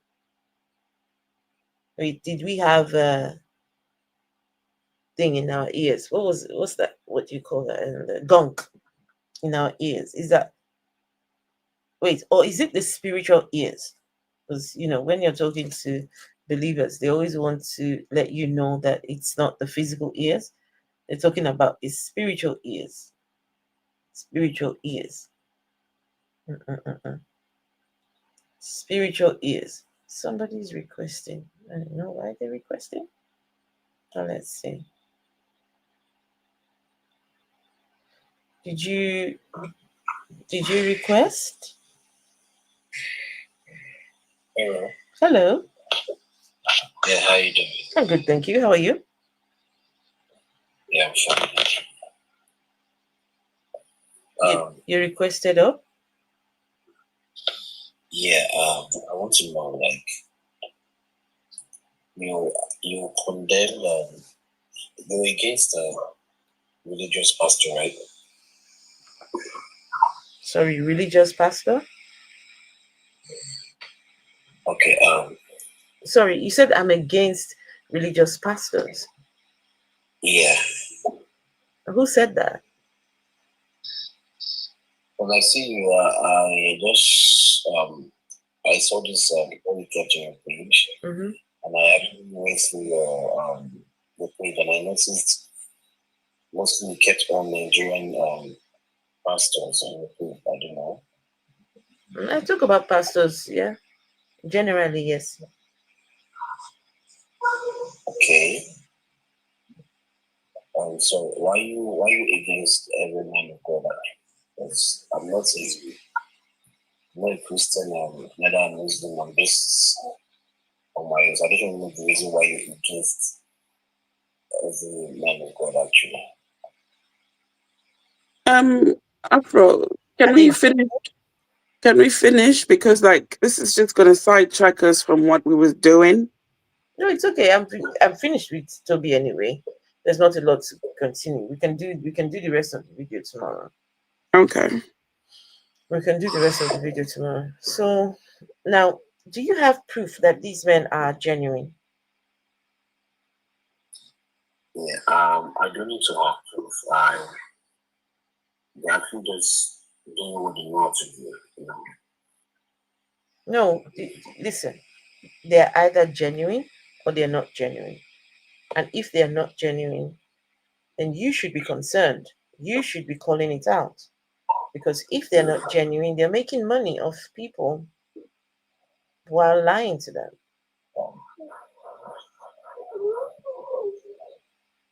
Okay, let's assume that we make money out of them.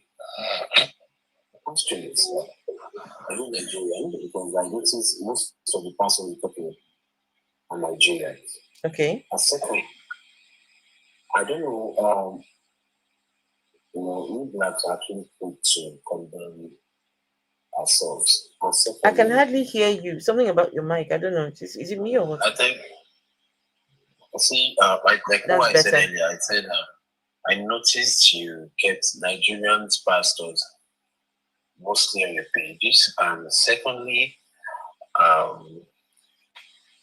I think we blacks are actually quick to condemn ourselves, you know, when it comes to religious matters. And thirdly, you know, I think we don't talk more. Let us leave aside pastors or religious and all that. You know, I remember COVID-19 when we did actually brought something. Can you just pause? Can you pause for a minute? Can you pause for a minute? Right. So if the Nigerian pastor is doing something wrong, who should call out the Nigerian pastor? The Nigerian pastors. If a Nigerian pastor is doing something wrong, why must it be Nigerian? I'm asking a question. I'm very specific. I'm specific now. If a Nigerian pastor is doing something wrong, who should call out the Nigerian pastor? You see, you know, just because, you know, when you talk about Nigeria, you're trying to draw traffic to yourself. Can you please answer my question, please? Please. Why? If a Nigerian pastor is doing something wrong, you understand? No one has the right to talk about Nigerian pastors. Why? Really? So we're just supposed to sit there and just let them do evil things because nobody has the right to call them out? There are actually pastors all over the world who are actually real or fake. So no one is actually calling them. So why are you focused on more Nigerian pastors? I can talk about Nigerian pastors if I want to, can't I? Is it a crime to talk about Nigerian pastors? Are you in Nigeria? Yes. You're in Nigeria? Yes. Okay. I'm a Nigerian. I just feel it's not right then, actually. I'm not against what you're doing, or you know, I know a lot of people will start talking and all that. I'm not against what you're doing, but I just want to let you know that what you're doing is not right. What is wrong? What is wrong? Can you tell us what is wrong? Tell us what is wrong about what I'm doing, please. What do you find wrong in what we are doing? You see, what I just want to let you know is can you please tell us what do you find wrong in what we are doing? You're talking more about the bad side of these people. Can you please tell us what we are doing wrong? You are to dictate if what they are doing is actually wrong or right. Tyler, can you tell us the right things that Tobi Adegboyega tell us the right things that Pastor Tobi is doing? You see, that's because you ladies tell us the right things that Tobi is doing. You don't see. I'm talking, and you don't need to talk aggressively. I asked you a question, you didn't answer it. You're coming up here, instead of scrolling, you decided to stop up here and tell us to stop doing what we're doing. Wait, Vessel, You can't even no. give us a good reason. Vessel, just, You can't even no, give wait, us a hold reason on. as to why we should stop what we're doing. Okay, I don't want us to, please, Juno, hold on. No, Please. he needs to tell us the good things that Yeah, this but animal is doing. let's not turn it into argument, because you know, Vessel, the live has already been please, just for that reason. So Tyler, can you tell us what exactly is it that this man is, no, what are we doing wrong? I want to know, so that tomorrow when I come live, when I come live, I remember, oh, Tyler said this thing is wrong, so I shouldn't do it again. Yeah, good evening. Good evening.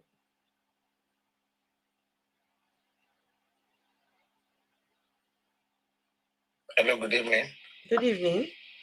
Yeah, I just come across your page now, listening to what you're discussing, and I've been hearing the other guy, that is it Tyler or what, talking about defending Tobi. I'm a Nigerian living in Winnipeg here in Canada. So I don't know the reason why we always defend what is not. They say somebody is doing something bad, trying to lure some people into what is bad. And somebody is saying, because it's in Nigeria, this is not a matter of Nigeria or any African country. When you do something bad, they should expose you. There's nothing like anybody is supporting anybody because you are in Nigeria. No, it doesn't work like that. No. That is why we've been here in this same problem, brainwashing people all over. So I don't know why that guy is defending nonsense. Because this very guy, we heard a lot of story about him. Even any man, any woman that know God by himself, you will know Tobi is not a man of God. Because, even by their fruits, we shall know them. He doesn't even portray anything, any sign to show he's a man of God. Because when you are a man of God or a woman of God, you will know the kind of people you move with. Even seeing the kind of people to be moved with, you will know there's no sign, But these days people will think, maybe because of the technology wise or something. I don't know. I don't know why you're saying you're complaining about because in Nigeria. It's a matter of Nigerian. We say somebody is bad, and you are supporting evil. Supporting evil, somebody that is frauding people. Young one that knows nothing. You lure them into that something. You eat their money. You do a lot of things around.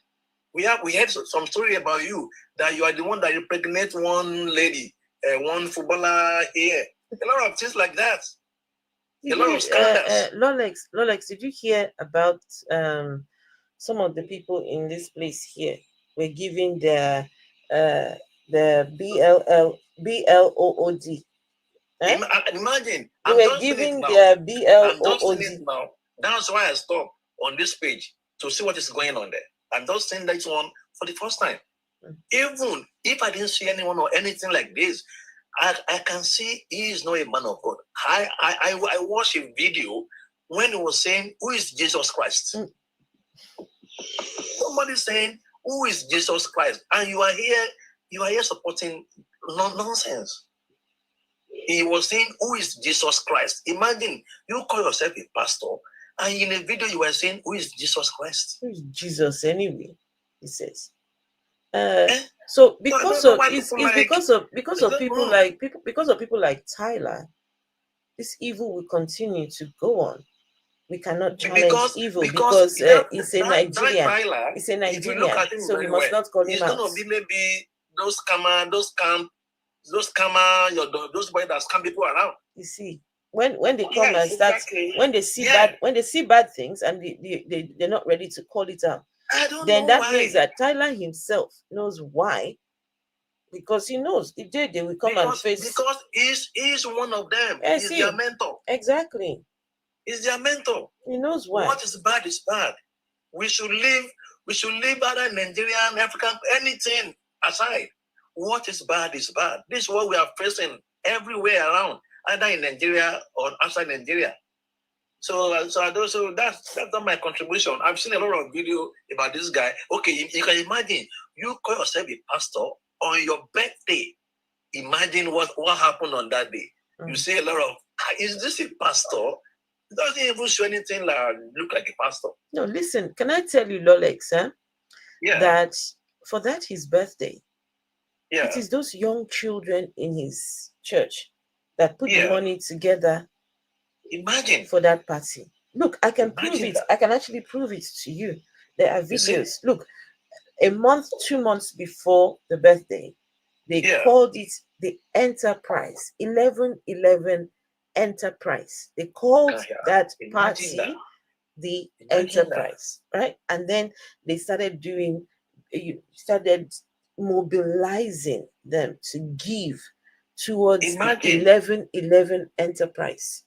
I heard that some even go as far as to get loan because of him. To get loan because of you. We had somebody is here supporting. No, with the loans, what he did is he told them that let's open. Well, some of them he said to them, let's start up a business. Let's start up a company. Give me a minute, I'm coming. You see? Then with some of them. He said to them, let's open up a company. And when the company was up and running, they were saying they want to mentor them. When the company was up and running, he got them to open bank accounts, business bank accounts that came with overdraft, and went and withdrew all the money in the overdraft. Some of them, they said to them that, oh, we've got a recruitment company. Give us your details, we'll find a job for you. When you give them your details, they use your details to apply for loans. Right? And then some of them, they were just scammed. Bring money, bring this. Go and sell your blood. The children were going to donate their blood not donate. They were going to give blood at all these research companies. When you give the blood, they give you £100. They took the £100 and gave Tobi. They called it bleeding for seed. Every week, they were going to queue up to give their blood so they can get £100 to give this man. And then we've got someone coming up here to defend this and say, why are you talking about this man? Tell us the good things that he's done. So don't mind the guy. Don't say anything the guy is talking about. You don't know what he's saying. Because when we say somebody is bad, it's bad. There's nothing to hide. Nothing to hide. Nothing to hide. And I think maybe it's their mentor is one of them. That's why I think it's one of them. It's one of them. Is their mentor. That's all. So, well, that's my own contribution anyway. Thank you, Alex. Yeah, you're welcome. Tola, thanks for coming back up. Can you tell us the good things that Tobi has done? Then we can focus on that. There's nothing good. Even Lolex. Yeah, I'm here. Listen, Lolex, can you calm down? Yeah, I'm here. You said you had to play Seraphim. You understand? And I'm ashamed for you to, I think I don't condone nonsense when you're talking. Right. You're quick to pick words. Maybe you're trying to please the host. I don't understand. I'm not pleasing anybody because I owe anybody. Listen, let me talk. You say you're a leader in Cherubim and Seraphim. Yes. You understand? Yes. I was not even talking about Tobi. I was only questioning the host why she's actually condemning Nigerian pastors. And you were like, what Tobi did? I have no business with Tobi or whatever Tobi has to do. Okay, wait. Listen, let me talk. There are thousands of religions. Listen, let me talk now. No, we're talking about Tobi. I was here about Tobi. I wasn't even referring to Tobi himself. I saw the come up and bring it up then. You were talking about this here, not Nigerian pastors. I wasn't talking about Tobi. I did give you mention about Tobi. The live stream is about Tobi on this page. do we have issues with English? Please, the live stream. Ask yourself if you have issues with English, because we were talking about Toby and you. The live stream. Wait, hold on. The live stream. The live stream. Excuse me. The live stream is about Toby. The live. Wait, hold on, please, Tyler. Tyler, hold on. Tyler, hold on, please. The horse is speaking, sir. This live stream is about Toby, and if anything, look right there, right? This is the person that we are talking about. This is the person we're talking about. I never condoned what Toby was doing, because I never say if it was right or wrong. You understand? I don't see him as a pastor, do you understand? I'm only questioning the host why she's condemning all Nigerian pastors. There are over thousands of religions. Like which ones? Okay, if it is not Toby, who are you angry about? Excuse me, if it is not Toby you are upset about, who are you upset about? I'm not upset about you. Do they mention any pastor except Toby? Which pastor? No, exactly. Which pastor is he on about? Did they mention any Nigerian pastor except Toby? Which pastor is he complaining about? We are actually speaking on a topic concerning Toby today, right? Yeah. No, which pastor are you talking about? I came up with who is doing that? Who is doing that now? Right. This is my first time on this page. Like this? What I saw is about Toby. I don't know anything about Nigerian pastors, but what I saw is about this very guy. So what's Toby. He crying about? What's this gentleman crying about? I don't know. What is his problem? This is my first time on this page either. Listen to my question. Issue of Toby here. What is your problem exactly? Why is she condemning all Nigerian pastors? Because when I came across she wants to, Tyler, because she wants to, and there's nothing you can do about it. Now listen, you don't sound like a Nigerian. And I don't care what I sound like. People can you don't care what you sound like. People don't have to sound like a Nigerian, sir. Listen, sound like a Nigerian. No, sir, you stop now. No, you are talking for longest, but I'm going to say what I have to say. Because it's why I came up and I'm going to go and get a rest. Go on, because I have things to do, right? Go on, Phil. But clearly, sir, hold on. No, you have been talking. No, it's your time now to learn to listen to others. Now listen carefully. I know it sounds like Nigerian, but very likely my ancestors were Nigerian or Ghanaian. So I have concern about Nigeria because Nigeria is being scammed by pastors in Nigeria. And this is why we talk about them. There are persons who are scamming. I have connections with Nigeria. Afro is Nigerian. We are concerned about what is happening in Nigeria. We are concerned about what these pastors are doing to people and scamming poor people, and we have the evidence to show that. We don't know about India.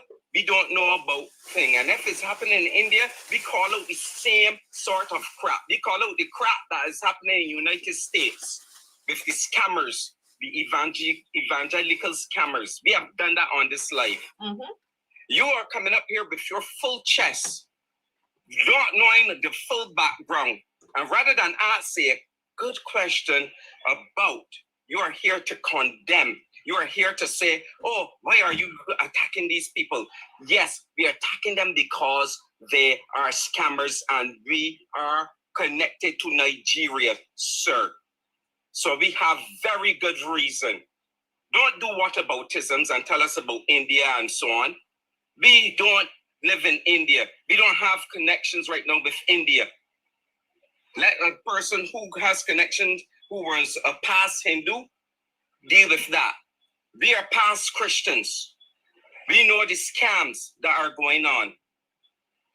So we have the right to. And on top of that, this life is about that guy, Toby. This is not about just the Nigerian pastors. There are Nigerian pastors like Toby who are scamming people. If you have a problem with that, go open your own life. Go and open your own life. And go and talk about the Hindus. Go and talk about the scammers, the other scammers in the other religions, if you know about the other religions. Okay, 5K, did you want to say something? Do you want to contribute to the live? Arsenal, a few on YouTube. Arsenal 14 said, "My guy, Phil, big up."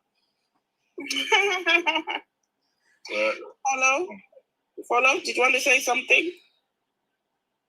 I don't know. 5K is not speaking. I think Follow was in the toilet. Alex, did you want to say something? There's nothing much. Like all I see here is not about Nigerian pastors generally. It's about the actual guy they're talking about. Tobi, That's all I see. Yeah. There are still some good pastors in Nigeria. Like which ones? Lolex, like which ones? You know, we cannot call all of them. Okay, name one. Just name one now. I don't have to name anyone. Name one good one now. You're saying you can't name one good one? I believe there are still going to be good one. Okay, just name one good one, please. It's not possible that all of them are the same. All right, name one good one, please. Like you now, you might not know all of them. If It's I name fine. one now, It's fine. okay, Name it. I have my own pastor. Name them, and I can go and check. We can go and check it out. It doesn't matter. All of them are popular. Not all of them are popular. There's It's some okay. pastors that It's okay. you can't even know. It's You can't okay. even know their name. It's okay. You can't Just even call. get their name. Listen. Just call the name. We will go and check on YouTube or something. So we will go check them out. Even he's not on YouTube because he just maintained the church. What is his name? Lolex is the leader at Cherubim and what do you call it? Cherubim and CMS. Yes. And I'm a leader Tyler there. also attends the same church. Then even I was born in Christ Apostolic Church. Can I wait? Excuse me. No, Lolex, please. 1 second, guys, everyone, please. Hold on, please. Hold on, everyone. Now, why are you guys not letting me speak? Hold on, please. Hold on. Rev is not a Christian, Tyler. For you to say, Rev, you are a disgrace to Christian. Rev is an atheist. Rev is an atheist. So, like I'm saying, right? Rev is not a Christian. Like the joke is on them because they don't read the full thing. Yeah, Rev is a Christian. No, Sorry, he's not a Christian. Everybody in Nigeria, we have a good ones, a lot of good ones. Name one, Lolex. Name one. I'm telling you now, not all of them are on YouTube. Not all of them. Just name one. You can't even know it's a name. Just name one.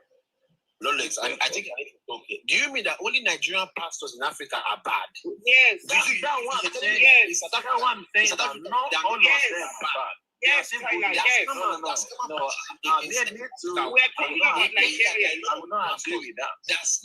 We're talking about Nigerians. I will not agree with Wait, that. excuse me, guys. Excuse me, wait. I need to understand. Something. Tyler. Wait. Whoa. Hold on. The horse is speaking. I need to know. Please, I need to know whether that guy just mentioned South Africa and pastors sleeping with the women. Did you just say that? That's what he mentioned, but do you know what? Vessel, please.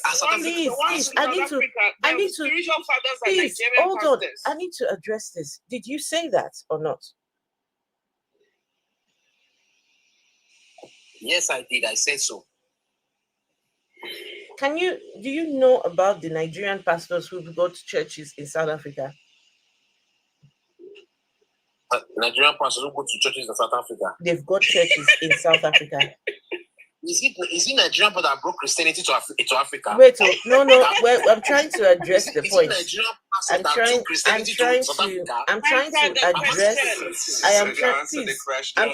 address the point.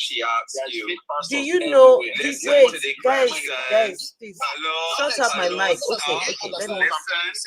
Okay. No, can you stop, please?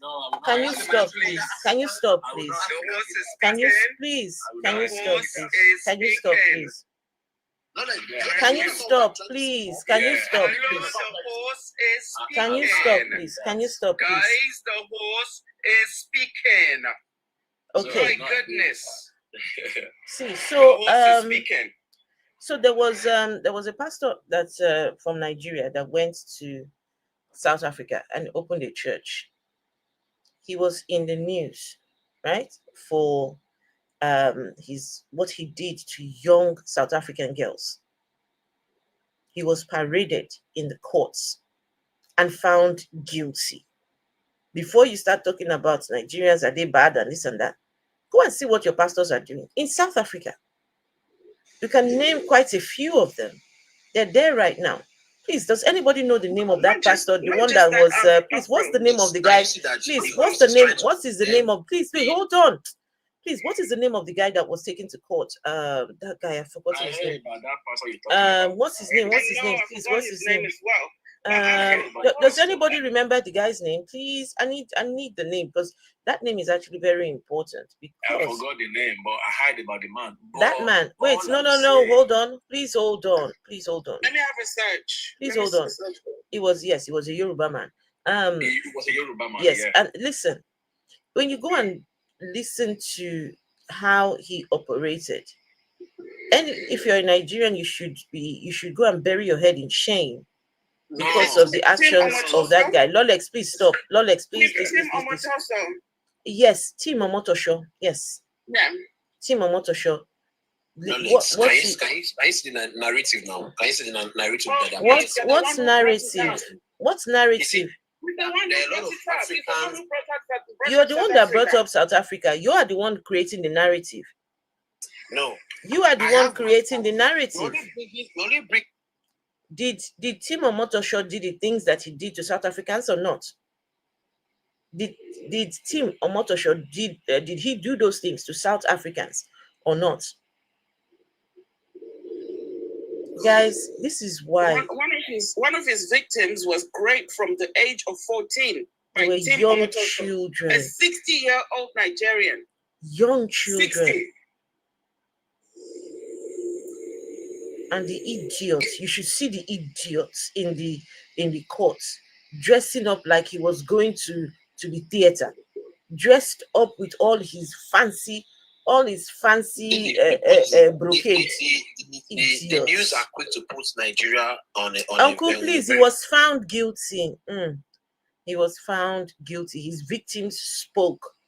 It went on for several days. It's obvious this was an Igbo woman. She's not even Igbo. I'm not Igbo. I don't care where you're from. Wait, what is this? This Tyler. This Tyler is a really. You know what, Tyler? Okay, Tyler. You know what? Tyler. All right, go on, and I'm going to give you a minute to get whatever is your offense, whatever is bothering you. Oh yeah, go on, I want to hear it. 60 seconds. Who the hell is this one that is talking? For God's sake. It is me, your mother. No, Vessel, please. Tyler, go on. What is the thing that is paining you? Go on and say it, please. I'm not pained concerning what you guys are doing. You understand? I'm not pained about you putting Tobi on your whatever board. Can you tell us what exactly is the problem? I'm only concerned with the fact that you all people. Do you mean that, okay, now, for example, now, you understand, for what we've read so far, are Nigerian pastors in Kenya, are Nigerian pastors overfloating South Africans, and Nigerian pastors corrupting all African pastors? So do you mean that Nigerian pastors are the more corrupted pastors in Africa? Do you understand? There are pastors all over the world who are actually worse and very bad. Yeah, for example, now there's a Kenyan pastor who did deliver well. I was watching it live on YouTube. He told the women to pull off their clothes that he wants to do deliverance for them. A Ghanaian pastor was actually beating the members naked. When you guys are talking about scamming and corruption, we're talking about people using Christianity and that. Time is up. Okay, so can I just say this? If you are concerned, Tyler, about if you are concerned, Tyler, if you are concerned, Tyler, if you are concerned about the pastors from these other places, Tyler, if you are concerned about the pastors from these other places, go and set up a live stream and talk about them. We will talk about the Nigerian pastors. I want to let you know that the narrative we will talk about. We're not putting up a narrative at all. And embracing other African countries to say that Nigeria. Yes. What are you gonna do about it? What are you gonna do about it? I think Rolex now understand the narrative you're trying to put there. Tyler and Lolex, both of you are bad people if you cannot call out bad pastors. Shame on both of you then. Shame on both of you. So Nigeria, shame on both of you. That's what you want to do. Shame on both of you. Oh, Nigerian pastors are the only pastors that apply. Shame on both of you. Yes, okay, Nigerian pastors are. Please, guys, don't answer his question, because, guys, we were talking about. We were talking about Tobi. He's the one that's come here to come and talk about all Nigerian pastors. Nobody's helping you to fight all Nigerian pastors. I asked you, this other man that was here, can you see, guys? Name one good one. One. Did you see how hard he could not even name one good one? These people cannot name one good one. Bolade was a good pastor. Who be that? Papalola was a good pastor to the Lord. No, he was not. Of God that came out of Nigeria. No, they were not. They were not good. They were not good. You understand? They were not good. Bishop Idahosa was a good bishop. My goodness. Oh my gosh. Oh my goodness. With all these fake names you mentioned, you understand? They've all made names. Yeah, keep naming scammers, Tyler. They are only Tyler, you just named some scammers, Tyler. They will never be ahead of Nigeria. Even if you are scamming, even if you are bad. Tyler, you just named some scammers, sir. You just prove our point. You just named some scammers. I'm very sorry, but you just prove our point. You just proved the point. You just proved the point, sir. You just proved the point, sir. Sir, you just proved the point. That's it. Thank you. Idahosa was the biggest scammer of them all. Babalola, one of the biggest scammers of them all. All the names that they have mentioned, anyone that is selling you a god in exchange for money is a thief and a scammer. They're scamming you. Especially a god no one has seen or no one can prove. Idahosa was one of the worst ones out there. Idahosa was one of the ones. And guys, you see why this religion thing in our part of the world is going to take a while for this thing for us to get to where we the place of critical thinking. These men, can you imagine men coming to come and fight for grown men? Grown men, people's fathers, people's uncles, people's brothers, come here to come and fight for their defend their own relatives like that. It's crazy. It's absolutely crazy. It's just The other one came up and he started off well as well. That's the other one. I mean, I was listening to him and I was agreeing with most of what he was saying. But you must understand, these people are Christians as well. They still cherubim and seraphim. That's one. It's a cult. Where they go wear. It's a cult. Where they go wear white garments. They go wear shoes. Go church. They go say that they enter trance. They do a lot of nonsense. Say that they do trance. Scammers. They wear white, but their hearts are black like nonsense. Cherubim and seraphim. Yeah, and that's like horses and riders. Horses and riders. Do you know? Do you know? Can I tell you guys? I went to. Someone invited me. The only one time that I've been to a cherubim and seraphim church. Yeah. The only one time I went to a cherubim and seraphim church. Only one time, someone invited me in the UK, in Birmingham. Right? I went to the church. They said they were doing something. This couple, they invited me. I went. After the service ended, they brought out tables. They brought out alcohol. The pastor of the church and all the members. Nobody went anywhere. They sat in the church and brought out the alcohol, the food. These people were getting drunk in the church. I had to ask the person, I'm like, what's going on here? He said, yeah, this is our church. This is how we do it here. That, the pastor believes that if you must drink, you drink in the company of everybody else, right? That this is how they do it every Sunday. As soon as the service is done, they bring out the drinks. And no joke, no word of a lie. I was in shock. Cherubim and Seraphim Church. They brought out the alcohol, and listen, it wasn't a small, it wasn't the soft drinks, so the strong, solid Hennessy's, the vodka.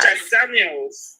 I said the pastor, the pastor sat there with the women, just sat, and they were all having a good time.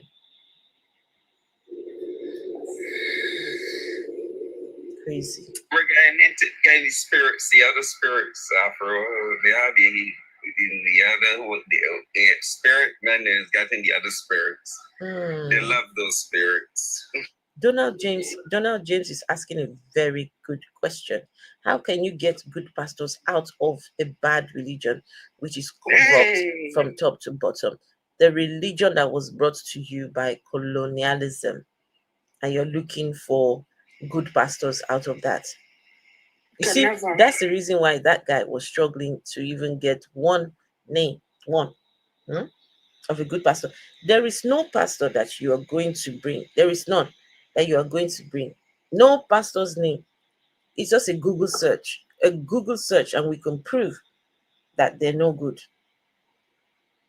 We can prove it, that they're no good. It's time. We need to call out these men and call out all these their goons.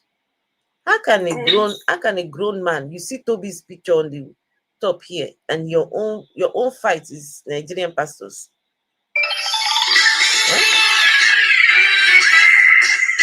Vessel of dishonor. You see Tobi Adegboyega up here, and your own fight is the people we are not talking about.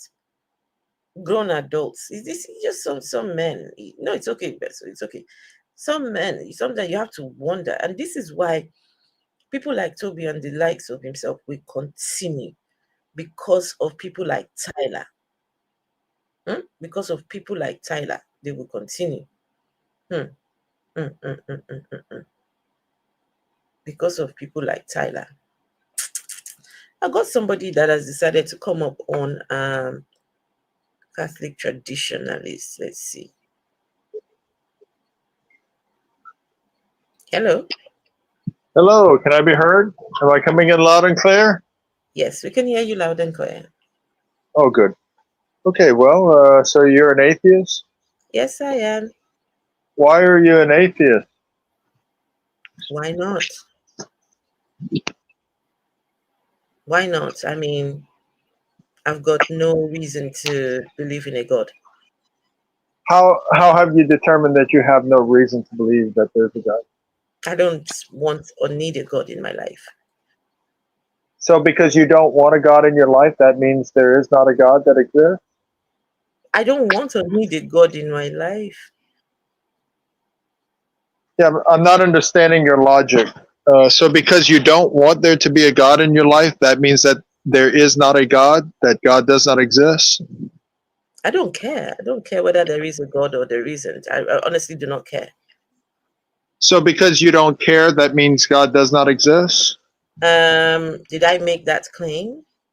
Well, that's what I'm asking. How is it that you've determined that God does not exist? Did I make the claim that God does not exist? Yes, because you just claimed that you're an atheist, and the definition of an atheist is someone who denies the existence of a God or gods. I don't believe in a God. Right, you don't believe in a God. So since you don't believe in a God, you're an atheist. So I'm asking you, how is it that you've determined that there is no God? I don't care about the God. I didn't ask you if you care. I asked, how is it that you've determined that God does not exist?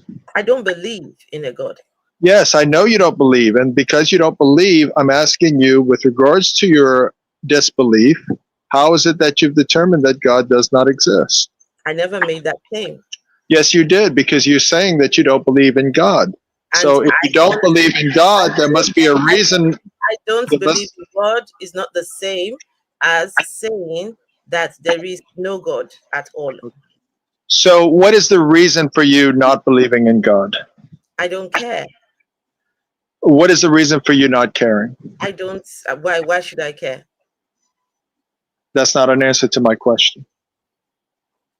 Well, okay. You know what? Let me answer this question, to be honest. So this God was brought by colonialism to my people. We never That's not, asked for. that's not true. Excuse me, can you please let me speak, please? Please let me speak. Which God are you talking about? Wait, hold on. Please let me speak, please. The Christian God, the Christian Bible God. Okay. That one Okay. was brought to my people, forced on my people. We never asked for. Sorry, Afro, the Muslim God as well. Yes, true. But just for the purpose of this conversation, because this person's name is Catholic traditionalist. Uh-huh. So that God was brought to our people. We did not ask for it. We did not tell them they should come and bring their God to us. So nobody should take on the gods of other people. If it's for people from Judea, it's got no business with my part of the world. So no, there was never our God to begin with. Nothing to do with me or my people. So Okay. Are you finished? yes. Okay, so let's say the Christian God doesn't exist, the Muslim God doesn't exist, all religious claims of a God is false.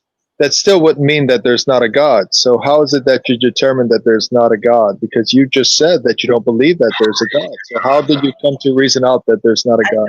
I don't believe in it. Yeah, all you're doing is repeating that you don't believe, but you're not telling me why it is that you don't believe. God accept that a God exists. Did I not just Those tell who this? who don't believe in a God do not accept that a God exists. Which part do you not understand? Yeah, I understand that you don't believe in God. I'm asking you, why is it? What is the reason why you don't believe that God exists? There doesn't need to be a reason to believe that a God exists. That's why you think a God exists. Oh, I see. Okay, so then Hold on, please. Okay. So, okay, if a God exists, which God is it then? Okay, so I would just define God as the being or a mind that is responsible for all that is. And so you're saying that God does not exist. What's its name? What's the name of this God character? Well, I would just refer to the God with regards to not a specific name or anything, but simply a God. I just defined God for you. No, I don't. I don't have to. I don't have to know the name of God.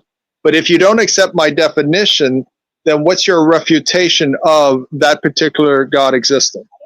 You said that God. You said God. Wait, hold on. You said God is a mind.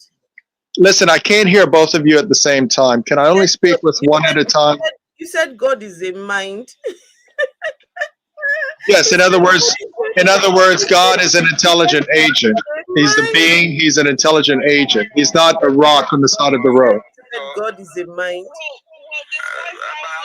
It must be a very useless mind. Listen, I don't know if there's other people that's also in the conversation, but I can't hear you if they're talking over you. You guys can come.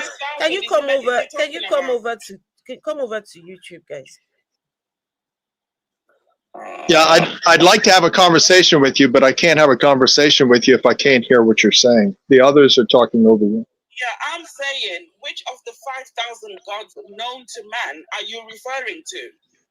Is this someone else that's speaking? I'm streaming on YouTube and TikTok, so you're hearing. Okay. So with regards to the one I was originally speaking to, did you say that with regards to your lack of belief of God, your disbelief of God, that did you say that you? I didn't get my question out. Can I get my question out? You didn't answer my own question. Okay, can I get my question out without being interrupted? No, you didn't answer my question. I wanted to know what was the name. What is the name of your God? Yeah, well, with the name of my God, the God that I believe in is the God with regards to the Catholic faith, whereby he claims to be the great I am. What's his name? Now, with regards to the conversation that we're having, I'm simply defining God as a mind which is the creator of all that is. So what objection do you have with regards to God being a mind, an intelligent agent with regards to all that is? What's the name of the God? I just answered that. I didn't hear you. What's the name of the God? Okay, can you, look, if we're going to have a conversation, you're going to have to mute the others some kind of way, because obviously as I'm speaking, they're talking over me. What's the name of the God? It's the God that allows the Okay. I tell you what, if this is how it's going to go, I can't continue a conversation with you unless you mute the others. Listen, so wait, you said yours is the Catholic God? Do you understand what I just said? I can't continue having a conversation with you unless you mute the others, because I can't hear you. Uncle, please. Uncle, please. Nobody called you to this conversation. You called yourself. You brought yourself here. You understand?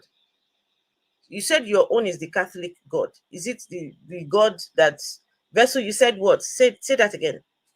It's the God that allows the priests to grape women and children, all the nuns. Yikes! Being raped by those priests. So that's the God that allows that to happen in the Catholic Church. Yikes! And when the priests have been caught raping children, they just get moved to another parish so they can continue to destroy the lives of children.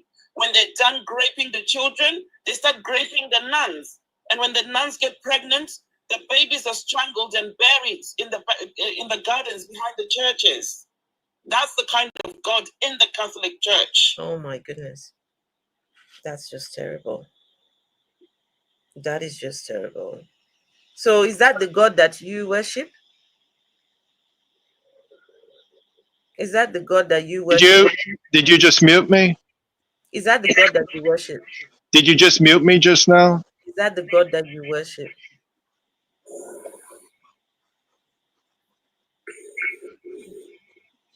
You're not gonna answer my question. Did you just mute me just now as I was speaking?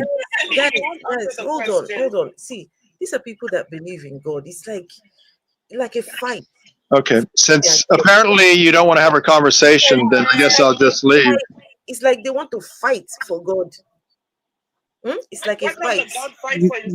Notice everyone in the audience that's viewing this. She doesn't want to have an actual conversation with me. Please go to bed. Good night.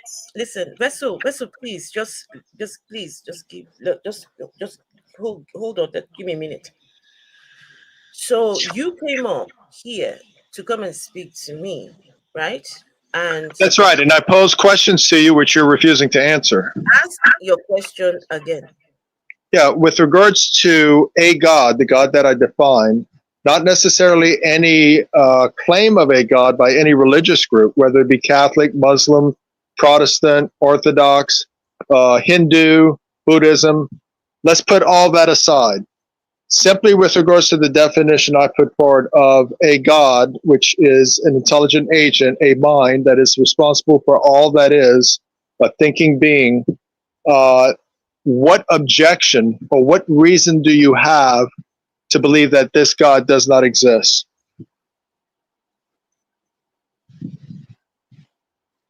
I don't know what you're talking about. Who are you talking about exactly? What is it that you don't understand about my question? Which of the gods? Because I need to know what are the. I just defined the God. I just defined the God more than once for. I need to know what is the attributes of your God. I just gave you the attributes. No, I didn't. You. That's too vague for me. Well, with regards to that generality of a God, do you believe that that specific God, with regards to what I've said so far, does not exist? And if so, why? Sorry, your God idea is too vague for me. What is too vague about an intelligent being that created everything? What is too vague about that? An intelligent being?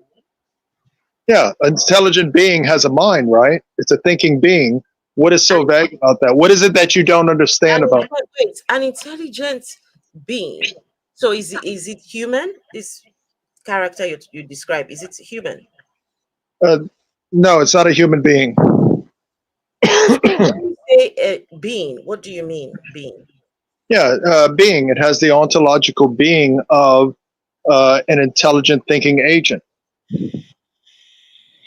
So in other words, it's not a rock on the side of the road. It's an intelligent being, an intelligent being that has thoughts. I'm answering your question. What is it? Well, hold on. I'm answering your question. Why are you interrupting me and talking over me as I'm answering your question? It is not human. What is it?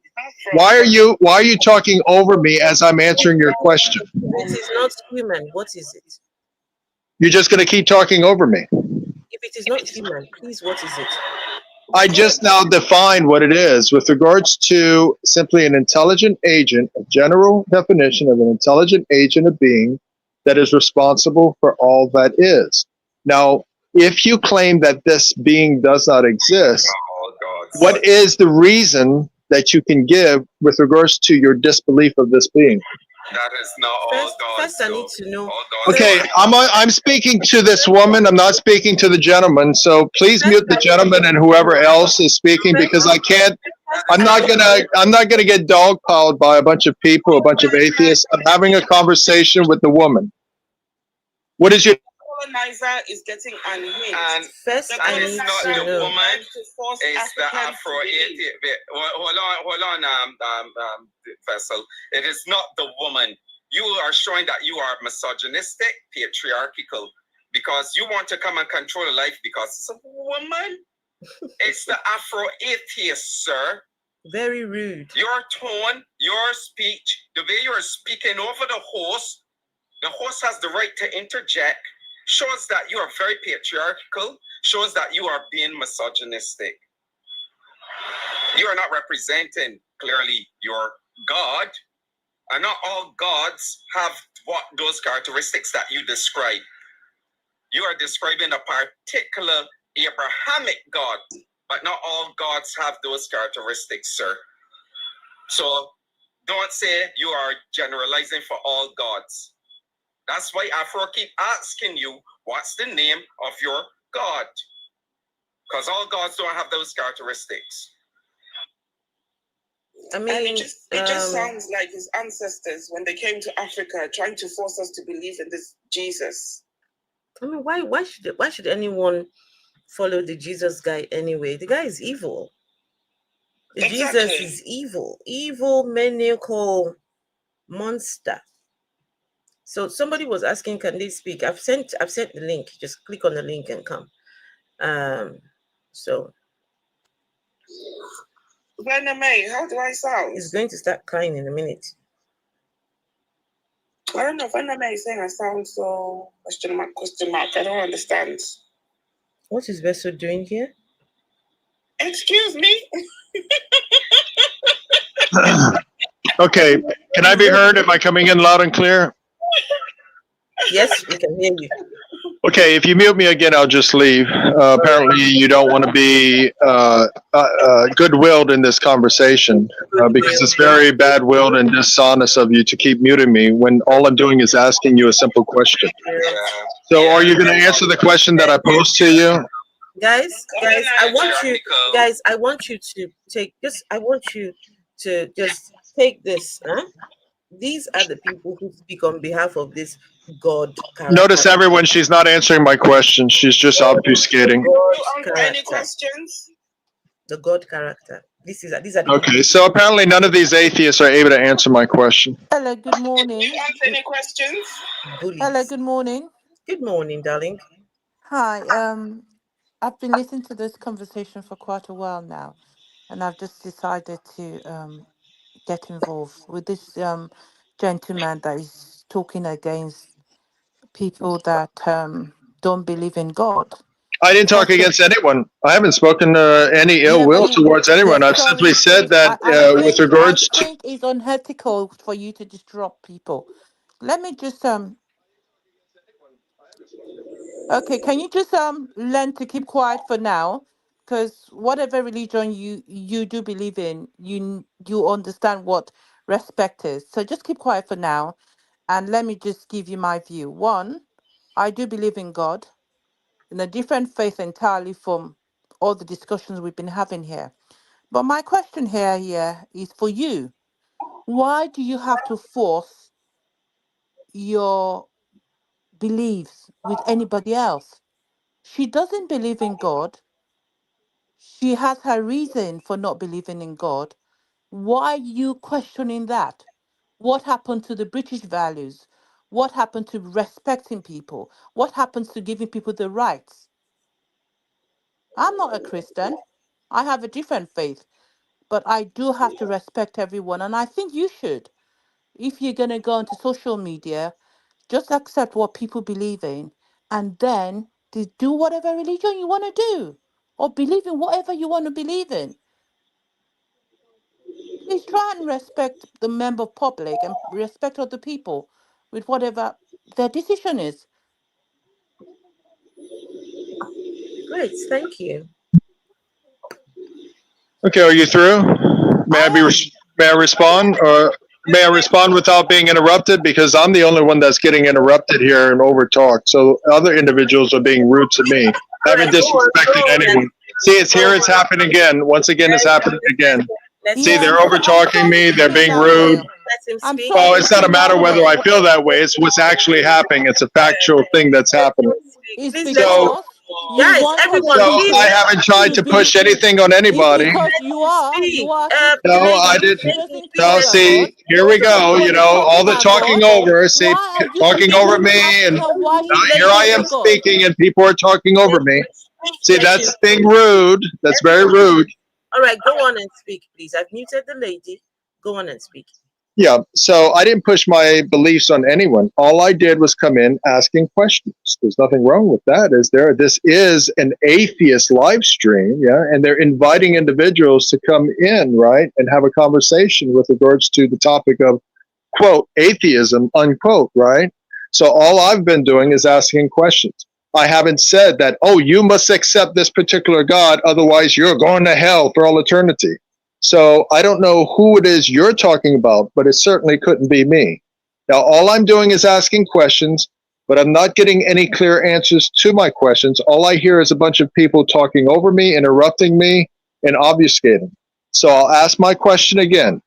With regards to disbelief in the God that I defined, here it goes again. People are talking over me and interrupting.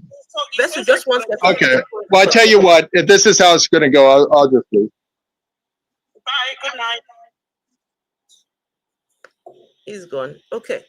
Fantastic. So we weren't even talking about atheism.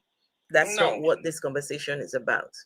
And guys, just in case you don't know, that clown is prolific. That one. He's always looking for a place to go and find some relevance. Because he is not relevant. I do know, well, I've seen him in a couple of places, and he is that's what you get with these apologetics for that religion, the one that he is speaking on behalf of, right? Just looking for atheists and let's go and debate those. Listen, even if we were to have a dialogue with that guy, I'm telling you, it's about scoring, points. I beat that atheist and I trashed that one. Hey, I won and I won. They're not here in good faith. They're not here in good faith to have a good faith conversation. Not at all. You heard him. Look at the clown. Speaking on behalf of his Catholic nonsense. Yikes. Catholic nonsense. Sorry, Yeah, it's lady, I just had to mute it's, you because I wanted him to speak, but it's just someone said it, male Karen. Yes. yes, he is. He's just a Male religion Karen. phobia person. He's just a religion phobia person, and he just wants to force his ideas and his way of life onto other people.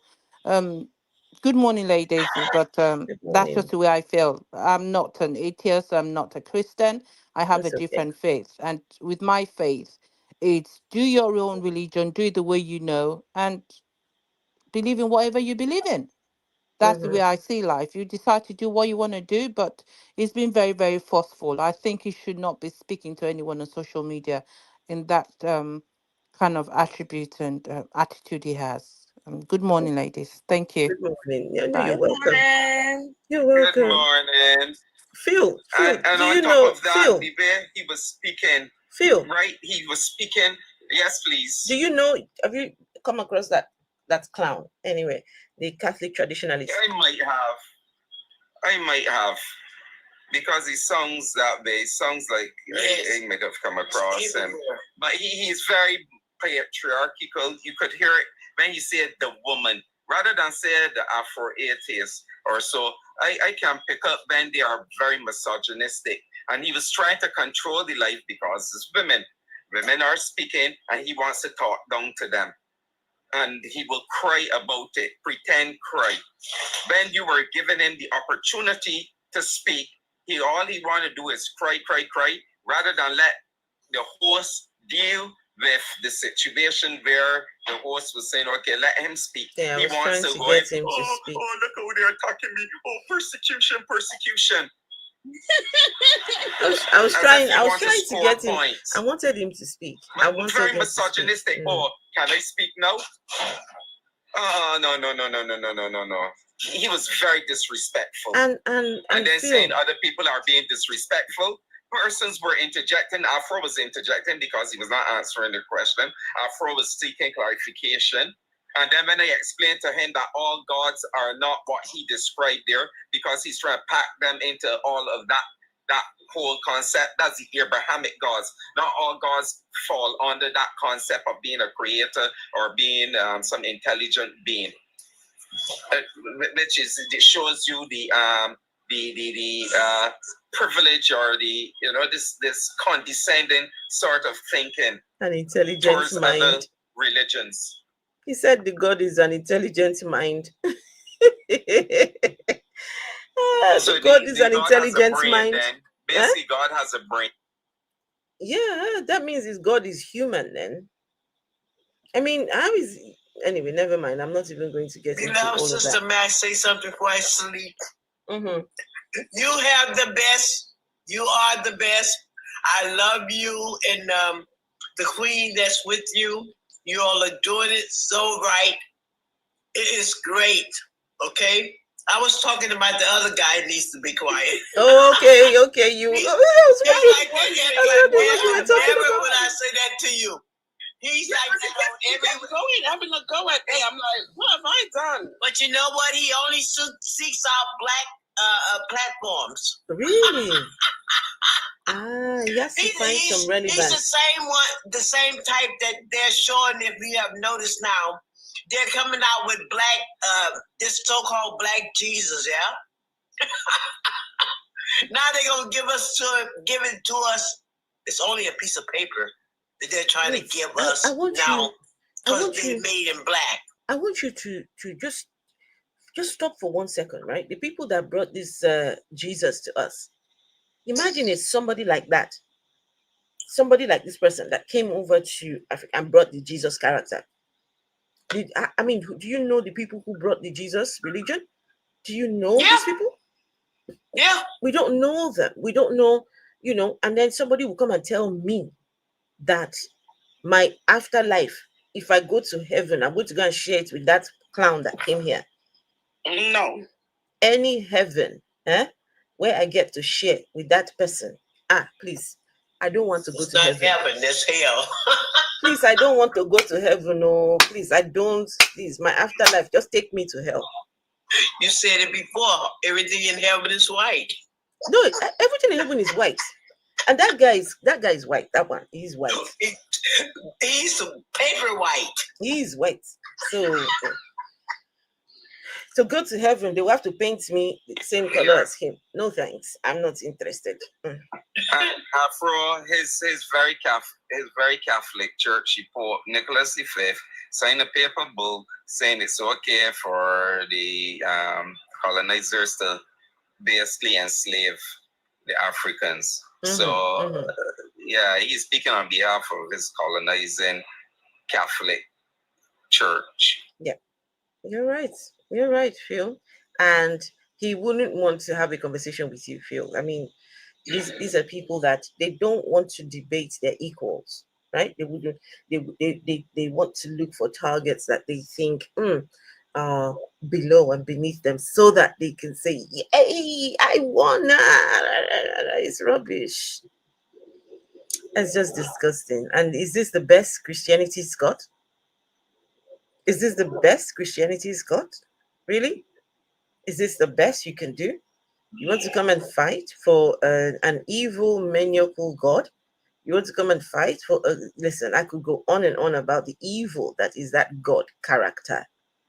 But never mind. Me, I'm tired. And I want to go get some rest. But tomorrow I'll be back again, speaking against your God. And we will kick your God out of Africa. We will kick him out. Your God did not belong there. They should never have brought Jesus or his father or the ghost or whatever. They should just they should have kept them in that place there and never brought them. It's disgusting. And I'll be back tomorrow, dishonoring this God. Look at this one. May Satan forgive you too. Betty George. It sounds Betty, like you're very lost. Betty, may Satan forgive you. May Lucifer come to your room tonight and come and forgive you. Hey, very hard. May Lucifer come and forgive you tonight. Very hard. May Lucifer forgive you very hard. Mm-hmm. One thing I realized, Afro, about these people that want to come up and talk about God forgive you, God this, they are the worst hypocrites. If we go into Betty's life right now, we're going to see all the sins she's committing there. Betty George cannot even follow all the rules in that Bible. Betty George has not read. Not even an excellent she has not read. She has not read the Bible. She's never read it. Betty George is not even a good Christian, but she's up here saying, "May God forgive." Has the God even forgiven you? You who is talking, has he forgiven you? Betty George, where they do fornication last week. Last week? This morning. This morning, okay. And then tomorrow they're going to a different fornication with a different person. After that, they go come out belly. And then come and tell us, "May God forgive you." I beg you. Don't let us change this live stream to your own. No. You become the topic of the live stream. Betty, Satan loves you too. Satan loves you, Betty. Satan loves you. And over. Satan wants to give you some love. The love of Satan is beautiful. And Satan will come tonight, Betty, and come and give you a nice big hug. Make sure you're lying down on your tummy, okay? When you go to sleep, sleep on your stomach. So that Satan can come and give you a very big hug. Show you how much he loves you. Anyway, people, listen. This God, no. It's okay to not believe in God. It's okay. And for the believers in God, listen, we are not your problem. We did not send we did not send you to have a belief in God. If you have belief in God, that is on you. If you want to believe in a sky daddy, please keep your sky daddy to yourself. Don't come and tell us, may God forgive you. No, we don't care about your sky daddy. Keep that thing to yourself. We don't come to you and say, oh, may this forgive you. We have not done anything wrong to your sky fairy tale daddy up there. So your God, in fact, it is your God that needs our forgiveness. If I catch your God, if I catch it, if I catch your God, I go beat him. When you catch that God, call me. I go come and help you. I go smacking ash. No, me, I go stamp on his. I go get broom. Where my broom? I want to cut off his kekos. That kekos he used to protect I go Mary. get broom. I go wiping ash for her. Which kind of mumu God go forgive me? You the Chris? Afro, I forgot to tell you. Mumu God. Afro, I forgot to tell you something. Yes, my darling. I want to get a puppy, but I'm not sure what to name it. Should I call it Yahweh or should I call it Jehovah? Elroy. You can call it Elroy. Elroy. No, now it's a puppy. Elroy or El Shaddai. Shaddai? El Shaddai. No. El Shaddai. What do you think? El Shaddai. Holy Ghost. And Adonai. Holy Ghost. Okay. What about Jesus? Call it Jesus. No, if you call it Jesus, Jesus is too. Yeah, when I'm calling the dog Jesus. No, you Jesus, don't. come. No, you don't want to, because if you go anywhere where they're Christians and they start calling, hey, blood of Jesus, that will frighten. It will frighten your dog. It will frighten your dog. Your dog will be afraid when they start saying, "Oh, hallelujah, blood of Jesus." What about Elijah? Elijah, is that a good name for a dog? No, Elijah was not a good person, so no. Which name should I give the dog? Gabriel. Jibril.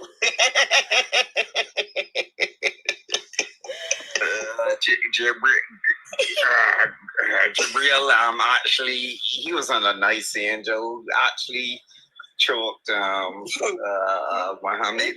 Tell him. No, Ikra. It's not Ikra. Recite. No, I need a good name for the dog, guys. One day said your dog will start a cult. Chineke. Hey, whoa. No, I need. Listen, I'm a vessel of dishonor. So whatever it has to be something that dishonors. They could call the dog woof woof.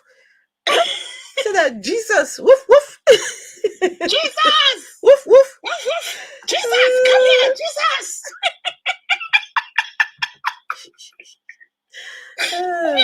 Meanwhile, the Jesus can call people dog. Vessel, if you call it Jesus, you gotta say Jesus. But the guy is come through the village selling ice cream. He said Jesus. Wait, but hold on. What I don't understand is, didn't their Jesus call somebody a dog? Call that woman a dog, right? He called the woman a dog. If you now call your dog Jesus, what if your dog now decides, your dog hears that story now, and the dog now gets upset that you named him that name, that the person that was cursing him was using him as a slur? Faith. No. No, Faith. Faith, no, you don't want to call it a good Faith. name. I want something that when I call the dog, when I go to the park and I'm calling the dog back, they will turn and look. They will be shook and offended and dishonored. Okay, we'll have to think about that. Let's I'll call it Yahweh. We'll think about that. Everyone, please listen. Thank you all so much. Give the stream a thumbs up if you're watching on YouTube. What's a live stream? What is Nebuchadnezzar? Meshach, Shadrach, Abednego. It has to be something to do with Jesus and his papa. Why Jesus and his papa now? And now that's how I want to you just call him Spirit. Call it no Spirit is nice. I like Spirit. Holy. Now call it holy. No, Spirit. I like Spirit. Holy Spirit. Spirit. I like Spirit. They just say Spirit. Arsenal 14 say you should name it Arsenal. Now I want to call it Jesus. I'll be like, Jesus, come here, boy. Come, Jesus. She's obsessed. She's obsessed with Jesus. You go and call him Jesus now. The Christians will come along and say, you can't stay away. I thought you said you're an atheist. Now you're calling your dog Jesus. Calling my dog Jesus. Now you Jesus. Without Christianity, you will not have a name to call your dog. Without Christianity, you will not have a name to call your dog. Meanwhile, they don't know that that person that they are worshiping, his name was not Jesus. So. No, it wasn't. They don't even know his name. They don't know the name that his father. Wait, did Jesus' father name him in heaven before he came down? No, he just called him my son. So the daddy didn't give him a name before he came down? No, his name is my son because he says, "This is my son, whom I am well pleased." So Jesus was nameless in heaven. Yes, and even on earth, they called him Lord, Rabbi. They just gave him titles. So he didn't have a name. So what name did the disciples call him? What name did his mother call him? I don't know. Lord. I think she called him Lord. No, now she can't call her own son Lord now. The disciples called him Sweetheart. No, I'm saying I want to know what was the name that his own mother called him, his father. No, his stepdaddy. What name did the stepdaddy call him? Rascal. At least the stepdaddy is not going to call him Lord too now. You will. After that angel appeared to him and told him, "You must marry Mary."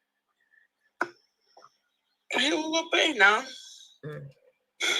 But please, this is a question for the Christians. Can you please tell us what was the name that the mother of Jesus, what did she call her own son? What was the name? What was his name? When she went looking for him in the temple and all these things, what was the name? It definitely wasn't Jesus. It was not. Oh, and also I want to know, did Jesus' daddy give him a name before he came down? There must have been a name. Anyway, guys, thank you all so much. I'm tired.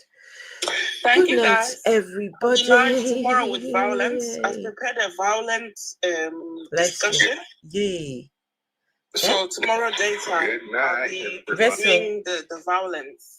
Vessel, you have to do it with violence. Yes, that guy that came up, he's inspired me to do a live stream on the Catholic Church, and I'll be doing it tomorrow. Yes, nice. She's going to do the stream violently. Violently.